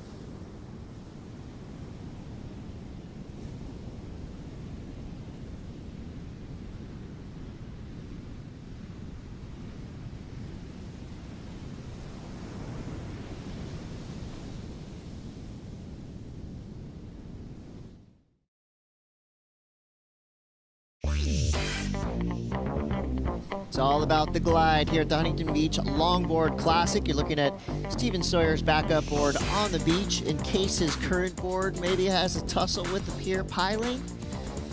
Gotta have the backups on hand. Steven Sawyer is your leader for now with a 7.33 and a 7.10. Cole Robbins has jumped up into second place. His last score, a 3.70. That drops the rookie, Chase Later, into third, needing a 9-point ride to get back into that second or first spot. So with 9 minutes, 30 seconds to go, got Chris, you got Rosie, you got the Wax Head, and this is your opening round of action. And I'm loving that we saved longboarding until after lunch because we're getting into that afternoon glass. You know, it is really becoming an early golden hour here, and we love to see it. This is Chase Lader. This is a good answer to try to get him back in this heat. Yeah, absolutely. That 10 that he opened up with was really cool. You could really see him shades of similar body shape to a young Joel Tudor as well.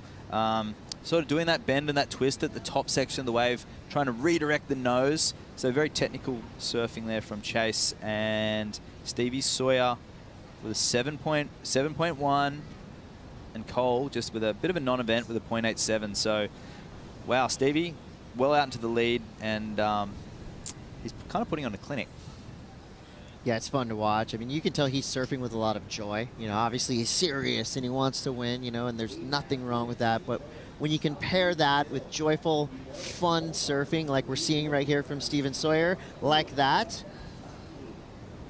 you know, you just know that you're getting a good show. And I feel like Steven Sawyer is one of those dependable surfers. He's always going to be entertaining. And he's doing that for us right now, and it's working to his advantage with a 7.33 and a 7.10. That'll be the highest heat total maybe of the day. Yeah, judges have been quite reserved in the opening day with both divisions, Challenger Series and the longboard.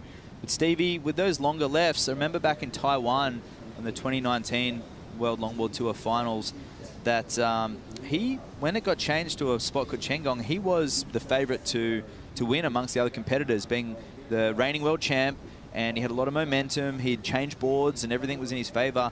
He got so stoked, and he was free surfing for the event and almost overhyped. And I look back on that almost as a moment of, obviously there's pressure on you being well, not that we can relate, but there's pressure on you being the reigning world champ. And he just got knocked out in a real upset of a heat. And I think back to that, and I just think how solid he is in lefts. And this is an opportunity. Some of the surfers were a bit dismayed when the announcements for Bells, El Salvador, and Malibu were announced, and thinking, where's the left? Well, here we go. This is Huntington. Yeah, the lefts into the pier. I mean, we've seen Chase on, 7 lefts in a row. He's really the one that has kind of made it exciting just in terms of shooting the pier on each and every wave. One of the most famous things you can do in surfing, thanks to the Beach Boys, shooting the pier. I mean, that is as classic and iconic as it gets. And I love that Chase is on a Michael Takayama. You can't say the Takayama name without thinking of the late, great Donald Takayama. Probably one of history's best nose riders, one of history's best board shapers. I mean, an absolute icon and legend of our sport. We see now Cole Robbins. So far he's pretty much ridden the biggest waves of this heat, so maybe he's kind of switching things up, looking for an insider. 6:15 on the clock. We've got AJ McCord with a special guest. With me down here at the beach, the pier in the background, no one better to welcome to the broadcast than the mayor of Huntington himself. Welcome, Mayor Strickland. It's so nice to have you. Thank you for having me, man. What a special, exciting day for everybody here. What a great day for Surf City, USA. Huntington Beach, nothing better than this. The crowds are massive, and everybody's having a great time. I know you just got down to the beach. Walk us through your first impression. It's amazing for the for the jump start. It's packed. Again, people are in lines, and people all through it are having a great time. And it's so special to be mayor of Huntington Beach, Surf City, USA, and to have the open here. It's just a special event every year for Huntington Beach.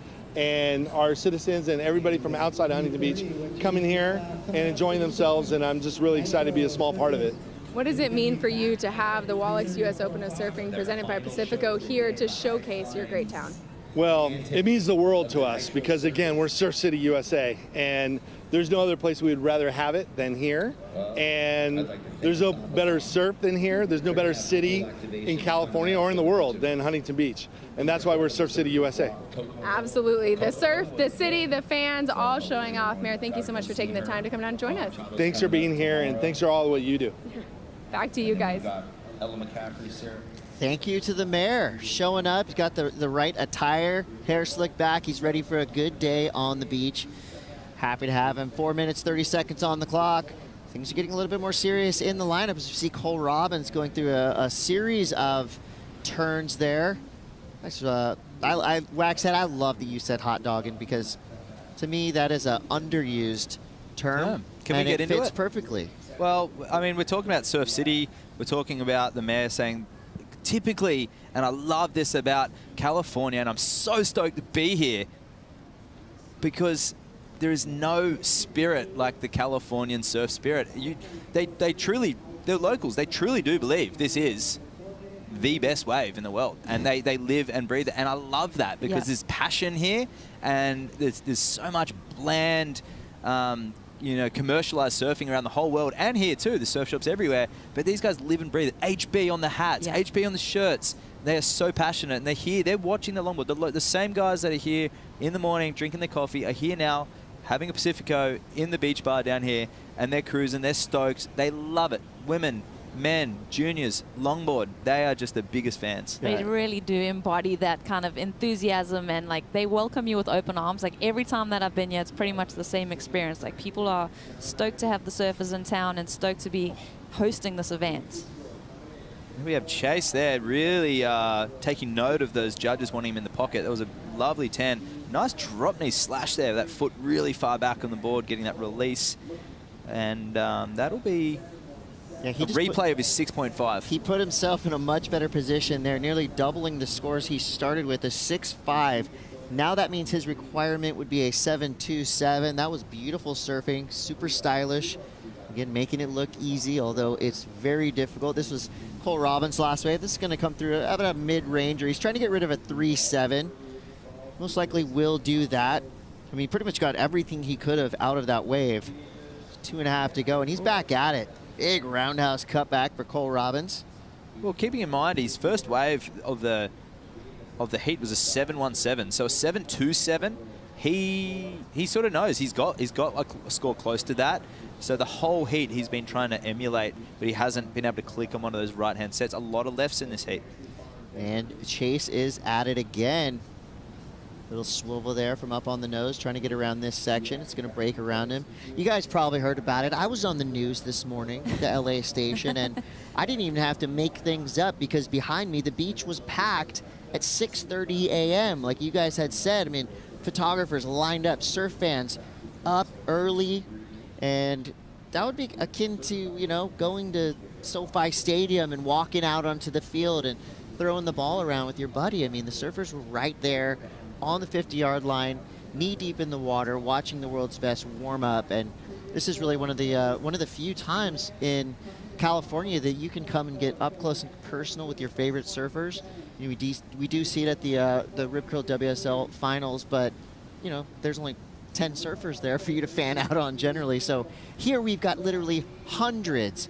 So I agree with the mayor in his statement that we've got a beautiful day to start off our 9 days of competition here at the Wallex US Open of Surfing. What a way to start. Look, we've got 50 waves being ridden in this heat already. And I mean, we talk about like a surf city. It is like a surf city down here with the tents. You've got sponsor tents everywhere. You have beverages, alcohol, non-alcohol. You've got merchandise. It's Crusty Demons were here earlier. You could hear them. There was people on the beach having their own parties. It's fun. It's family friendly. You've got the poor man's helicopter, the pier, where you can get an aerial view of what's happening. Yeah, Huntington's got it all. Yeah, and I mean, we will in the post-show go through the schedule for what's proposed, but of course every morning there will be a call, whether it's longboard or shortboard, but tomorrow will be Women's Day. So if you are around, it's a Sunday, come down, watch our round of the women's in the morning. We'll have the Challenger Series and then the longboard in the afternoon as well. Can't wait. This is Chase last 15 seconds, so he's searching for a 7.93, but he'll be stoked to really get that experience, having shot the pier about 4 or 5 times. And he just sprayed it. He'll be, yeah, sprayed the pier. But he was stoked. He ticked his goal off. He wanted to go through the pier, and that he did. All right, Heat 6 in the books. Feel like that one went kind of as expected. You know, you expect Steven Sawyer to go out there and drop big numbers. He did just that. Cole Robbins edges through in second. Chase Leader in third. A lot of time on the nose for all of these surfers, and there will be more nose riding to come. Heat 7 coming up next. Don't go anywhere. We'll be right back.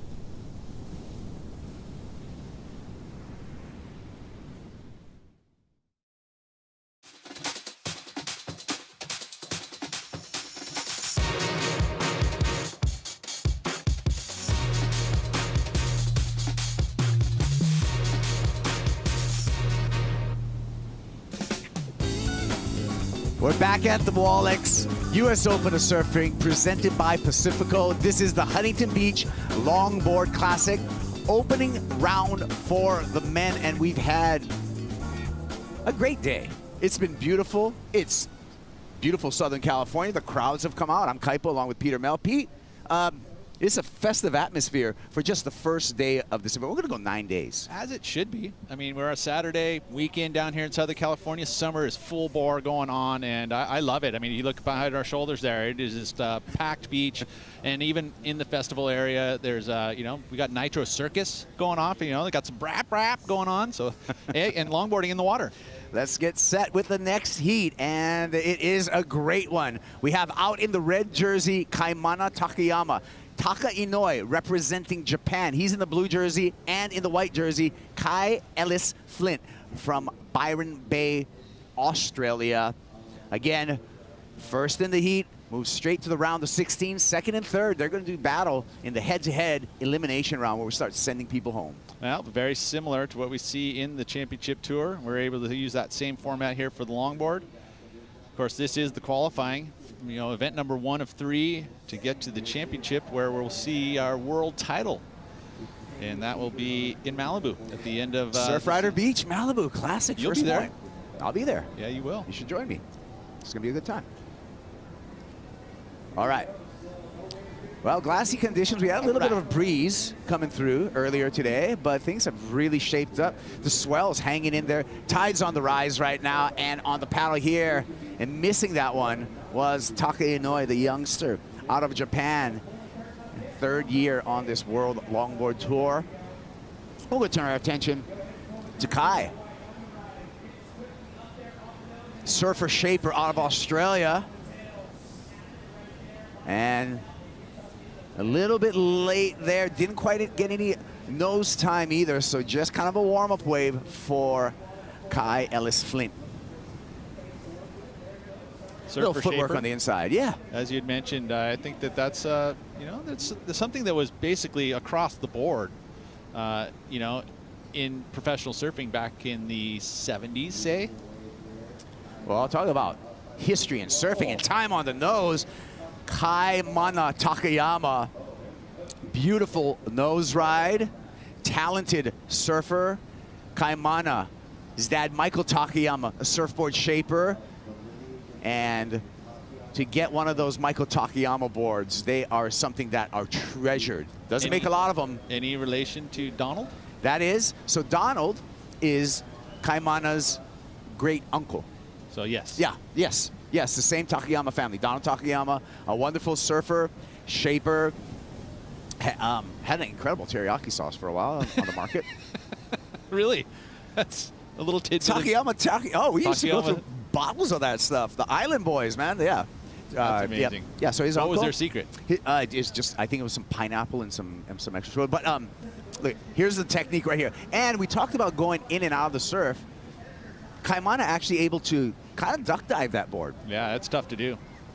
We'll see it again and see if he can actually do a turning turtle, which we see another one that'll happen. Oh, whoa. How's it? See the techniques? Like, it's a sideways scooping duck dive. So that it allows you to get the rail down and underneath, and then pulls it back underneath. Yeah. That gets the duck dive. That's pretty cool. As well as some of these opening rides on the replay. We'll start with Kai. Yeah, so Kai walked to the tip, but realizes he needs to get around that section, and then that beautiful carve. Gets that styly drop knee, low to his board. Nice size set wave, but this fuller tide, bit more juice, a little more energy, and you can connect it all the way to the inside, which we're seeing right now. And then this was a beautiful, look how Taka was able to get, this is actually Kaimana, and just cruises on that 10. Nice full second and a half on the tip. That's real. And I think the judges will take note of that. You already have some scores in for Kaimana and Kai. Yeah, so this is a 5.67 for Kaimana Takayama. Kai Ellis Flint was opened up with a 4.33, so early advantage to Takayama here as he steps off in the sand and knee paddles back out, riding a board shaped by his dad, Michael. And I'm pretty sure that is an old faithful that he's had for years.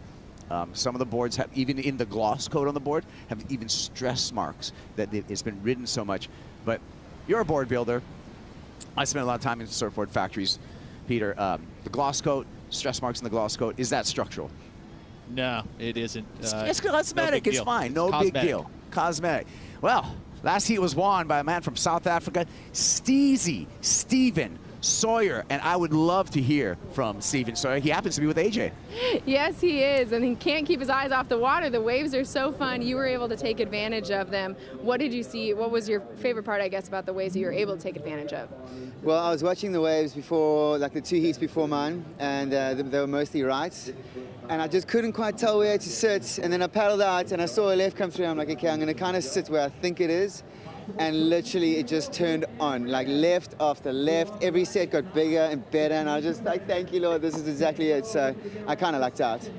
First heat of the season for you. What are your goals for this 2023 Longboard Tour season? World champ, there's nothing else. You're either first or you're last. There you go. Well, one heat under your belt. How important was it for you to win this heat and skip that elimination round?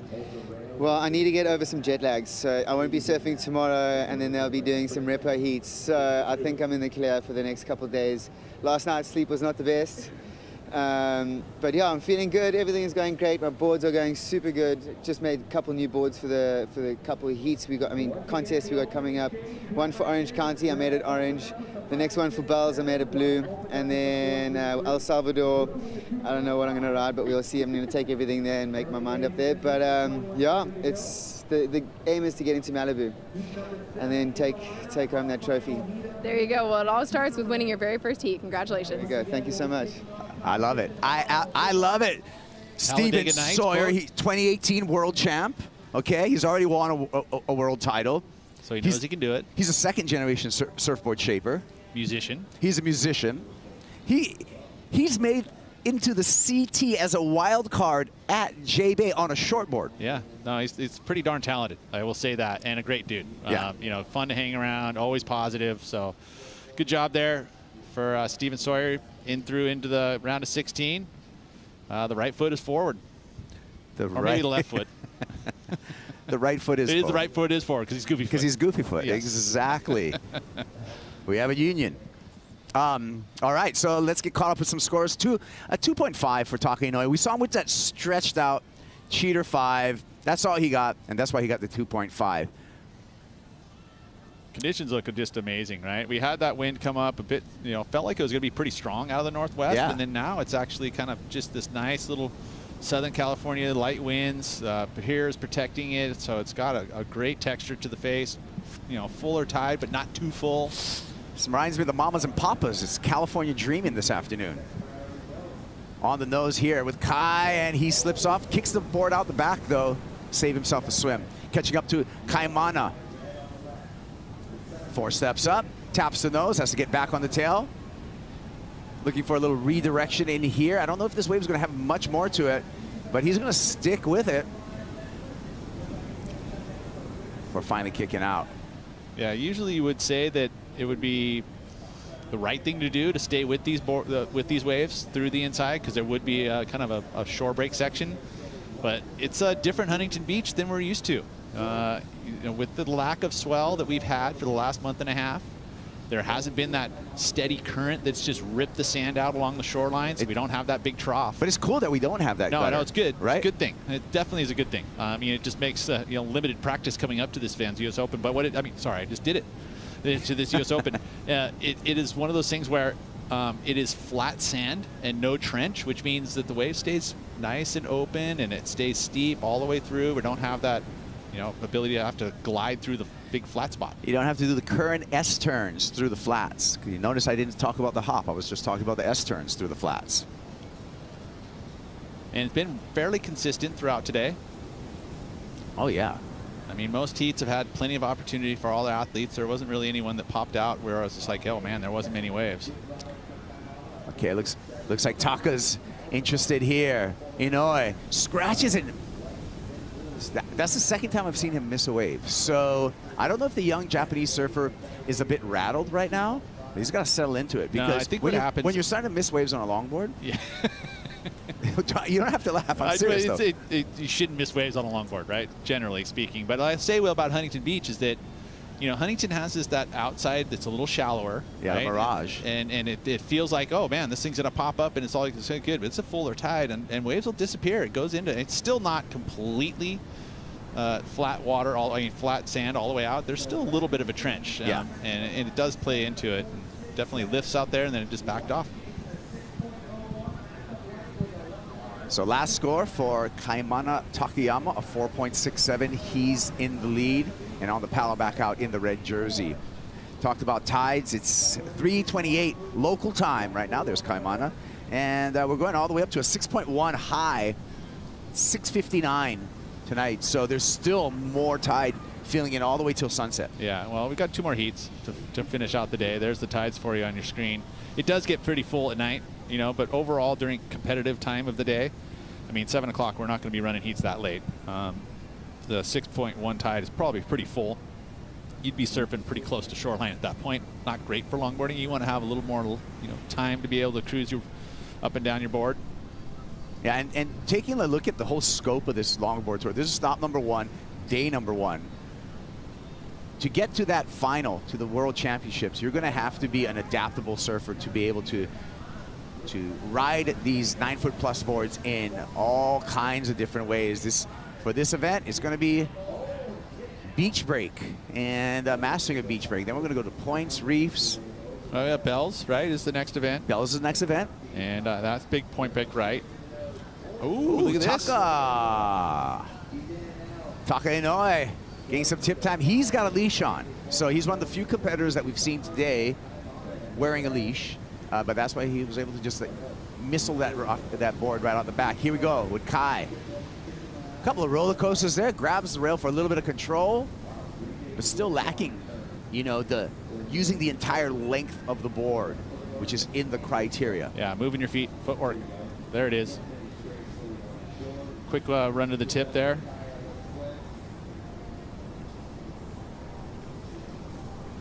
But I did like the ability to move to inside rail, outside rail on the roller coaster kind of style. A little something different.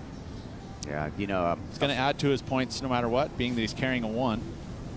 A friend of ours and a great longboarder, Devin Howard, he always speaks about being able to turn your board in a trim from the middle of the board. And that's just classic longboarding. Not have to go all the way and wheelie in the tail to pivot turn. To like controlling the rail from the middle of the board. Yeah, you mentioned Devin Howard, and you know, they just introduced a new longboard coming out of Channel Islands, and I think it looks sweet. Like some of the video work, I'm like, hey, why did you get yourself in the competitive jersey? And you know, he was actually, you know, working at the WSL as one of the tour's competitions, helping develop the tour and develop the criteria, which we're seeing right now. He's not there now, obviously, but I will say that his ability on trimming at the middle of the board, as you had mentioned, is pretty unique and very difficult to do. And this is one of the beautiful things as we change the criteria, you know, when we look at professional longboarding, because there was a decade or so of, you know, a lot of progressive like tail surfing, but now we're back to classics like a hang 10, and Taka Inouye back to a 5, to the carve in there. It's going to be his best ride so far. Coming to the pier, taps the nose, gets the 5, a tight 5 there, and little redirection. He's going to get a little extra boost, and Taka kicking out right on the sand. Taka Inouye travels with his mom. His mom is just a huge supporter. She films every session. She's at every stop. They even did a GoFundMe to, you know, to help Taka with his traveling expenses. Yeah, well, I mean, if you're going to be traveling and going to, I mean, it's not like we're just going to, you know, Huntington Beach. You got to go all the way to Bells. You got to go all the way down to El Salvador. Hey, August. Got to come back to August and Bells. Take your 4-3. Cold. Dead of winter. Booties?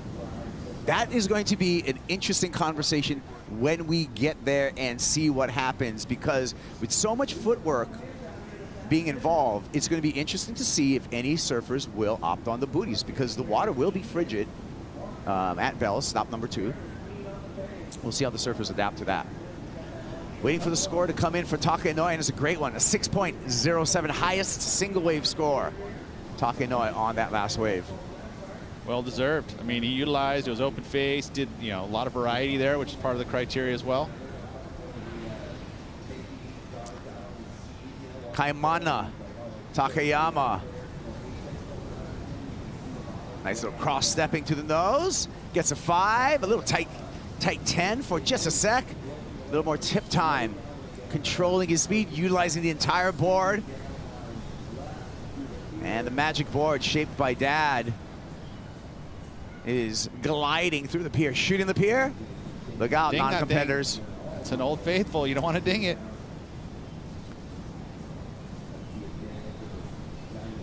So you're saying tight 5. Yeah. Like if you're, where does it become 10? If do you have to tighten your foot all the way up to the tip of the nose, or can you cheat it a little bit off to the side? We see surfers will actually kind of hang it off the side of the nose. Yeah. Would you give that quite 10? No. Is it 8.5? I would be prepared to answer that question if I was a longboard judge. However, I'm a longboard competitor, so anytime you get onto the tip, I'm good with it. I'm good with it. I'm going to give you the 10. I don't know if the judge will, but I'm going to give you the 10. Here's Kai. Gliding up and down that board. Whoa. So, some pretty cool. Pencil dive to get himself priority. Yeah, and he's got no problem. He's got the leash. I mean, the leash is paying off for Taka right now because he doesn't even have to think about it. He doesn't have to catch his board, pencil dives, and to your point, Pete, he's going to get back out there really quickly. And he's the one with the unique duck dive, right? He just did a turning turtle there, so he's got different options on how to get his board through the wave. Yeah, we saw Kaimana as well. Let's check out this replay. Talk about footwork. Check this. To the tip. Oh, forward and held it. And does he do it again? Yes, he does. 2 in a row. I'm thinking this is going to be the best wave of the heat, being that he got the redirect off the top as well. And the driving carve, redirect, that was 180 degrees whip of a 9.6 at Huntington Beach. That was a pretty talented move there. So Kai will probably slightly improve his situation as well. I've seen you do turns like that on a 9.6, Peter. Yeah, except for mine's a gun. It's different. 6.1, last score for Kaimana. Takayama, we're waiting for Taka Inoue and his score. We'll see if he takes the lead. Here's Kaimana, live action. Hovers to the nose there. That's all he's going to get. And now, without the leash, you're going to lose a lot more ground. So you see the contrast with Taka Inoue being able to just jump off the board and Kaimana having to kind of glide in there. Hey, AJ's out there somewhere. There's so many things going on. AJ, what are you doing? I'm down here at the Yeti customization station, and not only can you come down and pick up some of the brand new colorways that Yeti has out, including Rescue Red, which is one of my favorites. It's in honor of the first responders, including the lifeguards that we have out here at the Wallex US Open of Surfing by Pacifico. But also get your Yeti customized with a few different logos. Make sure that you personalize your Yeti, and one of the logos is this one. It's the US Open of Surfing, so you can commemorate your time here in Huntington Beach. Pretty cool thing. Got to come down and check it out. I will. Thank you, AJ. Can you grab me one of those Rescue Reds, please? All right. We're still waiting for that number for Taka Inoue with some fancy footwork. Still waiting for the number for Kai Ellis Flint and see what he's going to get. Kaimana Takayama caught another wave. We're still waiting for that number too. So judges deliberating, and can't tell you who's in the lead because these are going to be some meaningful scores, I feel, coming through. Pete? Yeah, I would say that they're all going to be a bit of a factoring in here, being that Kai got his best wave, which is in. A 6.67 for Kai Ellis Flint. That is the highest single wave so far. Still waiting for 2 more scores. While we're waiting for the scores, we're going to take a break. We're going to come back with those scores and more from Huntington Beach. Join us back, or stay in there.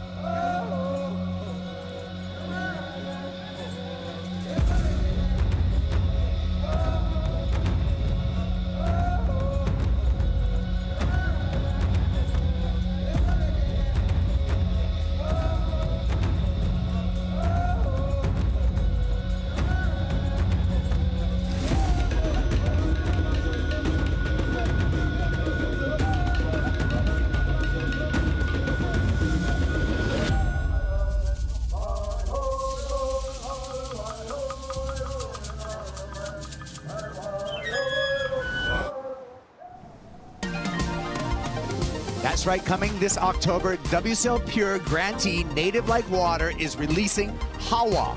Native Like Water, over 20 years of service. Native Like Water prepares and integrates teens and adults from underrepresented populations, Peter, into ocean recreation, conservation, wellness, and integration through cultural exploitation. Love it. The program focuses on sacred relationship between water through an indigenous lens. Yeah, well, all the good work that Mark and that crew over there are doing from Native Like Water. Gotta love it. And you think about the land and the sea in the mix and the indigenous cultures which have utilized all of that and protected all of that. It's important, and I love that we're recognizing it and celebrating it. Yeah, so that's 10/10, October 10th. We can check out Hawaii, and I think I feel it's going to be a great film. And I love a larger purpose too of your, and we've talked about this before, Pete. It's just participation in the ocean is fulfilling on so many ways. It's really a gateway to mental health. Oh, yeah, believe me, that's why we surf. That's why you'd have to say that that's where my mental health comes from. Yeah. We all get a little grumpy when it's flat for a month. Yeah, just did it. Now I'm all excited. Here we go with Kai. He's currently needing a 5.13. You can see the disappointment right there. He's not going to get the score that he needs to go into first. First place being held by Taka Inouye. The scores came in, a 5.73 for Taka Inouye. We went to the break. That was enough to put Taka into first place.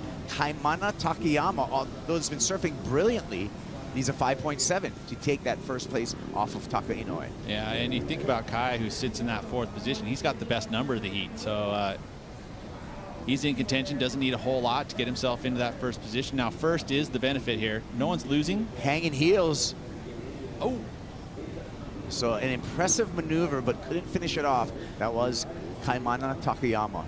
Hanging heels, which is basically hanging 10, but the opposite direction. So you got your heels hanging off, so you're going backwards. Yeah. And then able to try and control it, doing that in kind of a critical section at that moment. So that was a difficult one, but didn't pull it off.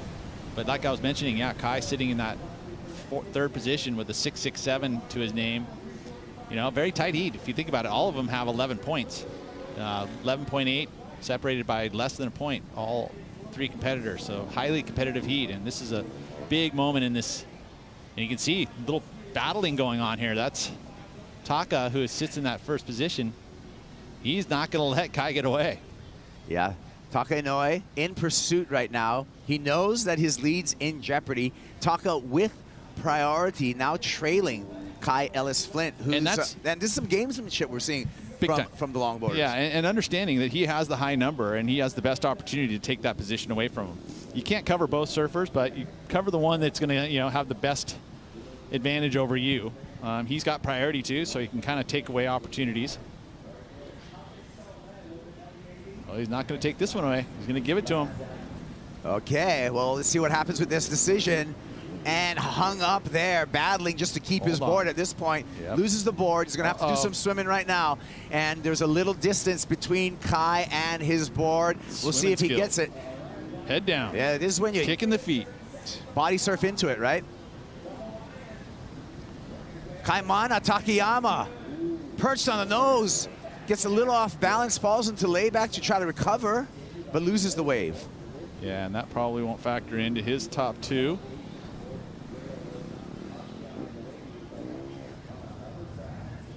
Man, these heats flying by.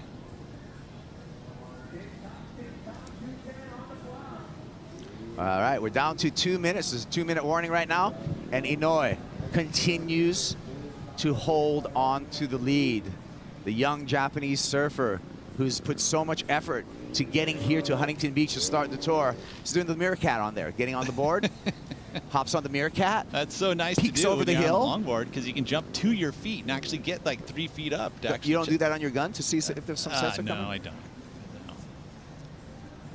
No. It probably would work, but no, I don't. Well, you have something new for you right now. That's it. Something new. Yeah, hey, maybe I'll try that. Thanks, Kaipo.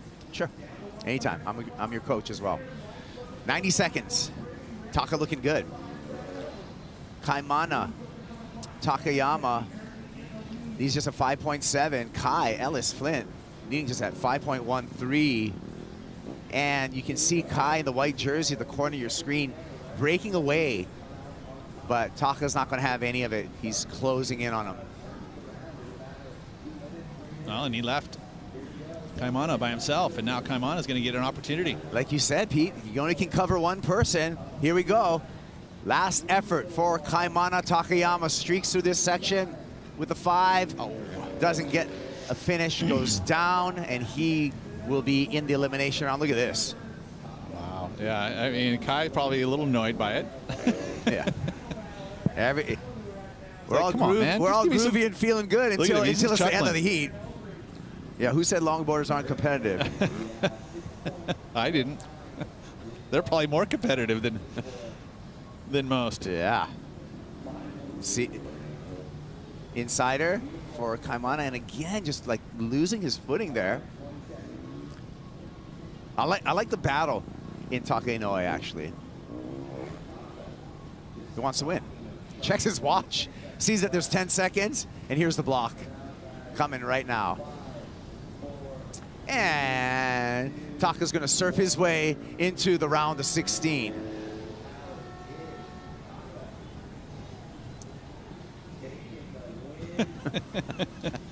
That was good stuff, wasn't it? It was entertaining for I sure. thought that was good stuff. I hope you thought that was good stuff. We're going to go to take a commercial break. We're coming back with even more good stuff.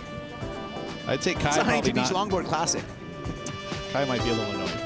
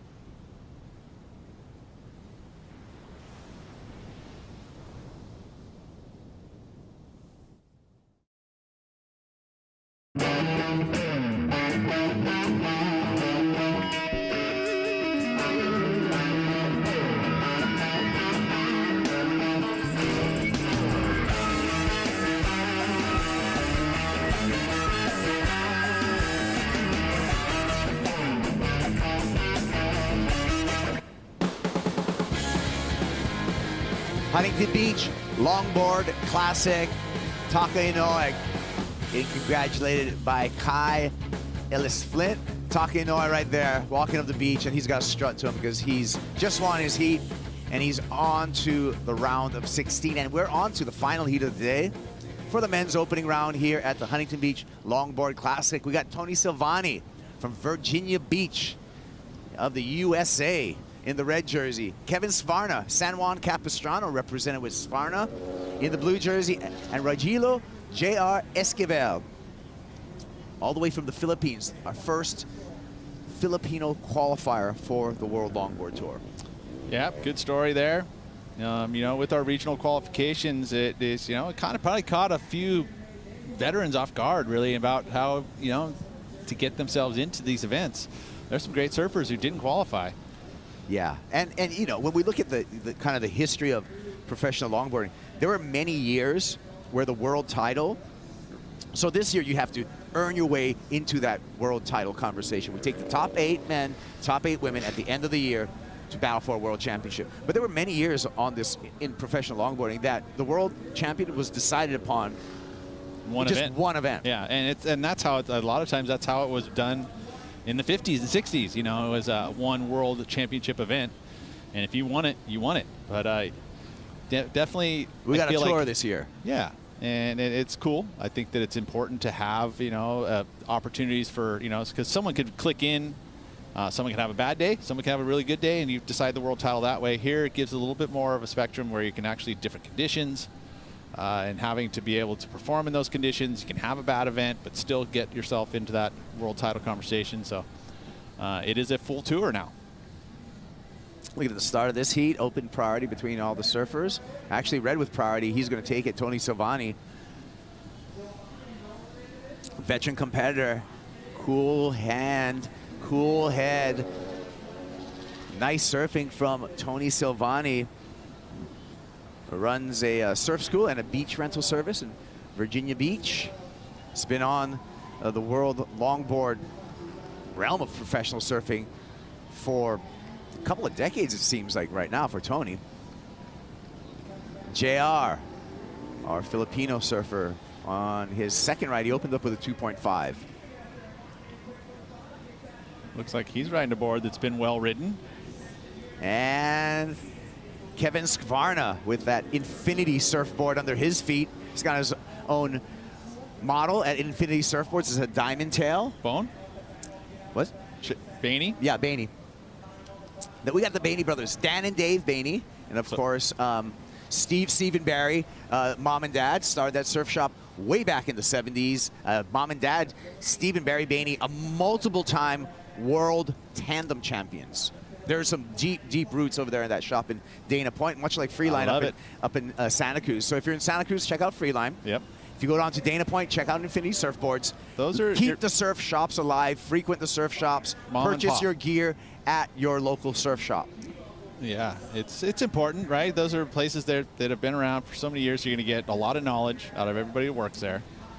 This is wave 1. There's a 2.5 for JR. Yeah, so JR, nice work there with the beautiful read on this wave to the tip. I'm surprised this is only going to come in at 2.5. That's why. The fall. Svarna here. I think this was the 5-point ride. To the tip. Nice drop knee where you get that knee tucked to the board. Very stylish and functional. Heads toward the pier and redirects. And actually, wave opened up for him as it went towards the shoreline. So, you know, you stay with it. Sometimes it'll open back up. I like the drop knee. I think it's so stylish. When I think of wait, I like to ask you questions, Peter. Okay. When you think of drop knee turns, who do you think of? Kevin Misk. Okay. The reason why is because I was in Santa Cruz. Kevin Misk had the drop knee in Santa Cruz. Okay, I was going to go with Phil Edwards, but we'll take Kevin Misk. So we have all opinions on everything. Hey, let's ask the opinion of the fans. Who are our fan picks for this heat? You remember, you can go to worldsurfleague.com, pick who you think is going to win the heat. We put all of those numbers together, and that's how we get our Pacifico fan picks. Who do you think in this heat? I'd say the #1 seed. Tony Silvani, 52% of you said that Tony's going to take out the win. So thank you for everyone. And remember, when we continue on with competition, we've got 8 more days of comp here. WorldSurfLeague.com. Pick the winner. Get involved. Pacifico fan picks. Thanks to our presenting sponsor for being here and supporting this U.S. Open once again. Just living life, anchors up. Gotta love that, right? Yeah.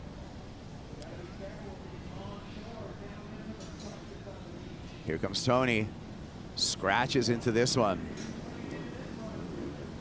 A trip to a hang 5. Nice trim line there.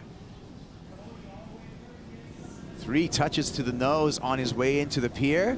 Saves the nose from purling, goes into a little bit of a survival stance there, and decides to not go through the pilings, redirect rather, and get a couple of banks on the inside.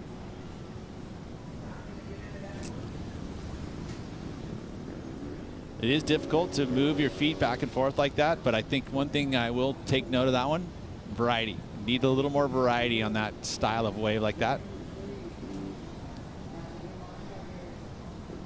Kevin. His third wave and a nice mix of power surfing and nose riding here. That was unfortunate, however. He would have loved to bring that one all the way through, maybe get a little chance on the inside shore break. I want to hear from Taka Inoue. He won the last heat, and he was very, very competitive. AJ, you got Taka? I do have Taka, Kaipo, but I also have Taka's mom here, who we know is somebody who takes a lot of notes, does all the filming for his heat, so she is going to help us translate here some of the answers here, because Taka winning this first heat for you of 2024, or 2023, excuse me, how did you prepare for this season? 2024年の最初の試合としてこの試合のために用意したことは何ですか？今回アジア予選で2位でワールドツアーの出場権は取れなくて、しかも遠征費が尽きてしまってたので引退ということを考えてたんですけども、ワイルドカードをもらえて、この場になんとか来れて、できる限りの最善尽くして、勝てたので良かったです。In fact, I finished in second in Asian qualifiers, so I almost gave up surfing.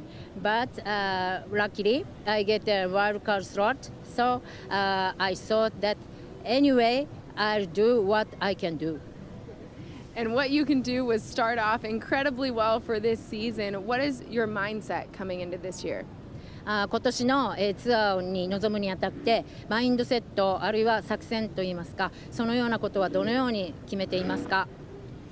そうですね、今までで一番ハードな年なんですけども、次戦のベルズとかすごい得意なところもあるので、しっかりと目標であるワールドチャンピオン目指して、今年は、しっかりと僕の得意技であるノーズをしようと、調整してきました。It seems the hardest year for me, but for example, the barrel speed seems good for me, for my surfing. So I'll try to make a good surfing in my style, and I chase the world title. Do you want to say anything to friends and family back home? 日本の友達やスポンサーに何か一言日本語でお願いします。皆さん応援ありがとうございます。今回遠征費が足りなくてクラウドファンディングを始めています。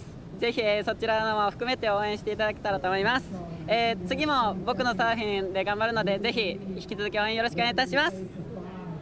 I almost running out of money for the expedition fee, but I'll try to come here. And some people help me a lot, so I'd like to do what I can do for such a people, such supporters. So if possible, please help me.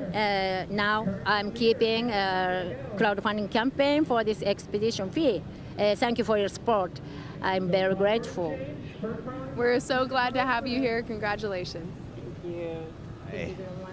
All right, omedetou gozaimashita. Congratulations to Taka Inoue. What a great interview with Mom there as well. As we see Tony Silvani gliding, just camped on the nose there, and then he gets a big bank on the backhand. Peter Mel. That was critical. That was a critical section. You saw that lift, had actually a little backwash at the same time, so good timing with the nose riding. So good footwork, gets back on the board, gets up into the lip. I feel like this is going to be Tony's probably best wave. 7-point ride takes Tony to the lead. So we'll see if he's crossed that threshold with that performance there. I was impressed on the trim. I was impressed with the nose riding ability and the time on the nose, and then to back it up with swinging that longboard around for that big backhand bank. Nice healthy I mix. wouldn't be surprised if he gets the number. And this was I talked about, you know, the variety. All of a sudden, there it is, right? Yeah. You know, maybe in his own mind, he saw the score come in 4.67. Like, hey, I was on the tip, but it was kind of the same. Walk back, walk to the tip, walk back, walk to the tip, and much better score for him here. Number in for Tony, not enough to go to first, a 5.9, but he's got himself right within striking distance. Tony now needing a 5.78 to take the lead off of Kevin Skvarna.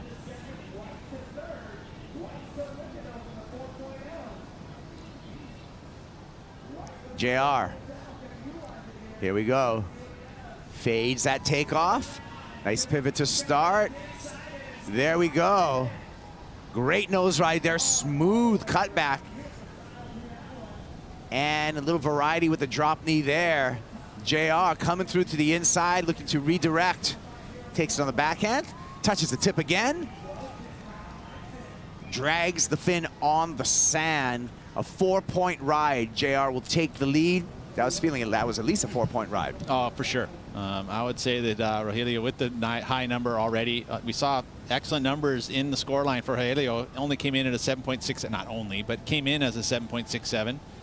And this one feels like it's going to be much better than the 2.5 that's in his scoreline at the moment. And most likely, I feel like going to lead.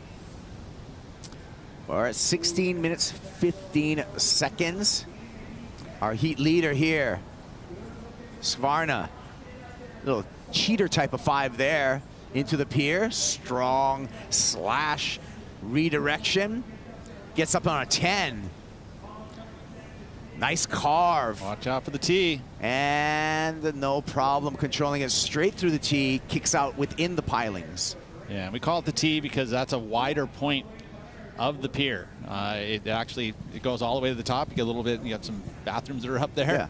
But ultimately, that tee comes up very quickly. Look at this shot. We can tell it's high tide or higher tide. Why? Because the barnacles are under. The mussels. The mussels are underwater. Yeah. I mean, they do look like barnacles, but they're all mussels that are all clumped together. Very sharp. Very sharp. Yeah. Don't want to be wrapped up on them. Don't want to get near them. Hey, I mean, big south swells. It's a rite of passage almost here in Huntington, especially in competitions. Those big south swells come marching through. You get washed through the pier. That's also a very good benefit. It actually creates the wave we have here, being that it has a current that moves out through this pier. Obviously, you can use it as a conveyor belt to get yourself back into the lineup.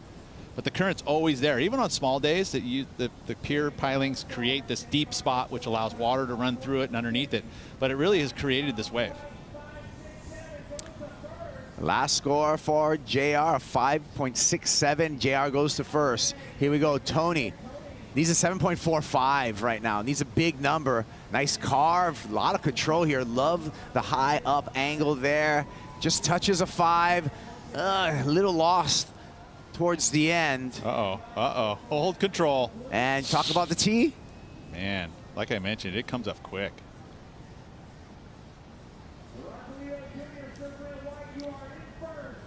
So JR, our Filipino surfer, making a statement here. We had some flags from the Philippines on the beach earlier this morning supporting both JR and Jean-Marc Tocong, another surfer on the Challenger Series representing Philippines, and there we go. Oh, they parked a tent. They've got it They're all. ready to go. The team. That's what I'm saying. This is what the regional play has. Is that all of a sudden, you know, there's these folks, you got this like country pride that happens, and it's so cool to see. It's in every other sport, right? I mean, it's in football, it's in soccer. There we go. The same thing, but there's our Filipino support squad there. Oh yeah. And they're very vocal. I love it. Yeah, it's so cool. It really is. I mean, Cloud9 and all that stuff. Surfing's not an old sport in the Philippines. No. It's relatively new. It's Yeah. one generation, right? So it's really cool to see in a generation of surfers. We already have a Challenger Series surfer representing the Philippines. We already have a professional longboarder representing the Philippines. And the reason why it's happened so quickly, I think there's a few reasons, right? There's support and coaching. There's a pathway, equipment. Another big advent is the equipment's so good now that surfers can pick it up and get it very quickly. But it's neat to see that there's these young countries, these young surfing countries that were never even on the map, 5 years ago, 10 years ago, that are now, a global presence. I haven't been, but I hear that there's also some great waves there. Yeah, and I'm sure there is. I mean, it's right there at the edge of the Pacific. Here we go. JR, our heat leader, just camps out, gets the 10, gets the 10 again, little soul arch coming out of that one. Again, that smooth rail work, utilizing the entire board. A little caught up there, but he's able to plane through that flat section, banks a redirection, works his way into the shore break. I expect a loud crowd on the beach as he finishes. He's likely to extend his lead there. Svarna, power moves here. Surfer from San Juan Capistrano, kicking out in the middle of the pier. Let's go to the wax head. What do you got? All right, I'm down here with Team Philippines. Guys, how does it feel? And I'm down here with JR's coach. So I noticed when he qualified in Bali, he's come a long way in that short period, 1 month. How much have you been coaching and what have you been working on? No, actually about coaching on GR, it's easy for me because GR got the skill. So I mean, the training and everything is not that hard to push him because I know his skills is he can make it what he wants. So for me, I was just like driving him, how the routine every day, what food he gonna eat, and then yeah, of course, it's easy. It's easy. Because he got his skills already. So you're teaching him like the true professional way, and he's putting on a show out there. Back to you guys in the booth. Woohoo! Get it cooking up. Get some adobo going, some lumpia, a little bit of pancit. I like Filipino food. I know you do. And JR is inspiration to that entire beach crowd. He's got the lead. And another big number. Another big number drops through a 6.73. He extends his lead.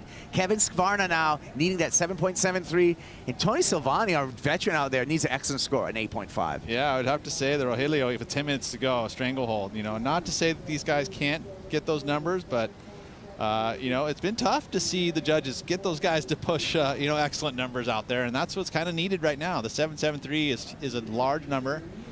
Rogelio's holding on to the biggest one, the 7.67. Well, let's see if JR can hang on to his lead and advance into round of 16. We're going to find out when we return with the conclusion. Heat 8, opening round. We'll be on our way back after this.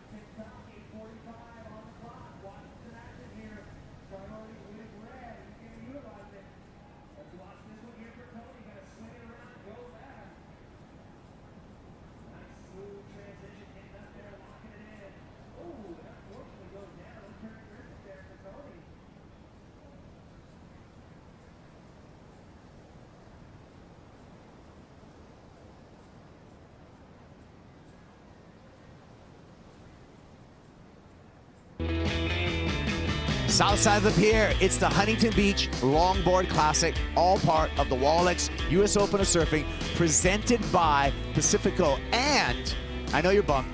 It's the last heat of the day. We hate to say goodbye to, but show's not over, because after the conclusion of this heat, it's the 8:05 post show. Joe Turpel, Rosie Hodge, Mitchell Salazar will all talk you through all of today's action. We had some shortboarding, we had some longboarding, we had some airs, we had some nose rides. We got Kevin Skvarna right now trimming through, looking pretty good on this left. Skvarna needs a 7.73 to take the lead. Strong effort by the Goofy Foot. Right behind him, that's JR, representing the Philippines. He's our heat leader with some smooth surfing, just like that. Well, Skvarna had the rally pocket out in that one, trying to pick up anything he could to try and get that lead. But Rogelio doesn't want to give it up. And when you've got a crowd down there on the sands being as loud as they are, they're pretty tough. That's inspiration, right? And we've seen that in this event. We've seen it throughout the years. We've seen the great kind of all the different teams that support the surfers. I remember one time here in Huntington Beach, we had a pro junior here, surfer from La Jolla, California. Skip McCullough was in the pro junior final. The entire high school cheerleading squad came out and were doing cheers right on the sand. Okay, Water, that's right also on the happened with the Huntington Beach High School for Brett Simpson. Same thing. Yeah. His girlfriend on the cheerleading squad came down. It was the pom-poms are flying, and that's what we love about Huntington Beach. Take a look at the pockets out. That's the rally pocket. Nice trim there for Kevin. Sets up that last section, a little bounce off the top. I don't see this going into excellent range, unfortunately, for Skvarna, but 5.77 for that. Here's JR on his last wave. JR, smooth as silk. And you think, you know, he's not a big surfer. He's like kind of small in stature, but his board looks solid, nice and wide, and he just is able to move around. Look where he is on his board to turn that rail. He's like on the side half to be able to turn it, you know, so that footwork, again, being able to move that not only up and down the board, but side to side. Yeah, well, let's take a look at today's top scores, because JR, he's right on top of the pack. That's 7.67, today's highest single wave score in our opening round for our longboarders. Ben Skinner with that 7.57, Kaniala Stewart, and Ben Constantine. There was no excellent scores from the judges today at all. Not in the shortboard, not in the longboard. Yeah, we're going to have them lighten up a little bit. Hey, first day, leaving some room. Oh, nice switch stance turn. There we go. For Tony. That was smooth. And that's where switch foot's very functional. And another good score, I think, is going to fall in for Tony. Again, not trying to get it all the way to, is that board broken in half and fixed? No. Awesome. Little, is that airbrush? Yeah, it's got a little something going on the deck. But yeah, Tony having a 4.77 in his score line feels like this one's going to better that slightly. Anything over a 5.9 will actually lessen the score needed to move into the lead, because again, win is what you want here, because you're going to skip around. Yeah, second and third are pretty much interchangeable in this round. You're both going to go to one-on-one competition, head-on-head competition in the elimination round, and that's when we're going to have surfers bow out of competition. Yeah. Again, very similar format that we have on our championship tour for the longboarders. And again, the new format in regards to how we're going to determine our world champion. Very similar to the Rip Curl WSL Final 5. So you got a couple of World Championship events to look forward to. We got the Rip Curl WSL Finals. That's going to kick off waiting period September 8th. And then October 3rd is when the waiting period starts for our Malibu World Championships for the longboard. So calendar right now looking really good as far, if you're a surf fan, because remember, we got all week here, Huntington Beach at the Wallex US Open of Surfing. Then over to Tahiti, final championship tour events going to get kicked off over there. Pete, a wave that you love. I do love it, but I also am very frightened of it. Everyone is. Yeah, it's one of those waves on the planet that when you see it, you're like, wow, it's something special. Not many waves emulate it around the world. It's almost one of a kind. It is one of the miracles of the surf world, Taupo. Look at this set coming through. Priority with Kevin Svarna. So Kevin will have an opportunity to take the lead. Here is our heat leader. He just camps out on the nose. Wow. Wow. He's got the tent, got the stove going.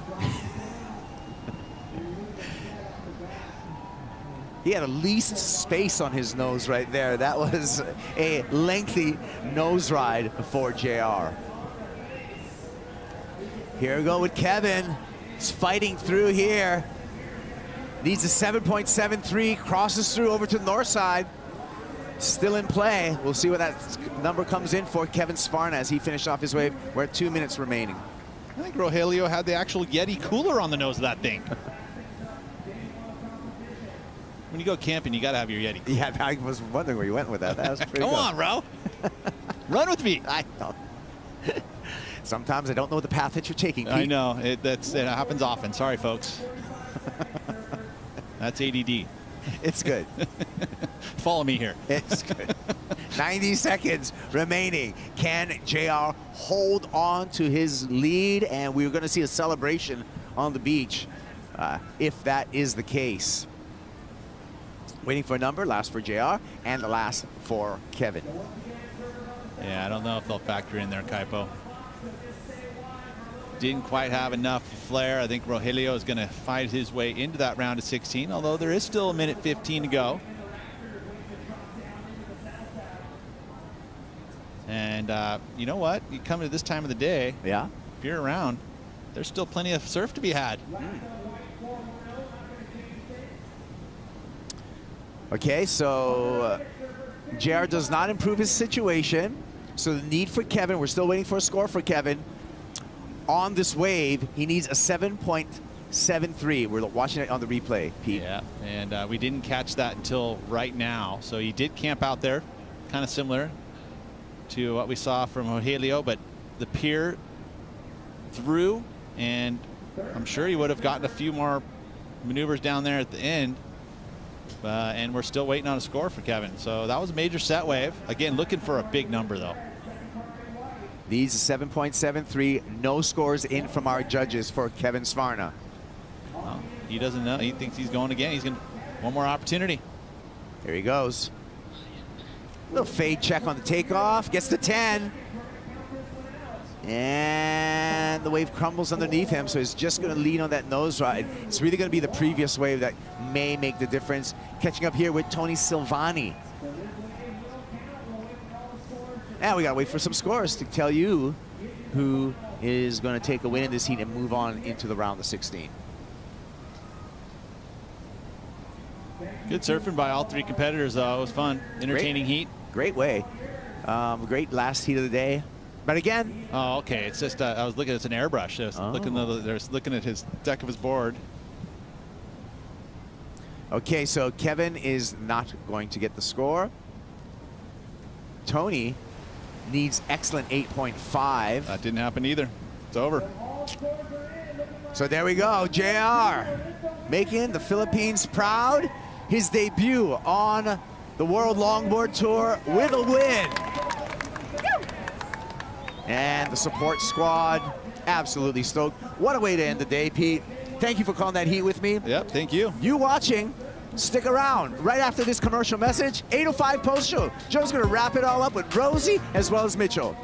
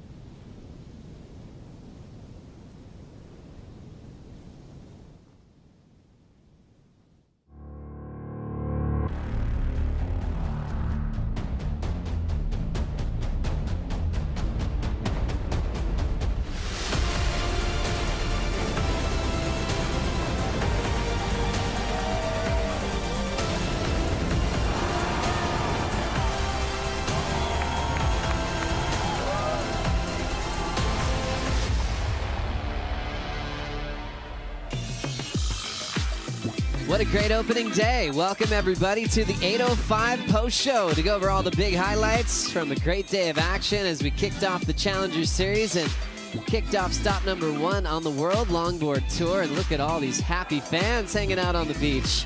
Water's been increasing in temperature, nice and warm. With our favorite part, the waves were so rippable, maybe one of the best days we've had all summer. I'm not exaggerating, right? That's a real statement, all lined up on opening day. Thanks for being with us, Joe Trappell, Rosie Hodds, and Mitchell Salazar. So many great highlights to talk about. Starting with you, Mitch, what's really standing out? I really like the longboard, especially JR's performance at the end. I thought that was a stellar way to finish off day number 1. But, you know, Alistair Reginato, George Bitar, seeing a couple of the younger kids, especially a lot of the Australians, stand up and deliver good performances on day 1. I thought that really stood out to me, Joe.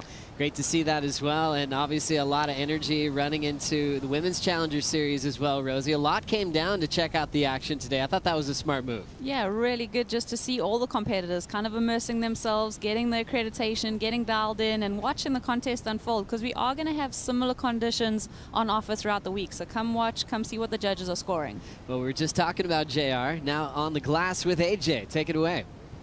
Not stop smiling either, because that heat was so much fun. You have a 7.67, the highest score of the day. What did you see on that wave? Yeah, it was a nice wave and it's really long. So I put everything on it and try to like put a big score, and I'm so happy I got it.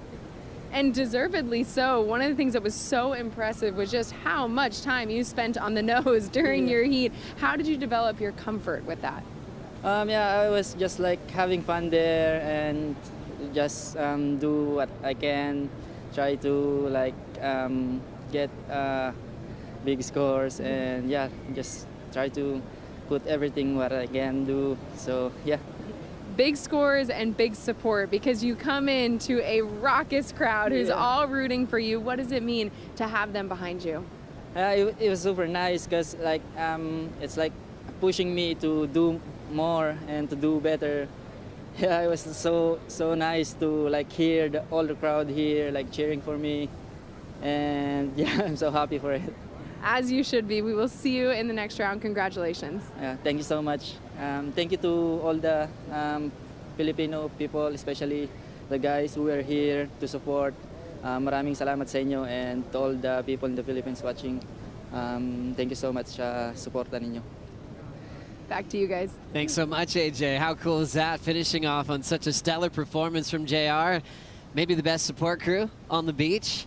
I actually met a guy from the Philippines. He said he lives in Chicago now, but flew out because he wanted to watch JR perform. Oh. Wow. That's called dedication, Mitch. Yeah, that's really cool, and I think the impact that this is going to have, not only within the Philippines, but that part of Asia, is going to be substantial for them to grow as a sport in surfing overall, Joe. Yeah, great waves there. We always hear about Cloud9. You know, that's had some moments as a QS, but it's just a rising surfing nation. They've had world-class waves for a while, and, you know, JR's in a good spot at the right time, getting a win, so he's straight into the round of 16. Yeah, and it just shows, you know, the feeder system of having these regional events, and we're really uncovering some talent, and they're getting a profile. They're here on the main stage, and he got the best wave of the day. It's so cool following these stories. I love it. And the story started off with the first heat for the season for the World Longboard Tour. This guy doesn't know what jet lag means. He knows how to get his boards, even if they're stuck somewhere in the airport. Ben Skinner, fresh off a win in Portugal representing England, got here in time for his opening round matchup. Took over. Still in rhythm from his win across the planet, Rosie. This was fun to watch. Yeah, really cool. Just to see, you know, he's such a seasoned competitor, straight off the plane into the waves here at Huntington, and just doesn't skip a beat. One of the highest heat totals, I think, and then just what a way to kick off the longboard opening round. Oh, really cool to see Ben Constantine in rhythm too. He had some great waves, 737, 617, so everyone really turned up to kick off the longboard season. Yeah, Constantine and Max in this heat against Skinner had a couple of real good performances, especially this goofy footer right here. I thought Constantine really had some strong nose rides, and unfortunately for him, I don't think his wave selection was the best that it could have been. First heat of the round, though, first heat of the event, it's really hard to adjust to a scale that you haven't seen so far out there in the lineup. But when it comes to Southside, excellent conditions I felt, even for the longboarders out there too, Joe. Oh, it was so fun. And talk about the wave count. They could pick apart this lineup so well. Great to see the traditional act on the nose. And riding these boards that weigh at least 15 pounds so well. That glide was incredible, but it was Ben Skinner fresh off the plane into a heat wind. He said he's staying with a guy that just lives a couple of streets back from the pier, who's also from the UK, so he feels like he's home. He's able to run down, take a nap after that heat wind, and try to get on the right time zone for more heats later on in the week. So looking forward to see how Ben's going to really dive into this season. He said he's never been to Bells before, so it's going to be a couple of new locations for him on road to try to hunt down a world title this season, Rosie. Yeah, this is really going to be fun, just tracking all of these athletes. I mean, Ben Skinner, he has finished runner-up in the world before, but it is all about having that consistency throughout the season and qualifying for that top 8 picture.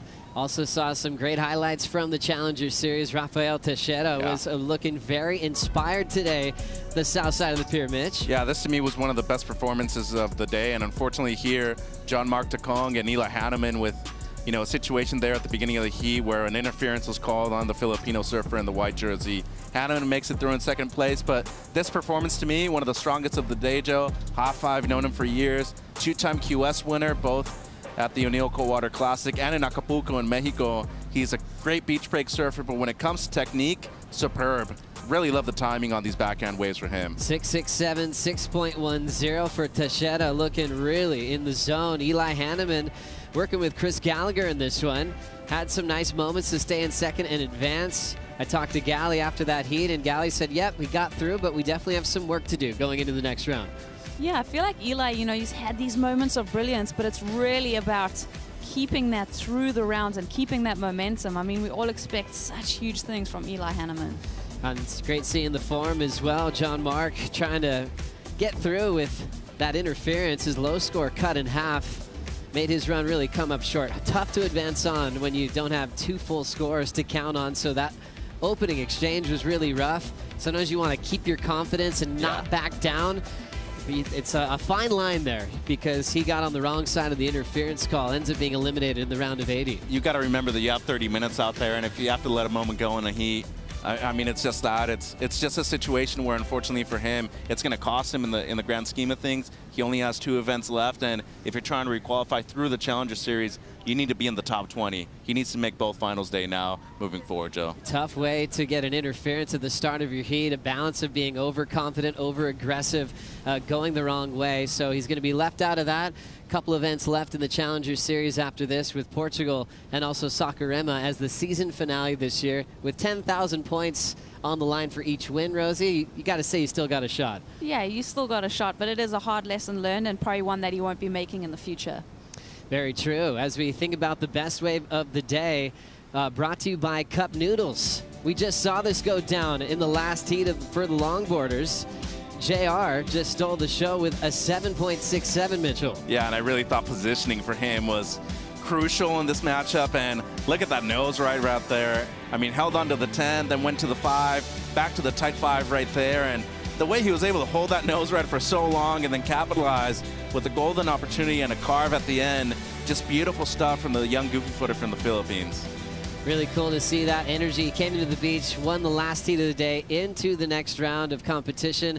And it looks like there's some fun surf throughout this week. Surfline right across the street is their main office right here in Huntington, the official forecaster of this event. We'll break it down to see what we might have for tomorrow morning. What are you seeing there, Rosie? Yeah, more playful run of swell. I mean, this is so fun, and it's got that little bit of west in it, which keeps it kind of peaky and really makes the peak so defined, Mitch. Yeah, and you look at that AM wind very light in the morning, even from the south, and that's something that I really look forward to when it comes to that swell picking up from the south-southwest as well. You look at Sunday, even Monday, 3 to 4 feet faces, and even in the afternoon, it will be a little onshore, but Tuesday to me is going to be the trouble day. It's going to be a bit difficult to really scope the lineup there, but picks up again Wednesday afternoon, Joe. Should be fun. That's right. So a lot to work with there, which is just great because it's been a tough summer for waves in Southern California. So we're scoring at the right time. As long as there's plenty of opportunity, we're really excited. I mean, peaks from every direction, lefts and rights were keepers today.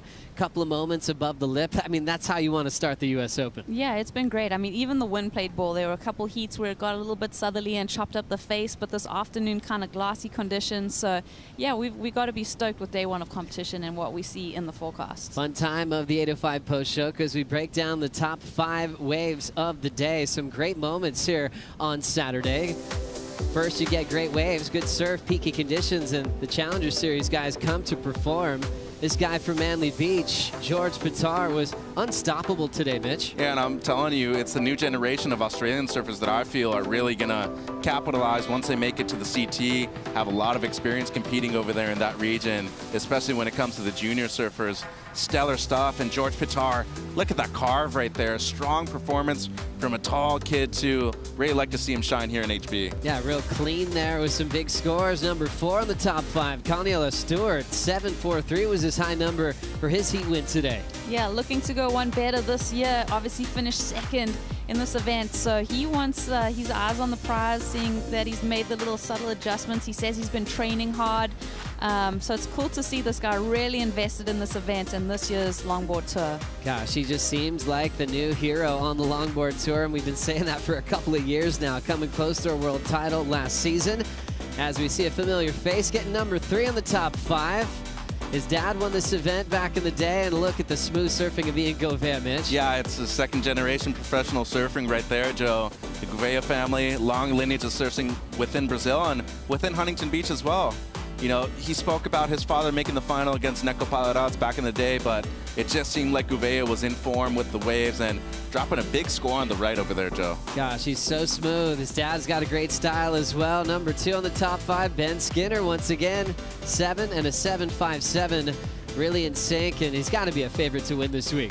Oh, definitely. I mean, just watching that opening round of the longboarding, this field is so stacked. I really can't pick a winner at the moment just because of how well everyone surfed today. Yeah, just his decisions look great, smooth in transition, great footwork on the tip as well, and he's going to be really solid throughout the week. Great in beach breaks, which makes sense from where he comes from over there in England, Mitch. Yeah, and especially when it comes to the change of the tides, too. He'll be able to compete in a low tide and a high tide as well. A very adaptable surfer. His son, also Rip Curl Grom Search champion over in Bell, so he's got a good relationship with that wave as well. So cool. He was saying that his son Lucas has already given him some tips on how to perform on the Bell's Bowl because Ben hasn't been there yet. So asking his Grom what to expect later on this season and winning the 805 post show. Number 1 on the daily top 5.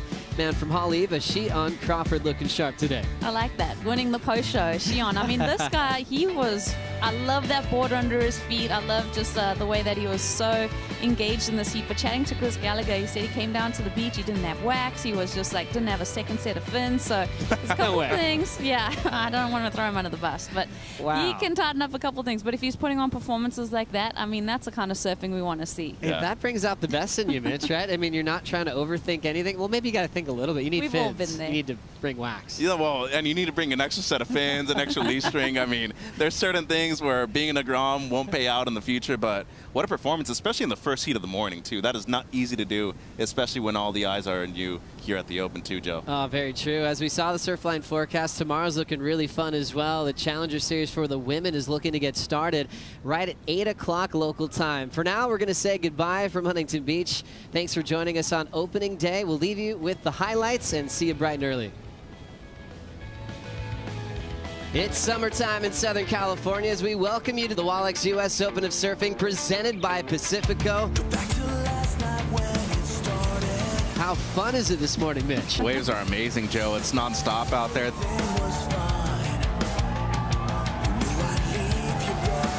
Huge air reverse right there.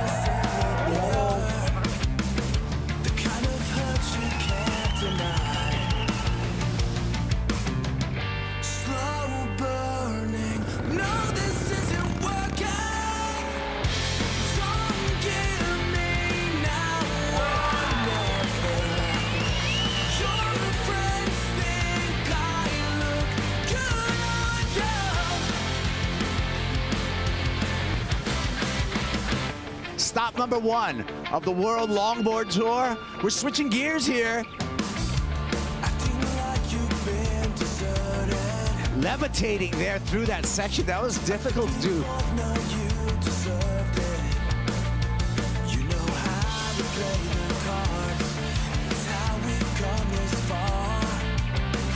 Slow burning. No, this isn't working.